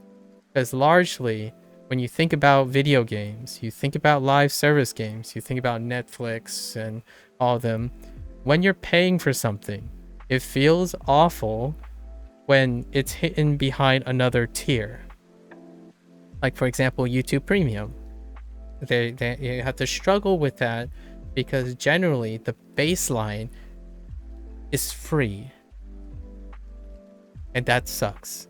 And this is the main core of pretty much everything right now. Video games, content, writing. How do you support this stuff? Writer strikes, all that stuff. There's a basic funding and distribution of cost and labor going on right now, right? And they're circumventing it by trying to find as many generative outputs. And you know, the current technology they're trying to do is using AI to create generative content so that they can continue to offer existing pools of content without necessarily putting a cost on it. However, when you pay for a service, it does cheapen this. So the people who are paying, which I'm happy, I'm very happy to hear that there are lots of people who, for whatever reason, is enough, the unlimited hearts, for example, is enough to have that convenience in their lives, and they are supporting Duolingo through that, even though the conveniences are very minimal, right? You can do all these things as a natural learner. If you're someone who understands how you learn, most of these are common methodologies. Of course you're going to keep track of the things you're weak in or less frequent. Of course you're going, at least in my opinion. However, nowadays we have an explosion of self-learners, right? An explosion of non-formally educated people who don't get challenged. Remember, it's not like they're less or more intelligent. The idea is they're not challenged with these obstacles.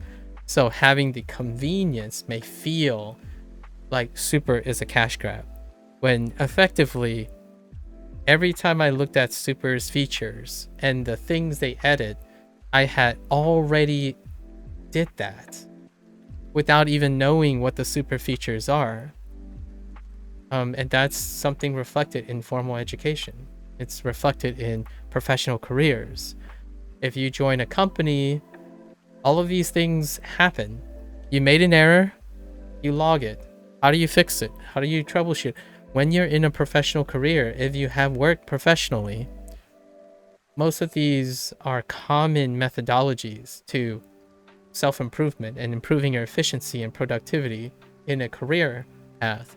So, yeah. So what can I say off the bat about Super? It feels...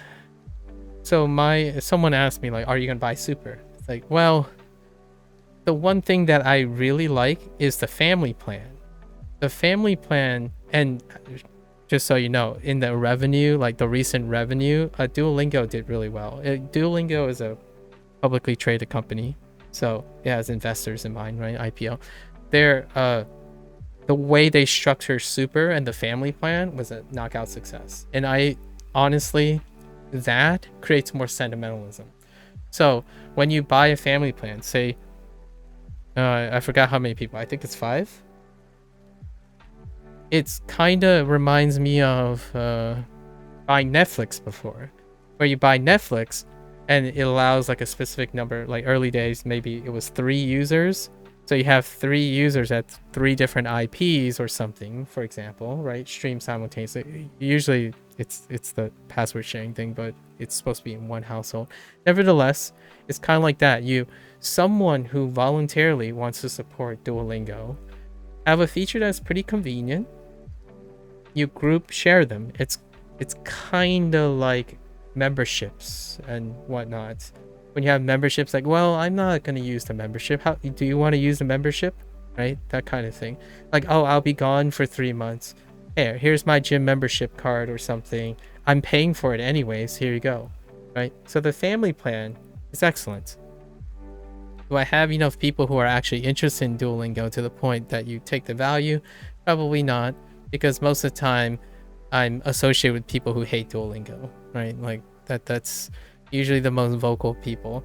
And I don't think Super is going to change that. If you already dislike Duolingo structure already, Super is by far, let's just, whatever I said is more of it. So Duolingo is already too repetitious. It's already too hand-holding. It doesn't challenge you at all. It slows you down and it's boring. Super will enhance that. It will like duplicate that like 40 times over because the content pool itself doesn't change. So not only if you're not having trouble knowing and memorizing the content to be right, most of the super feature are irrelevant, right? And to me, if I had to say anything about this thing, is it's admirable, but one big but, it's a lose-lose situation that they're operating on, and I don't know if this is going to ever change. So what I mean by that is when they roll out the next update, which is to introduce generative content by way of a max subscription, maybe they'll propose to their investors like, okay, so we thought about a max subscription and it's double the rate of super. However, we found that it's very tough to make an argument for the increased rate, so we're gonna prop it back down and maybe even add it to super as a extended content, right? Extended content. Immediately it's going to be a lose-lose situation because the end users are going to say, look at what Duolingo did. They put their best feature that generates content behind a paywall, and that sucks. It sucks for pretty much any live service that started, where the popularity started because it's maintained for free. And it's worth saying, even for those who think they understand business, what's free to you, someone's paying for that. There's no such thing as a free lunch, right? Economics, right? And that sucks. So not only it's going to be interesting. I'm looking forward to seeing how Duolingo is going to navigate this. This stuff occurs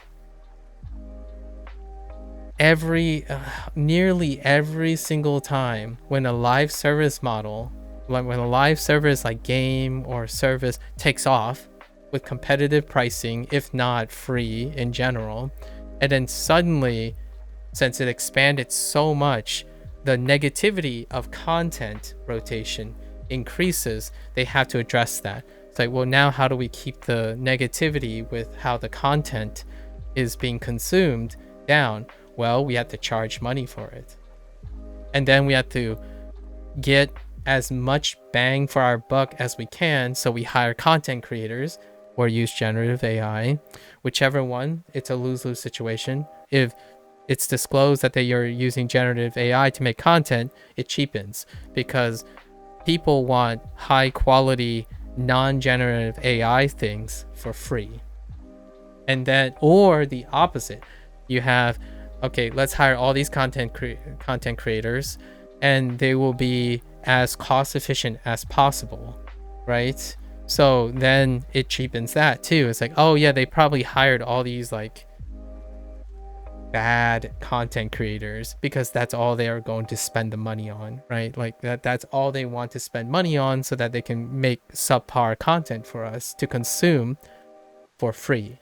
So it's a really hard life cycle, and Duolingo had such a wonderful start, like the way they're trying to maintain it, and it's pretty obvious they're trying, in my opinion, they're trying really hard to obviously make super a voluntary perk. It's kind of like a Patreon membership, basically. It's like, oh, hey, here's some convenience. You get to see the video before everyone else does, but everyone else will get to see the video eventually. But you get to see it early, and thanks for supporting, that kind of thing, right? It's a convenience that isn't exclusive. It's limited time exclusive and or circumvented by one's own convenience. And that's how I feel about Super right now. So when someone asks me, do you need Super? The answer is no. And then I would ask them, do you like Duolingo to have more features? And do you want Duolingo to continue making more courses and stuff? Then yes, you should buy Super, because that supports the Duolingo thing. Is it going to help you learn dramatically better or faster or different? No, it's not. Because largely they don't want that, in my opinion. Pretty much every feature on this list is repurposing the same exact content. So you're not getting more grammar points, you're not getting more anything. It's the same thing. It's trying to introduce, though, their alternative is trying to introduce different ways you can engage with the content. And that, to me, is wonderful. However, it's superfluous for me. I have already used something semblance of Word, tracking my mistakes, recalling target practice and space SRS, and listening skills, right? So I have done all these things without the need for Super. And actually most people have as well. When they take Japanese very, enthusiastically, they have hit some of these things. So Super is there superficially. It's really superficial. And what that speaks to me is the devs don't want to make Super a paywall, as opposed to what other people claim, in my opinion. There really isn't. When something is a paywall, it has to become essential, absolutely essential and exclusive. And there just isn't anything that's exclusive. So not only did I find myself to the contrary, it's so blatantly obvious that they're making such poor incentives for subscribing to Super. So meanwhile, the person would say things like, oh yeah, Duolingo sucks because even their Super feature doesn't help you learn any better. It's like, well, all right. So how do you explain that? So why would they make people pay for something that won't necessarily increase the amount of content? Like, a lot of times people associate content with the actual learning process. I think what they're doing now is to tell you things that you could do on your own if you want, or ironically, if these things are done for you, you likely actually learn less because you're not actually doing the organization. Oftentimes the process of doing the organization is quite helpful. So you're paying for a convenience, and that's really cliche, but most live service models, when you're subscribing to something, it's for a convenience. The difference that separate the incentive to be a premium member, like I play PSO2, what is a premium member? You spend dollars, you spend your money to have conveniences, more storage, more fashion. It does not limit the exclusivity of the content, and that's how they exist. So the people who are actually supporting the live service models are those who are paying willingly and voluntarily for conveniences and extra personality. But superficially, when it comes to language learning, I don't see anything that's in Super that is gatekeeping or paywalling the bulk of the content. So here's where I have this really weird cyclic argument that is forming, right? First, people say, well, Super is not worth it. right? And it's slow, like it's so many things, like etc. But they all lead to a model that is trying to maintain freeness. So accessibility is number one, in my opinion. Accessibility, right? But this accessibility leads to slow content rollout, slower feature rollout, less aggressive marketing, less aggressive, like, I'm gonna say guarantees, because they have less resources. For such a big company, the scale of the operation does not match how much money they're making, in my opinion. Like, if we want to be really obvious here, because the accessibility is absurd. If I, like, for example, if I use myself, which I'm underrepresenting people, if most people are frugal and great self-learners and etc. and all that stuff, Duolingo would probably suffer from financial issues already, right? But that's not the case, right? They're using sentimentalism, gamification to create, like meme stuff, like social media, right? Social media to create loyalty, to create identification. And that's one of the criticisms people who have these complaints will criticize. It's like, oh yeah, you start identifying as the app. Like, well, you need to identify as the app to freely want to pay for something that's free, right? It's like brand loyalty, right? Why buy that Ford pickup truck if you could buy another pickup truck that's cheaper and mechanically the same outside of the brand itself? So they created this way of creating brand loyalty, which inherently creates identity and, passionate defense and whatnot. But those who are criticizing it looks at a free product, see these deficiencies, and expect that you have to have these, like, super being worth money. If super is worth, then it would cost money. As in, what I mean is it would be paywalled. That's the cyclic argument here. It's a circular argument. Like, the criticisms, many of the criticisms that I've seen now is ironically also something else that they want to remove. So, like, it's kind of like the cake and eat it situation. Like, I want super to be worth money, and that gives Duolingo a plus. Like, oh yeah, super is so good, it's worth the money. Then it's a paywall. And then those same people are like, oh, well, now they're paywalling something that's worth money. It's not the cake and eat it situation, right? And then they're saying like, oh yeah, but Duolingo, it's accessible, but it doesn't have like lots of content, nuance, and all the things because it's free. How do you maintain that freeness?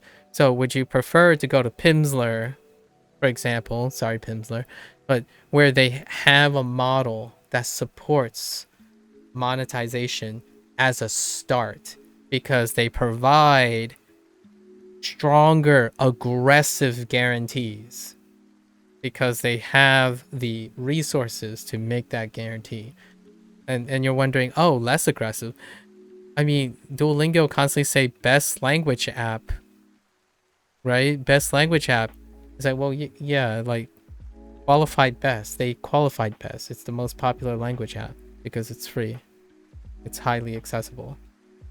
So instead of attacking emotionally by what your definition of best is, it's already qualified. And you can't have both. Like, best in the sense of, oh, limited list content that includes the effort of hundreds of experts while maintaining a model that focuses on making it free. So this is like the situation where I feel super. This is my thought constantly with super. Like, on the one hand, I'm encouraged to find 4 or 5 other people who find super or find Duolingo incredibly engaging, and they fully support Duolingo. Then we share a family plan, right? That is excellent. I think that's beautiful in trying to provide voluntary support for the feature. As a person who knows that paying for something that is worth it also means that it is exclusive to those who have resources, right? Know how to appreciate that. Like, money in, you get money, what you pay for. In this case, I legitimately am saying this in the most humble and endearing way possible. Duolingo Super is so not worth it, but it's such a beautiful thing that they're trying to do, at least in my opinion. I don't know if that's their intent or not, and I'm not affiliated with Duolingo, or I don't know a developer, but their super feature is so not worth it because it's not a paywall. It does not do very much for you at all. Like, not only that, in super, they give you the option to turn unlimited hearts off. Like, one of its assets, like the thing that people keep arguing about, debating, like, oh yeah, but doesn't the unlimited heart make you not practice, and you can always practice and stuff? They literally, at some point between when I started to this point, I didn't see it before, but now you can legitimately turn off the one feature of convenience that super had. And then now you're thinking about target practice. Oh yeah, but target practice, how am I gonna get my... They restructured the course to include personalized practice. Every single unit. It's to the point it's so redundant that target practice, when I say like, oh yeah, I tried it once, it's like, I'm not gonna try it again. The course itself, if you're going through it regularly, it's effective target practice. And listening, use Duolingo, right? And then now we go into 2 separate things. It's a tough ask. I don't know how else to say. It is... super is totally not worth it in the most complimentary way possible, because you're not enforced to feel like you need super. You basically take whatever Duolingo has to offer. You can do it without it. So why buy super? Because you believe in their vision. Your subscription of super is going to support the entirety of Duolingo. It's not going to be like, oh, I subscribe to super, and then Duolingo's next feature is super only or max only, even though they have to do somehow, right? So many of the changes over these years wasn't that super changed. It was largely because the content was changed. And I think that's incredible. It's something so understated. Managing something like that, those who keep thinking about things like having the cake and eat it over time, I don't think, in my opinion, with humility, that you have operated a business before. It is so difficult to do this, and without getting backlash, because what used to be behind exclusive doors, right, like memberships, clubs, gym memberships and stuff, it's completely disclosed because of content creators and influencers. What is one of the biggest trends in YouTube? I paid for this and used this so you don't have to. And here's the disclosure, right? not only is this not true about Super, every 50 days, you get to use Super for 3 days. You can even plan in advance. Well, not really plan in advance, but it's set in stone, right? Every 50 days. And you get a 2-week trial. You know what you're getting, in my opinion. I hope that, in my opinion, I personally hope this changes in the future. Regrettably, that will create the discussion of paywalls and putting learning behind a paywall and etc. Meanwhile, those people are more than willing to pay a tutor to teach them. It's like, well, money is spent where money is due. So ask yourself, in my opinion, if you're saying, oh yeah, Duolingo needs to include all these things, who's paying for it? I mean, certainly, I would say if the devs at Duolingo or the upper brass at Duolingo are like, oh yeah, you know what? We have an injection of millions of dollars pledged to us if we can afford to buy out the top 10 experts or something and pay them for life to create quality content for our apps and make sure that they're available at all times. And then what kind of price would you place on that? I mean, reasonably, it's probably something that makes italki reasonable. So what, $15 to $20 for one lesson, right? For like 1 to 2 hour lesson. So yeah, I would imagine Duolingo has the people out there have the management skills to make that happen. But italki exists, right? So are they gonna do that where, okay, they're gonna have some pre-recordings of stuff and lessons, and they have to pay for all of that? So how much would that cost in subscriptions?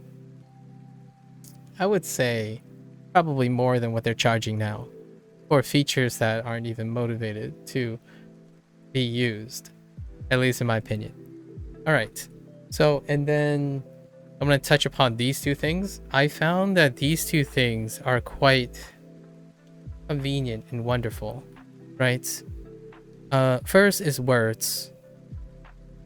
They're divided into 3 tasks, right? One, there's a primer.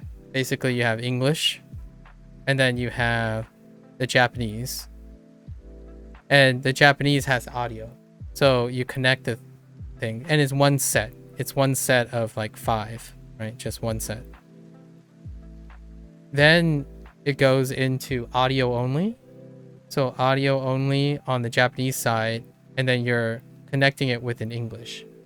That's also one of the methods of association. And in set 2, and then set 3 is where you have English on one side and Japanese on one side, and it's the extended version of the primer, which is 1. In fact, you can tell what units are included by looking at the sample on the right. So it's extended. And that's neat. That's a different way of repackaging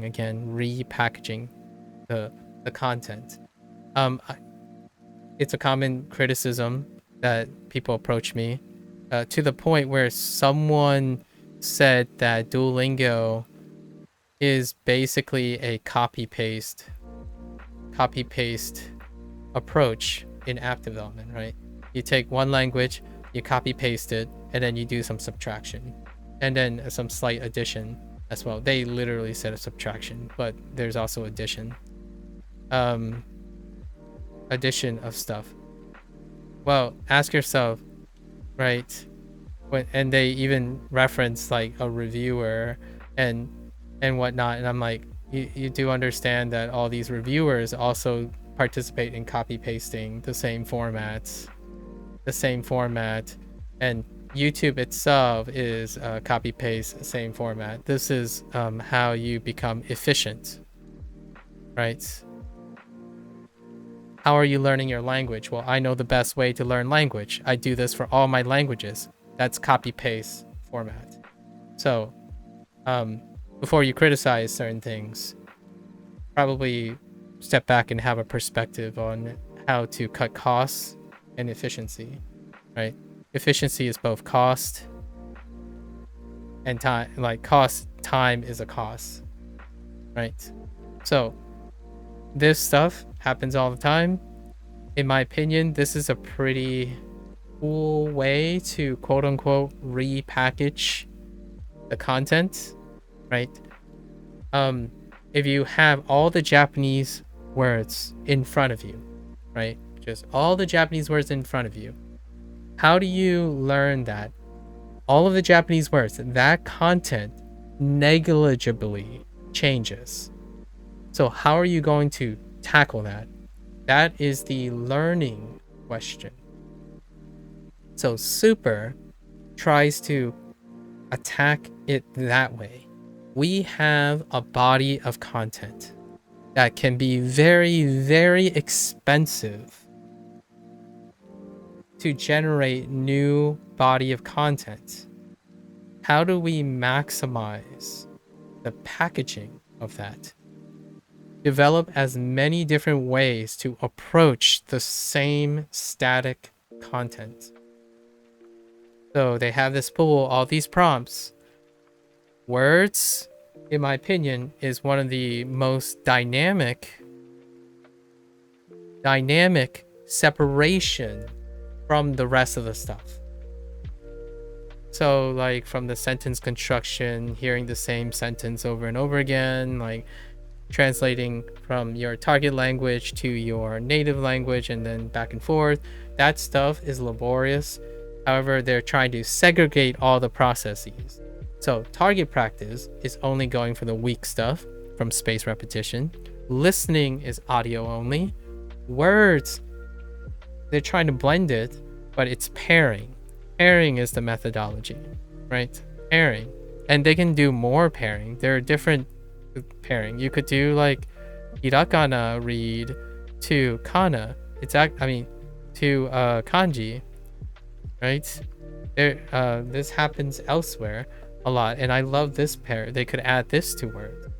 So the content itself is still being copy paste. Like imagine saying you're copy pasting an established language, a natural language. That's awkward in my opinion. So it's the methodology and the approach that will bring people to want to subscribe to Super.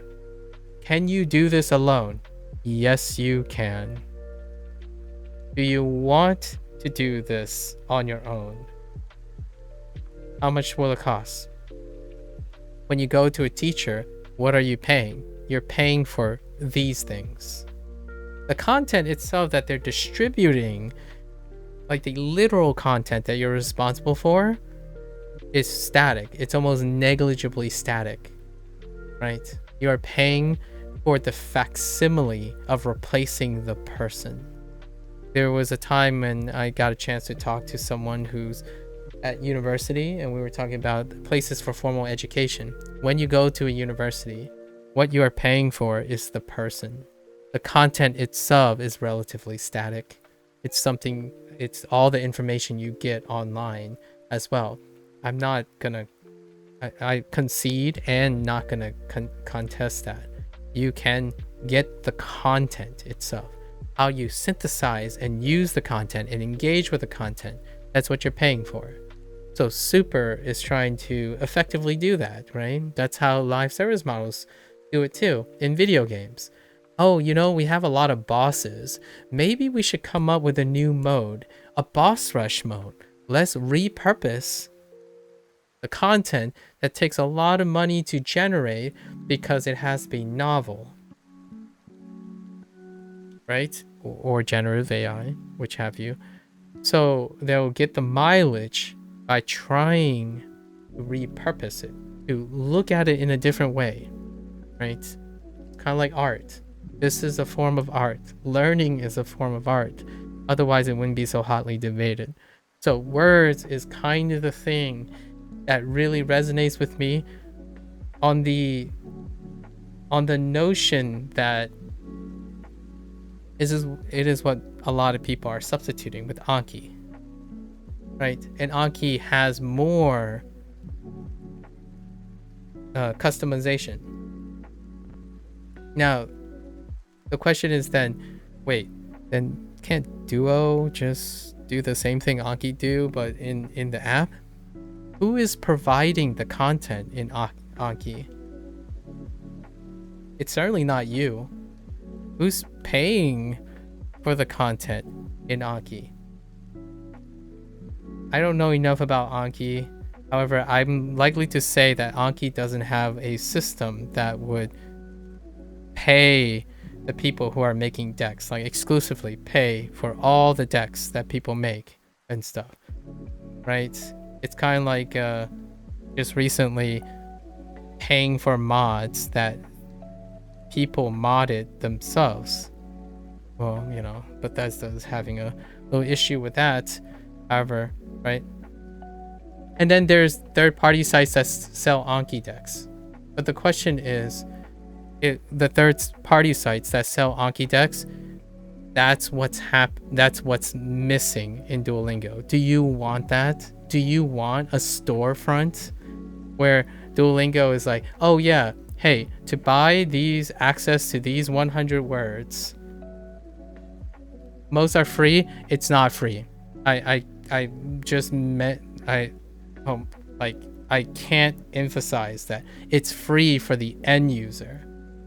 That person who made the deck had a cost, whether it's time, maybe they get paid in accolades, a feeling of impact. It is not free. I think that whole idea of free, you're talking about monetization. Yeah, the end user is free, sure. It's the same as Duolingo, right?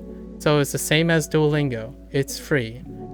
And it sucks because if those users decide we're not going to spend our time anymore because we don't get any kickbacks or anything like that, then the whole reservoir exhausts itself, right?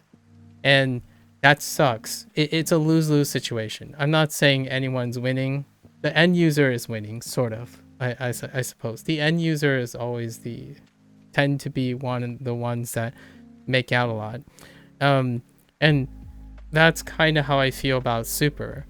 Some part of me would say they could make it happen where they adapt. Their model is the same basically outside of what they're offering. So what do they offer? They offer this app for free, right? And then once you trust their app, they find ways to monetize. So if you're Anki Decks, if you're a developer and you're on a third-party site and you make a lot of free decks and people like your decks, then you start making exclusive decks, maybe to get a little monetization going, right? That's kind of how you support yourself. I mean, expecting someone to constantly use up their time and provide something free, eventually it's not sustainable. So, yeah, models can work. What would Duolingo look like? You guess that someone would sustainably, but a lot of decks are automated. Yeah, that's fine. But yeah, like automated. I already went through this before you popped in, Zhao, about generative and automation. This is what Duo is doing on their side to leave the content free, right? And words is a great one, and I hope to see an expansion of this. Like I would probably buy Super, or if they come up with some sort of technique that I don't find myself manually doing. Like, I really like buying super if they're introducing new, like they're constantly mixing up the approach in the static pool, because I want to take inspiration from them. So words, I already do that in my head. Mistakes, yes. Listen only, yes. Target practice, absolutely. Right? So these are conveniences that are being removed if you buy super. It does not change the pool of the content. Right? It's the approach that you're paying for. And that's kind of how formal education is. You want to get a great professor because the way they teach the content, the way they get you to engage with the content, which is static between people for the most part, like they have their checklist, they need to cover a certain type of topic. You're paying for that. You're paying for services rendered, right? And Duo and other apps and whatnot are trying to accommodate the service that is appropriate for you, that can help you acquire or engage with the largely negligibly changing content that you're going to be engaged in within a frame of time. So, and then I will talk about a little bit about mistakes. Why I think, while mistakes also fill into target practice and listening, I found that the unlimited hearts, right? The unlimited hearts thing, which you can turn off in super if you want. Since I'm not a 24/7 super subscriber, and I still can choose to turn this off, by the way, because that's a feature that people wanted. Instead of just not subscribing to super. So the nice thing about this is the people who are complaining, I hope they're the people who continue to subscribe to Duolingo. So it actually works both ways. Where, oh yeah, I wish I had the option of turning off hearts and on hearts whenever I want, and I will continue to subscribe. That's fantastic. They did it. They added it in, right? At least from my awareness. Originally you couldn't. And I thought about, yeah, so instead of thinking about turning this off, I thought, what is a mentality that I have when there is hearts versus, plus hearts, minus hearts? And this is where the whole mistakes section comes in. So mistakes is a super feature. But really, if you're making a mistake, you're probably at least subconsciously or mentally or intuitively making track of that, or literally writing those mistakes down, right? Or screenshotting. You can screenshot and plop it. You can even macro the whole thing and just take a screenshot and just dumps it into a file folder, and you legitimately can flashcard the screenshots, right? Pull it up on your, if you're on Windows OS, you pull on the image viewer and you can keep swiping, or you can keep clicking left. You even use the arrow keys and just flash all your mistakes. It is wonderful. It would take me probably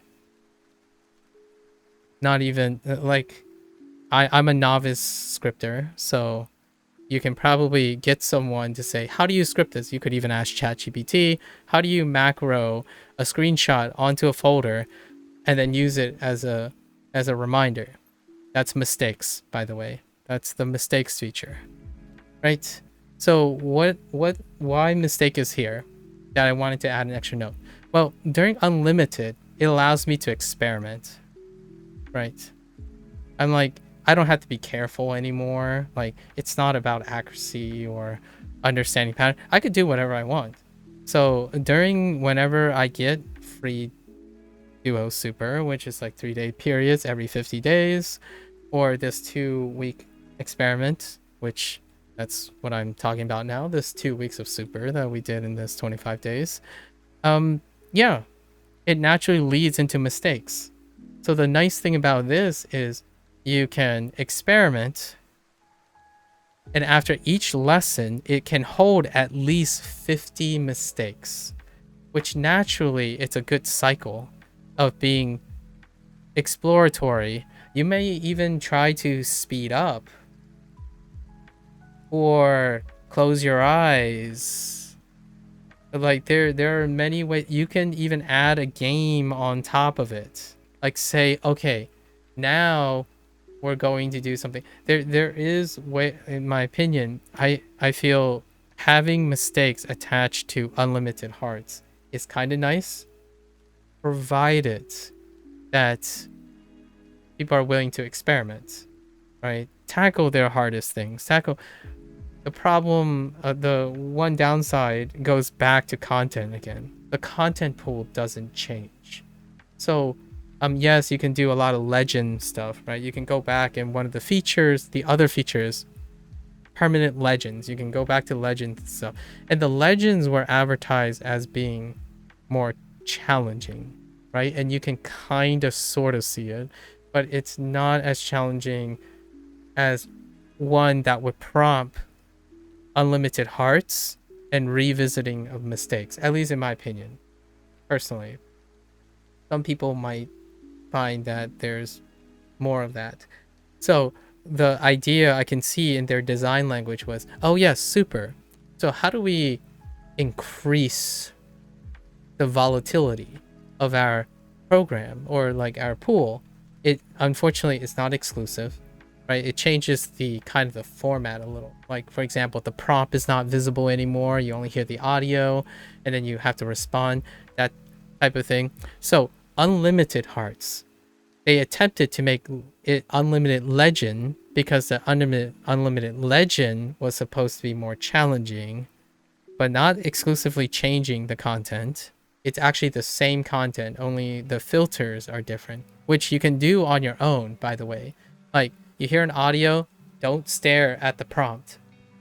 The legend challenge is literally removing the prompt and only showing you an audio as opposed to both. That's the increased challenge. It's the filters involved, but you can literally do that without legend, right? The idea is they wanted to couple the use of the value of the unlimited hearts, add a mistake section because you're probably prone to making more mistakes when it becomes more challenging, and then that's the cycle. So you experiment, and what I found was, oh, that's kind of great. It naturally flows. Like, for me, the experimentation is different, right? I was experimenting. Oh, would they accept this? Would they accept that? And then there's the keyboard input, right? I was trying to make it even more challenging for myself. The idea is, I think that is an excellent way to go about it, where you're incentivizing something with one big caveat. I still think incentivizing super requires exclusive generated content, appropriate generated content, or the integration of some sort of generative process that creates noise that makes the unlimited heart, like if you get it wrong, that's fine. You can go back into the mistake, that's fine, right? You can evaluate those things. And that goes back to the whole problem of the paywall. So if you make content and generative content or generated content, like exclusively curated, manually curated, or generative, that exclusivity for a free app by philosophy will feel like a paywall, because it will be like, oh yeah, the best feature, you have to pay for a subscription, right?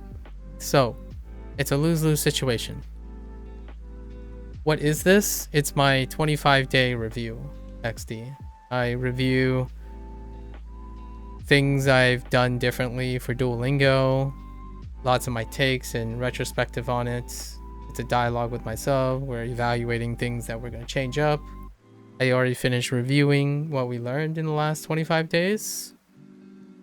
And now we're at the bonus section, which I'm over the time limit now. So these are my scattered thoughts. They're kind of sort of organized in the sense that the thing that's different this 25 days is I spent 2 weeks using super and I was trying to brainstorm what Super has to offer to me, contextualize it for others, or what I think is others, what the design of Super is speaking to me in terms of the developer's perspective. And I came out of it in a really, as per usual, a very ambivalent situation. However, the 2-week Super is sufficient enough for the time being. At the time of this retrospection, I can more confidently address with information from someone whether they should consider Super or not. So for example, if someone came up and solicited me for saying, am I missing something from Super? Should I subscribe to Super if I really love Duolingo?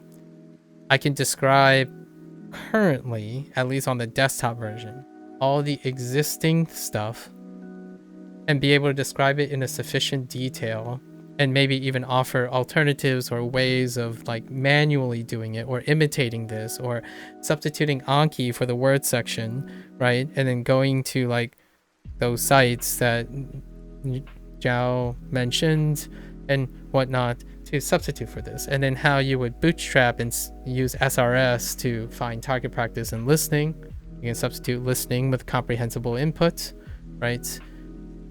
All the stuff that makes Super nearly useless, quote unquote, you know, the trendy word of useless or not worth it,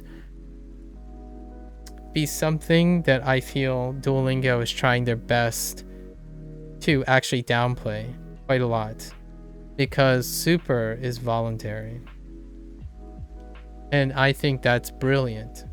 Now the question is, how do they make it so that they can reward people who support their app voluntarily without making causing all the people who are incredibly privileged from thinking that a product that is free and it comes free no matter what they do, like, right? For example, how are they going to navigate whenever they introduce a new feature and that feature happens to be a super feature because they want to reward the people who are actually paying and supporting their app versus the people who aren't, like myself. So in the current state, personally, I do all the things that Super do. After really thinking about it, I still do all of the things. So naturally, I wouldn't be a person that buys it. However, if they introduce, quote unquote, a killer feature, I would buy it. Because to me, I get really, really exhausted by the generalization that things come for free because you're the end user, right? And that's fantastic for those who are so used to having the privilege of the internet and all that, and there's a starting point for everyone, right? And you can get free. You can what else is free? Doing all the work yourself. In fact, that's kind of a deep cut, because when you start doing lots of the work yourself when it comes to learning something, you yourself might have come up with a product that is effective. Who do those people look like? Pick your favorite influencer and check if they are selling a book, if they are selling something, because at the end of the day, there is going to be sustainability questions. Where is the time and resource going to be, regardless of how wonderful it is originally, right?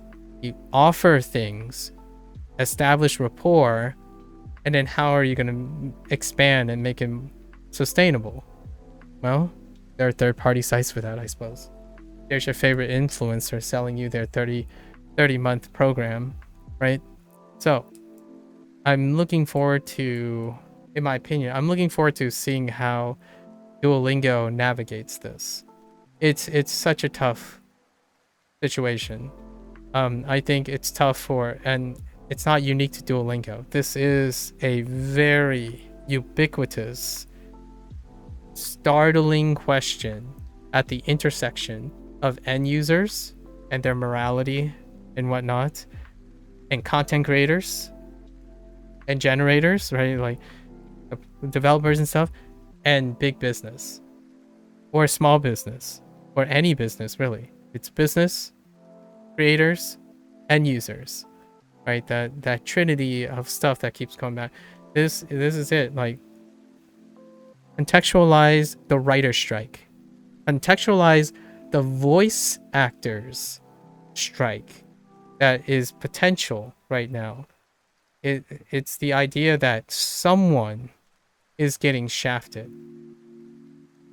There's a supply chain, right, in terms of creative content and how you consume things, and that supply chain, that baton is being tossed, right? It's like, oh yeah, if it's not the corporate, it's not corporation, then it's like, oh yeah, this corporation is doing well. It's not, it's keeping costs down, it's not being greedy. Then the corporation can toss the baton to the content creators and say, dude, guys, we can't pay you all that much. It's because everyone wants things for free. And then content creators like, pay us a fair wage. It's only right. So then you jack up the price. So the company has proportionally jacked up the price to pay the content creator. And now they toss the baton, the anger baton, to the end user. And now the end user is going to decide, should we make more money so that we can pay for the services? Because now we know that our money hopefully is going to the creators. But now where do I get the money for the things that I used to use for free? Well, it's the business's problem. So you toss it back to the companies and the corporations like, hey guys, all this stuff should be free. Like, like I pay my taxes, I like supporting things. This stuff should be free. Now it's the corporate problem again. And then the baton keeps getting passed. So what does it look like now, in my opinion? Generative tools is I don't know what it is now. Is it a $1 trillion industry yet?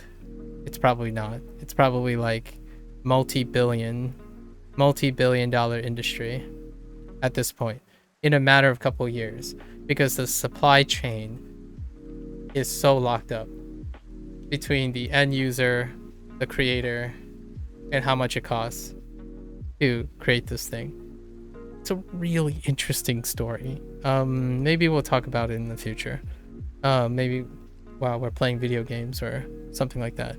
But this is the questions. These are the questions that I had my feelings and thoughts of when I was using Super.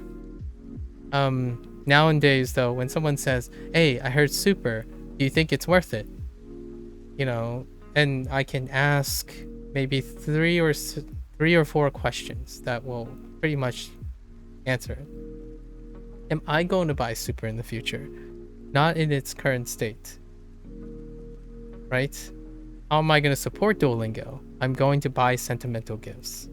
I want to spend at least, like, I'm literally going to buy 2 plushies that are almost equivalent to a year's worth of Duolingo, because I actually don't think I need any of the features in Super. And I actually think the non-casual language learner would not find any redeeming quality or value in Duolingo itself, actually, really, after the beginning process, and then any substantial investment in Super itself. Because if it's not useful to the end user, usually the end user is opportunistic, selfish, and rightfully so, because they want to be successful while expending the minimum amount of resources. And that would be something that does not include supporting a free app because it supports and encourages people to learn languages. In fact, the opposite is happening. Most people who have grow out of Duolingo, or maybe not even start with Duolingo, do the opposite. They try to bring down Duolingo. So I don't know where that is at right now. Have I experienced it in the last 25 days? Here's an interesting thought. I've had less and less of those encounters now that they don't see a person who is casual, but I still get criticisms because Duolingo is associated with like basically the Smith machine at a gym, which I can tell you that's a deep cut in itself. Or like a person who runs on a treadmill, and then the person outside looks at the person who's running on a treadmill. It's like, dude, if you're gonna run on a treadmill, why don't you run outside? It's the more hardcore version, right? The Smith machine for lifting. This is what I feel is happening here. My major interactions now, though, the nice part about not being a complete beginner, because I actually literally have evidence that I'm not a complete beginner, as in I know nothing or have zero experience with any other tools and etc. The nice thing now is even the harshest critic who no longer use Duolingo, who has an agenda against Duolingo, most of them who come at me are experienced language learners. So we can have conversations in that way. I think that is a wonderful thing that has changed over the last 100 days. Now, lots of the major comments are people who have learned a lot and used a lot of tools, as opposed to individuals who kept assuming that I'm not committed to anything because I'm using Duolingo, right? I think bro is a conspiracy theorist. That's not a conspiracy. These are based on observations, and I'm interpreting observations. Conspiracy theorists would be a whole different take on this, especially the word conspiracy. So let's try not to use language and hot takes like that. I know you might be joking, but I take that type of vocabulary very seriously. We're not trying to bring people down or be cynical about human nature. We're trying to be encouraging. Language learning is encouraging. So instead of trying to go out of your way to put things down and making arguments for what about this and what about that, well, if you can argue that anything is free, then nothing else is worth it, right? Oh, yeah, water is free, and then suddenly every other beverage is unreasonable, for example. This is what I feel like it's a lose-lose battle. It's a lose-lose battle. But they don't have to lose, like become unsustainable from the loss. Someone's gonna come up with a kinda base though. Yeah, kinda.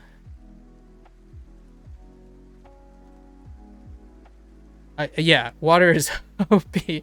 Like here's my I want to close this off. Like, oh, I was supposed to talk about future, but we'll talk about the future in a little bit. What's my agenda today? Yeah, we're gonna spend a little time talking about the future. Yeah, I already talked about anecdotes. I was supposed to keep this under 4 hours. However, and exactly.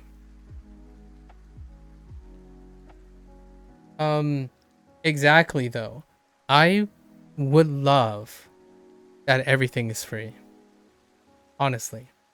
That everything would be free. Like what, and that's kind of funny that you mentioned that. If water was free, it might actually make an argument for supplanting every other drink. Yeah, you know what I mean? Like if you can incentivize something so strongly, it can work. Is it like, I don't know how to make it work, obviously. Like how do you establish that in the first place? Like but if everything was free, there would be no need to keep businesses going. Yeah. There would be no need for keeping businesses going. Yep. If everything was free, would we have motivation to do anything? I've been curious about this. I don't usually delve in like all or none situations because in reality it doesn't necessarily exist. All or nones don't exist in its entirety, right? Certainty is a human condition thing. We want to be certain. We want to be ones and zeros, but naturally it's not. There's so much going on here that I would love to talk about. However, I just want to leave it with one message, right? Just like this, I want to leave this topic for later. I'm sure I'm going to have more to talk about in this topic. The current landscape of live service models are addressing these are addressing these balances, right? Lose-lose. How do live service models get out of a lose-lose situation publicly? Like, where can they comfortably choose who to favor and who to prioritize without the entire company suffering from a PR nightmare and having to change their philosophy? Like, for example, in Duolingo's perspective, do you back your super subscribers as a means to continue development and accelerating development for features that cost money? Or do you expect that your super subscribers will feel okay for continuously providing features available to everyone, and in response, relatively speaking, the super feature becomes less and less incentivized to have value? Right? It's that whole, well, what is it, like the rest of the people and like the top people, right? So it's tough. And let's not forget that Duolingo is an IPO. That's a very like a public traded company compared to all the others, for better or for worse. I still feel that a lot of people think when a company is publicly traded, they only view one side, the cynical side of how to manage a public company. But I can earnestly say in practice, for now in practice, their main source of revenue, because they changed that too, because of like PR and other things that create negative, they changed their main source of revenue. Their main source of revenue now is super subscriptions. And quote unquote subjectively, from my experience, it is superfluous to someone who is already effective at learning. So effectively, if everyone were, say, I say I'm above average, but there's a ton of people above me that are above average in learning. All those people will probably have come to the same conclusion. How they express that is different though. Some people go at it and say like, dude, guys, why are you wasting money on super? Like, you can do all of this. Here, just buy my 1 month program. It does all of this better than super. Sorry, that was a little shade. But other people would say, oh, it's not worth it. Just go on Anki and download some decks. It'll supplant most of these things. So then you can continue maybe to use whatever Duolingo does differently and use Anki for the rest of the features. You don't need super, right? That's kind of the idea. So they have to navigate that. Are they going to cheapen super?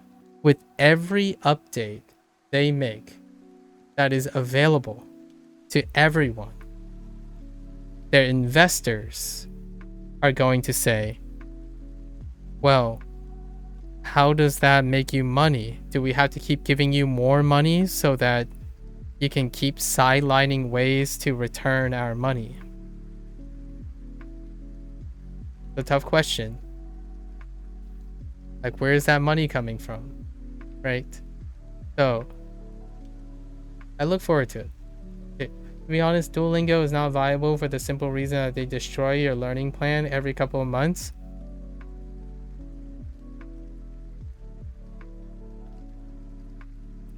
That's too much. That's such a hot take. I mean, you're being honest. Then I believe you. I believe you believe that. Fair enough, Kinorashi. I there's a lot of things to unpack there, but I think I have all the information that I need for how you entered and talked about that, and suddenly you pretty much negated like 60% of what I said with that one statement. So yeah, fair. It's not viable. So I hope you're not using Duolingo anymore, right? Okay, language learning happens over a long period of time. You can't have your learning plan destroyed partway through the process. I believe you believe that. Fair enough. That's a fair statement.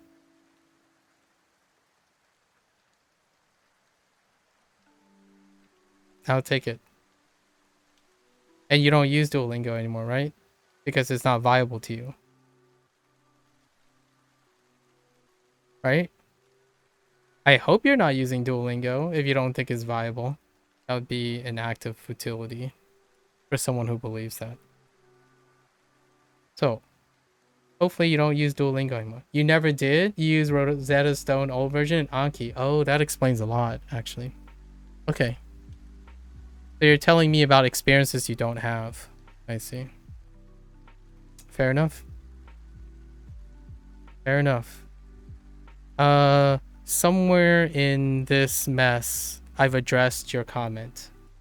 So, you've seen a lot of Duolingo streams? That's amazing. Do I care about other Duolingo streams? Sort of. Is it my Duolingo stream? No.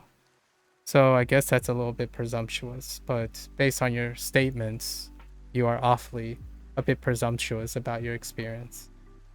So I'll take it face fact. You don't use Duolingo, right? And you don't believe it's viable. You're just saying I'm talking from experience. You literally have no experiences. You literally have no experiences with what you just said. You have experiences seeing other people. That makes sense. I totally agree with that. You feel like it's more so there are alternatives to Duolingo. There are complementary and supplementary things to Duolingo. Yes, Cupcake. Indeed. There are definitely non-overlapping alternatives. Okay, so, but if very, okay, not gonna lie, I love the roleplay. It really helps me converse in your target language. I usually get a candy while I'm studying the flashcards, and if I don't remember something, I eat a candy to remember. That's pretty nice, XD. Duolingo Super Max is amazing. The unlimited hearts and modes are incredible. The roleplay mode is amazing and makes it very easy to practice conversations. Do you have Max virus? I don't have a privilege. It's supposed to be for select groups and it's iOS only. I don't really know how that works, but that sounds like also a statement that someone else made. Oh, on your phone you have a trial. I see. Well, yeah, Cupcake. There are a lot of alternatives to Duolingo, which I stated probably a lot of times already. And then Kinorashi, yeah. So you don't use Duolingo, and you watch a lot of people use Duolingo, and it's clearly not viable. So I hope that all those people who stream Duolingo knows that. So I hope you can. I hope they all stop to support your, to support your theory that Duolingo is not viable, right? Hopefully those people stop destroying their learning plans that are provided by Duolingo. Yeah.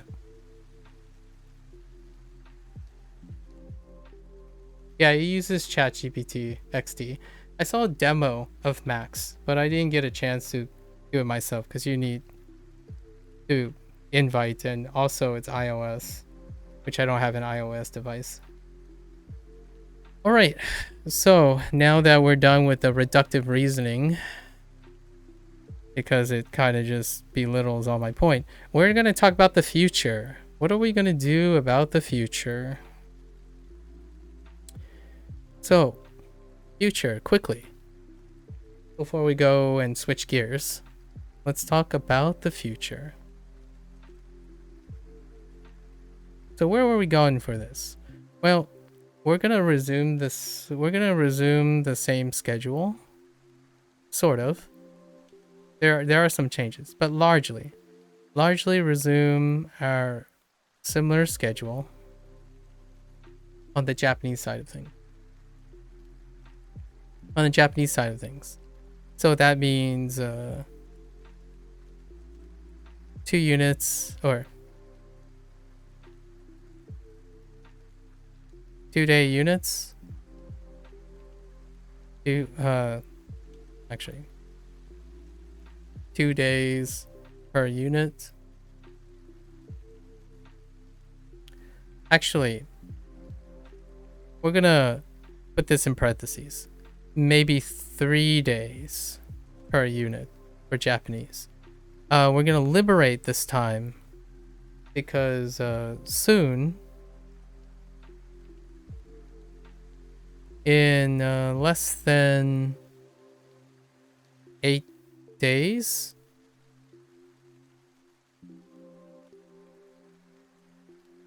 less than 9 days. We're gonna say less than 9 days. Steam sale is happening. Shout outs to Steam, right? Steam sale is happening. And we're going to we're gonna do some various Japanese learning games that have been brought up over like the last several months. So we're gonna try to liberate some time to play those games as a way to SRS ourselves, right? So that's kind of the thing that we're gonna add to our experiences.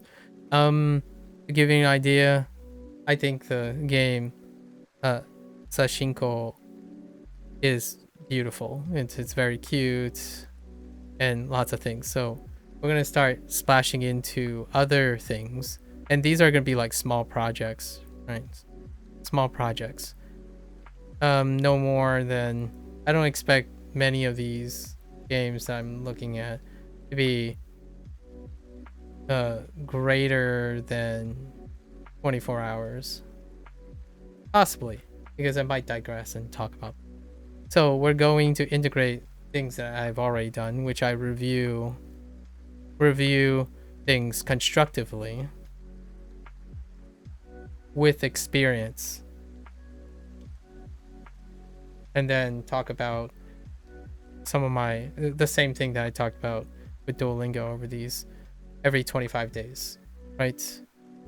In contrast to some people who rely on, so it's not a vicarious experience. So no vicarious experience. Okay. So, and because there are a lot of alternatives, right? They're kind of like Shashinko is one alternative. In the mentioned noun city, which I took a gander at it, the game is still in early access, so we'll see. Lots of the games are in early access right now because the market for these type of things is very not sustainable at the moment. Learning while gaming is like somehow exclusive, largely due to like ones and zeros and generalizations and whatnot, right?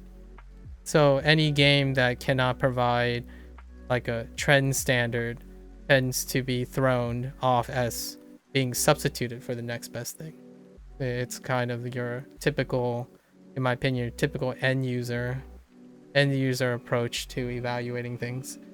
Like what is the best? So you stick to that. Like if you're thinking about games that deal with learning, most people would say just go pick up a textbook. Is it the same? Not really. Is it the same as using it? No, not really. But hey, I have to be cognizant. I have to be aware this is the typical thing. So I do things that are not very generalizable just because I like the engagement and the intellectual challenge that comes with it. So, video games are on the horizon. We'll try it for a month. So it might go over a period of 50 days. Right. It's going to go from, it's largely the end of July or the end of June this month to past July. Take care, virus. To July. So to the end of July. And my goal is to integrate a lot of the things that we've collected, you know, like grade readers, try to brainstorm ideas on how to do grade readers, vlogging, casual conversation, all that stuff into participating in games, right? Participating in games. And we'll try to keep our schedule for Japanese, but it's going to be liberated from the Japanese side of things because these are going to be Japanese oriented games, right? Engage as much as you can in the target language. And of course, since Hinorashi has generously donated the word viability to things, video games itself as a single source is not viable as well. So does that mean you shouldn't play video games to learn Japanese? No, not really, but perhaps other people might think so. And then, much like Cupcake, there are alternatives. Yes, there are alternatives to Duolingo. And what I'm comfortable in streaming is video games. So we're gonna do video games that are targeted to Japanese learners. And then we'll see where this 50-day period goes. And we're going to play our story games in Japanese. These story games typically are either localized originally in Japanese, or in English or Chinese a lot of times. I have a few that are in like Italian, French, and Spanish. I have a few games that the original localization were these, and we'll see how this interacts with them. And then big games, and they're usually either tri audio or dual audio. So I have played most of these games in English already if they are available, and I typically do multiple playthroughs where I listen to all the audio because it's a different experience. So we'll see how far this goes. We're talking about like 3 months, probably at the end of the year. Again, Doing this would be an alternative to Duolingo. So I have used many things as alternatives to Duolingo because I don't believe any one of those alternatives or any specific method is viable on its own. You are the viable person. So the end user is the viable method. And for me, this is something I can do on stream. Not a proprietary paid application that would probably copyright strike me. Right. And then also, as a leaving thing, what happens in front of a stream is part of the story. Reducing someone to whatever you see is presumptuous. We thought about an Anki stream, actually. There is an Anki stream. I'm gonna be taking cues from Lotus and XD.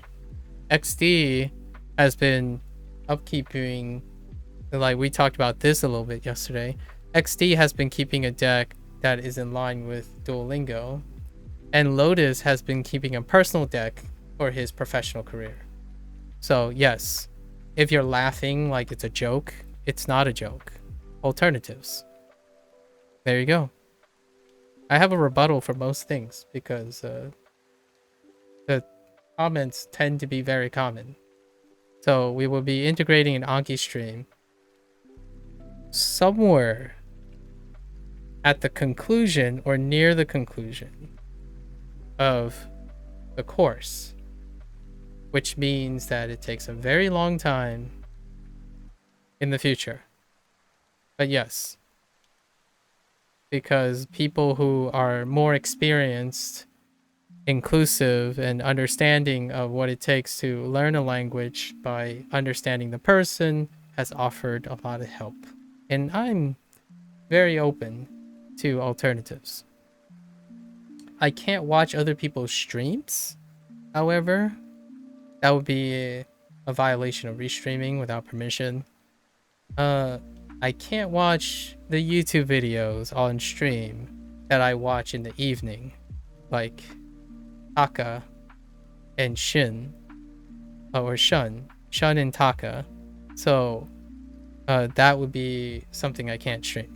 So to put it into more context, so to understand that it is absolutely presumptuous to view things as a part of a whole when you only experience whatever people are willing to share. So deriving conclusions from that is exceptionally presumptuous. And for me, I like to believe that the people that I trust, respect, are respectful and cognizant of those types of generalizations. Okay, and with that said, I'm going to conclude this section so I can switch over to learning Mandarin on Duolingo. I want to leave on a positive note because this stuff is really far in the future and condescension can rear its ugly head. We want to put it contextualized in how long this stuff takes. So the next 50 days, it's about integrating video games, right? Because I love video games and I want as much a part of my life to be integrated in my target language, which has been for a very long time. Like what I'm doing here is no different than outside of Duolingo. I have a predilection for Japanese story games. So I have a lot of them. In fact, the ones that I noted are the ones that I'm going to purchase soon because of my interaction with other Japanese language learners. I myself have over 500 to 600 Japanese made video games that are story driven. And I actually read all the story notes out loud in English as a practice of English diction communication. But there is an opportunity here where I can also attempt to read them in Japanese and integrate that. So I might have a read through in English and Japanese way down the line. Because in 3 months, there's more projects, right?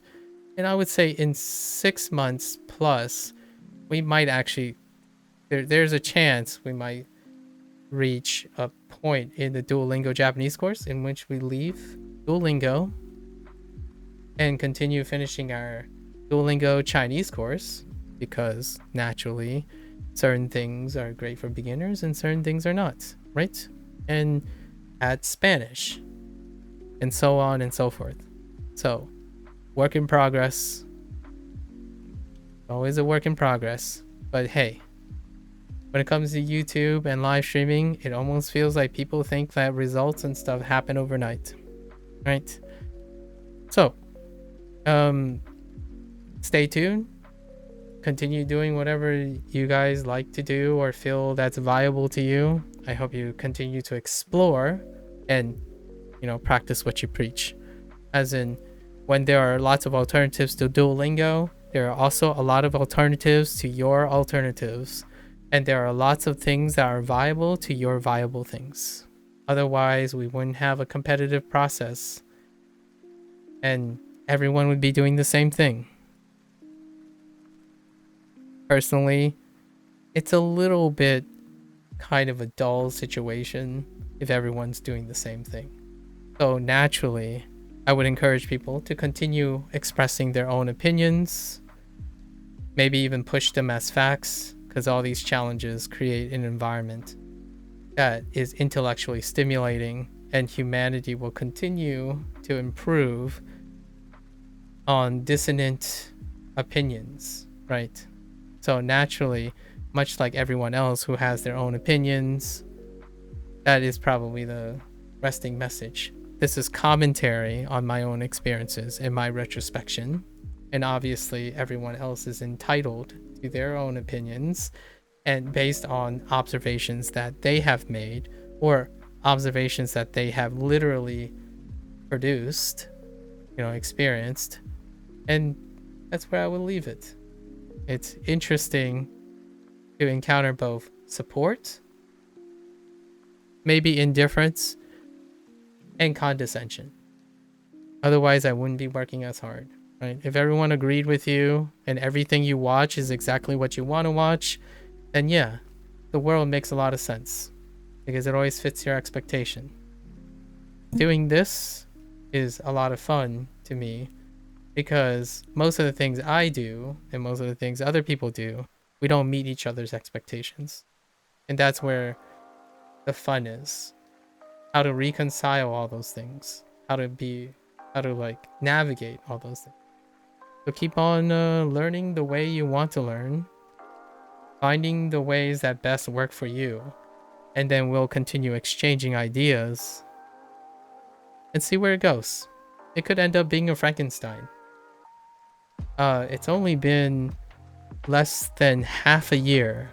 And I think of my projects in half a year, 2 years.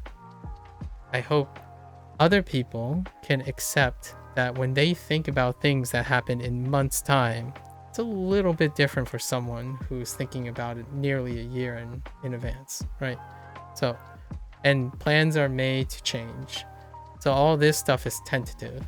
And I hope that other people, when they think about what works for them, they constantly adjust, right? Plans, construction, dynamic, problem solving, critical thinking, adjust as plans go, because expecting plans to stay static is living in a world that is a simulation, not in a natural occurring world, which you have factors that you cannot control.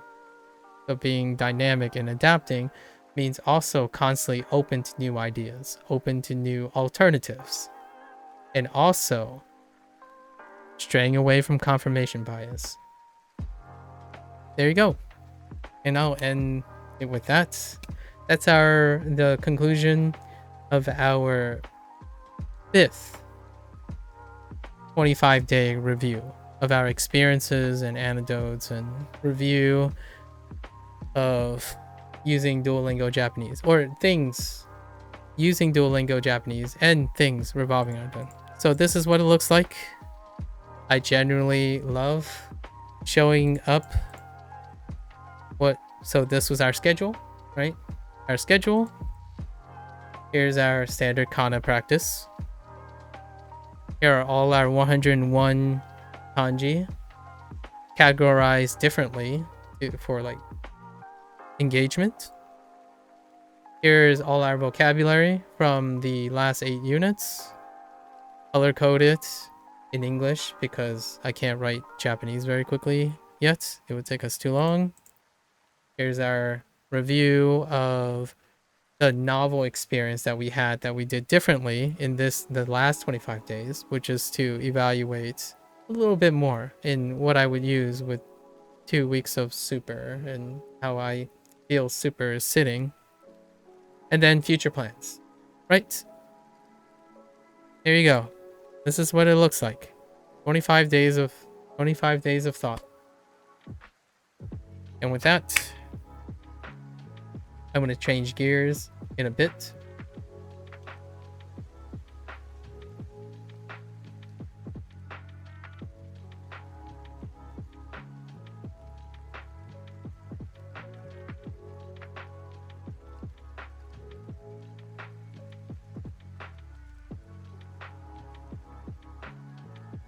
Give me a sec.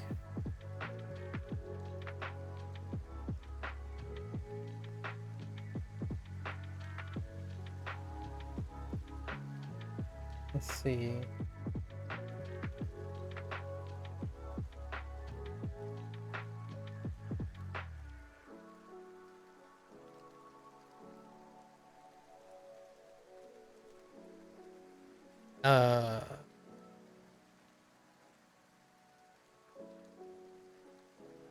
Okay. All right, folks. I'm going to take a break. For all the people who only care about Japanese or only care about other things, yeah, thanks for watching. Thanks for listening. Thanks for hanging out. If you're gonna watch this later, thanks for watching. And I'm gonna take a break. Mata, mata ne, mata ne, mata shita, ja ne to all those who are interested in Japanese. I'm gonna get up, take a stretch. I'll be back. See you then.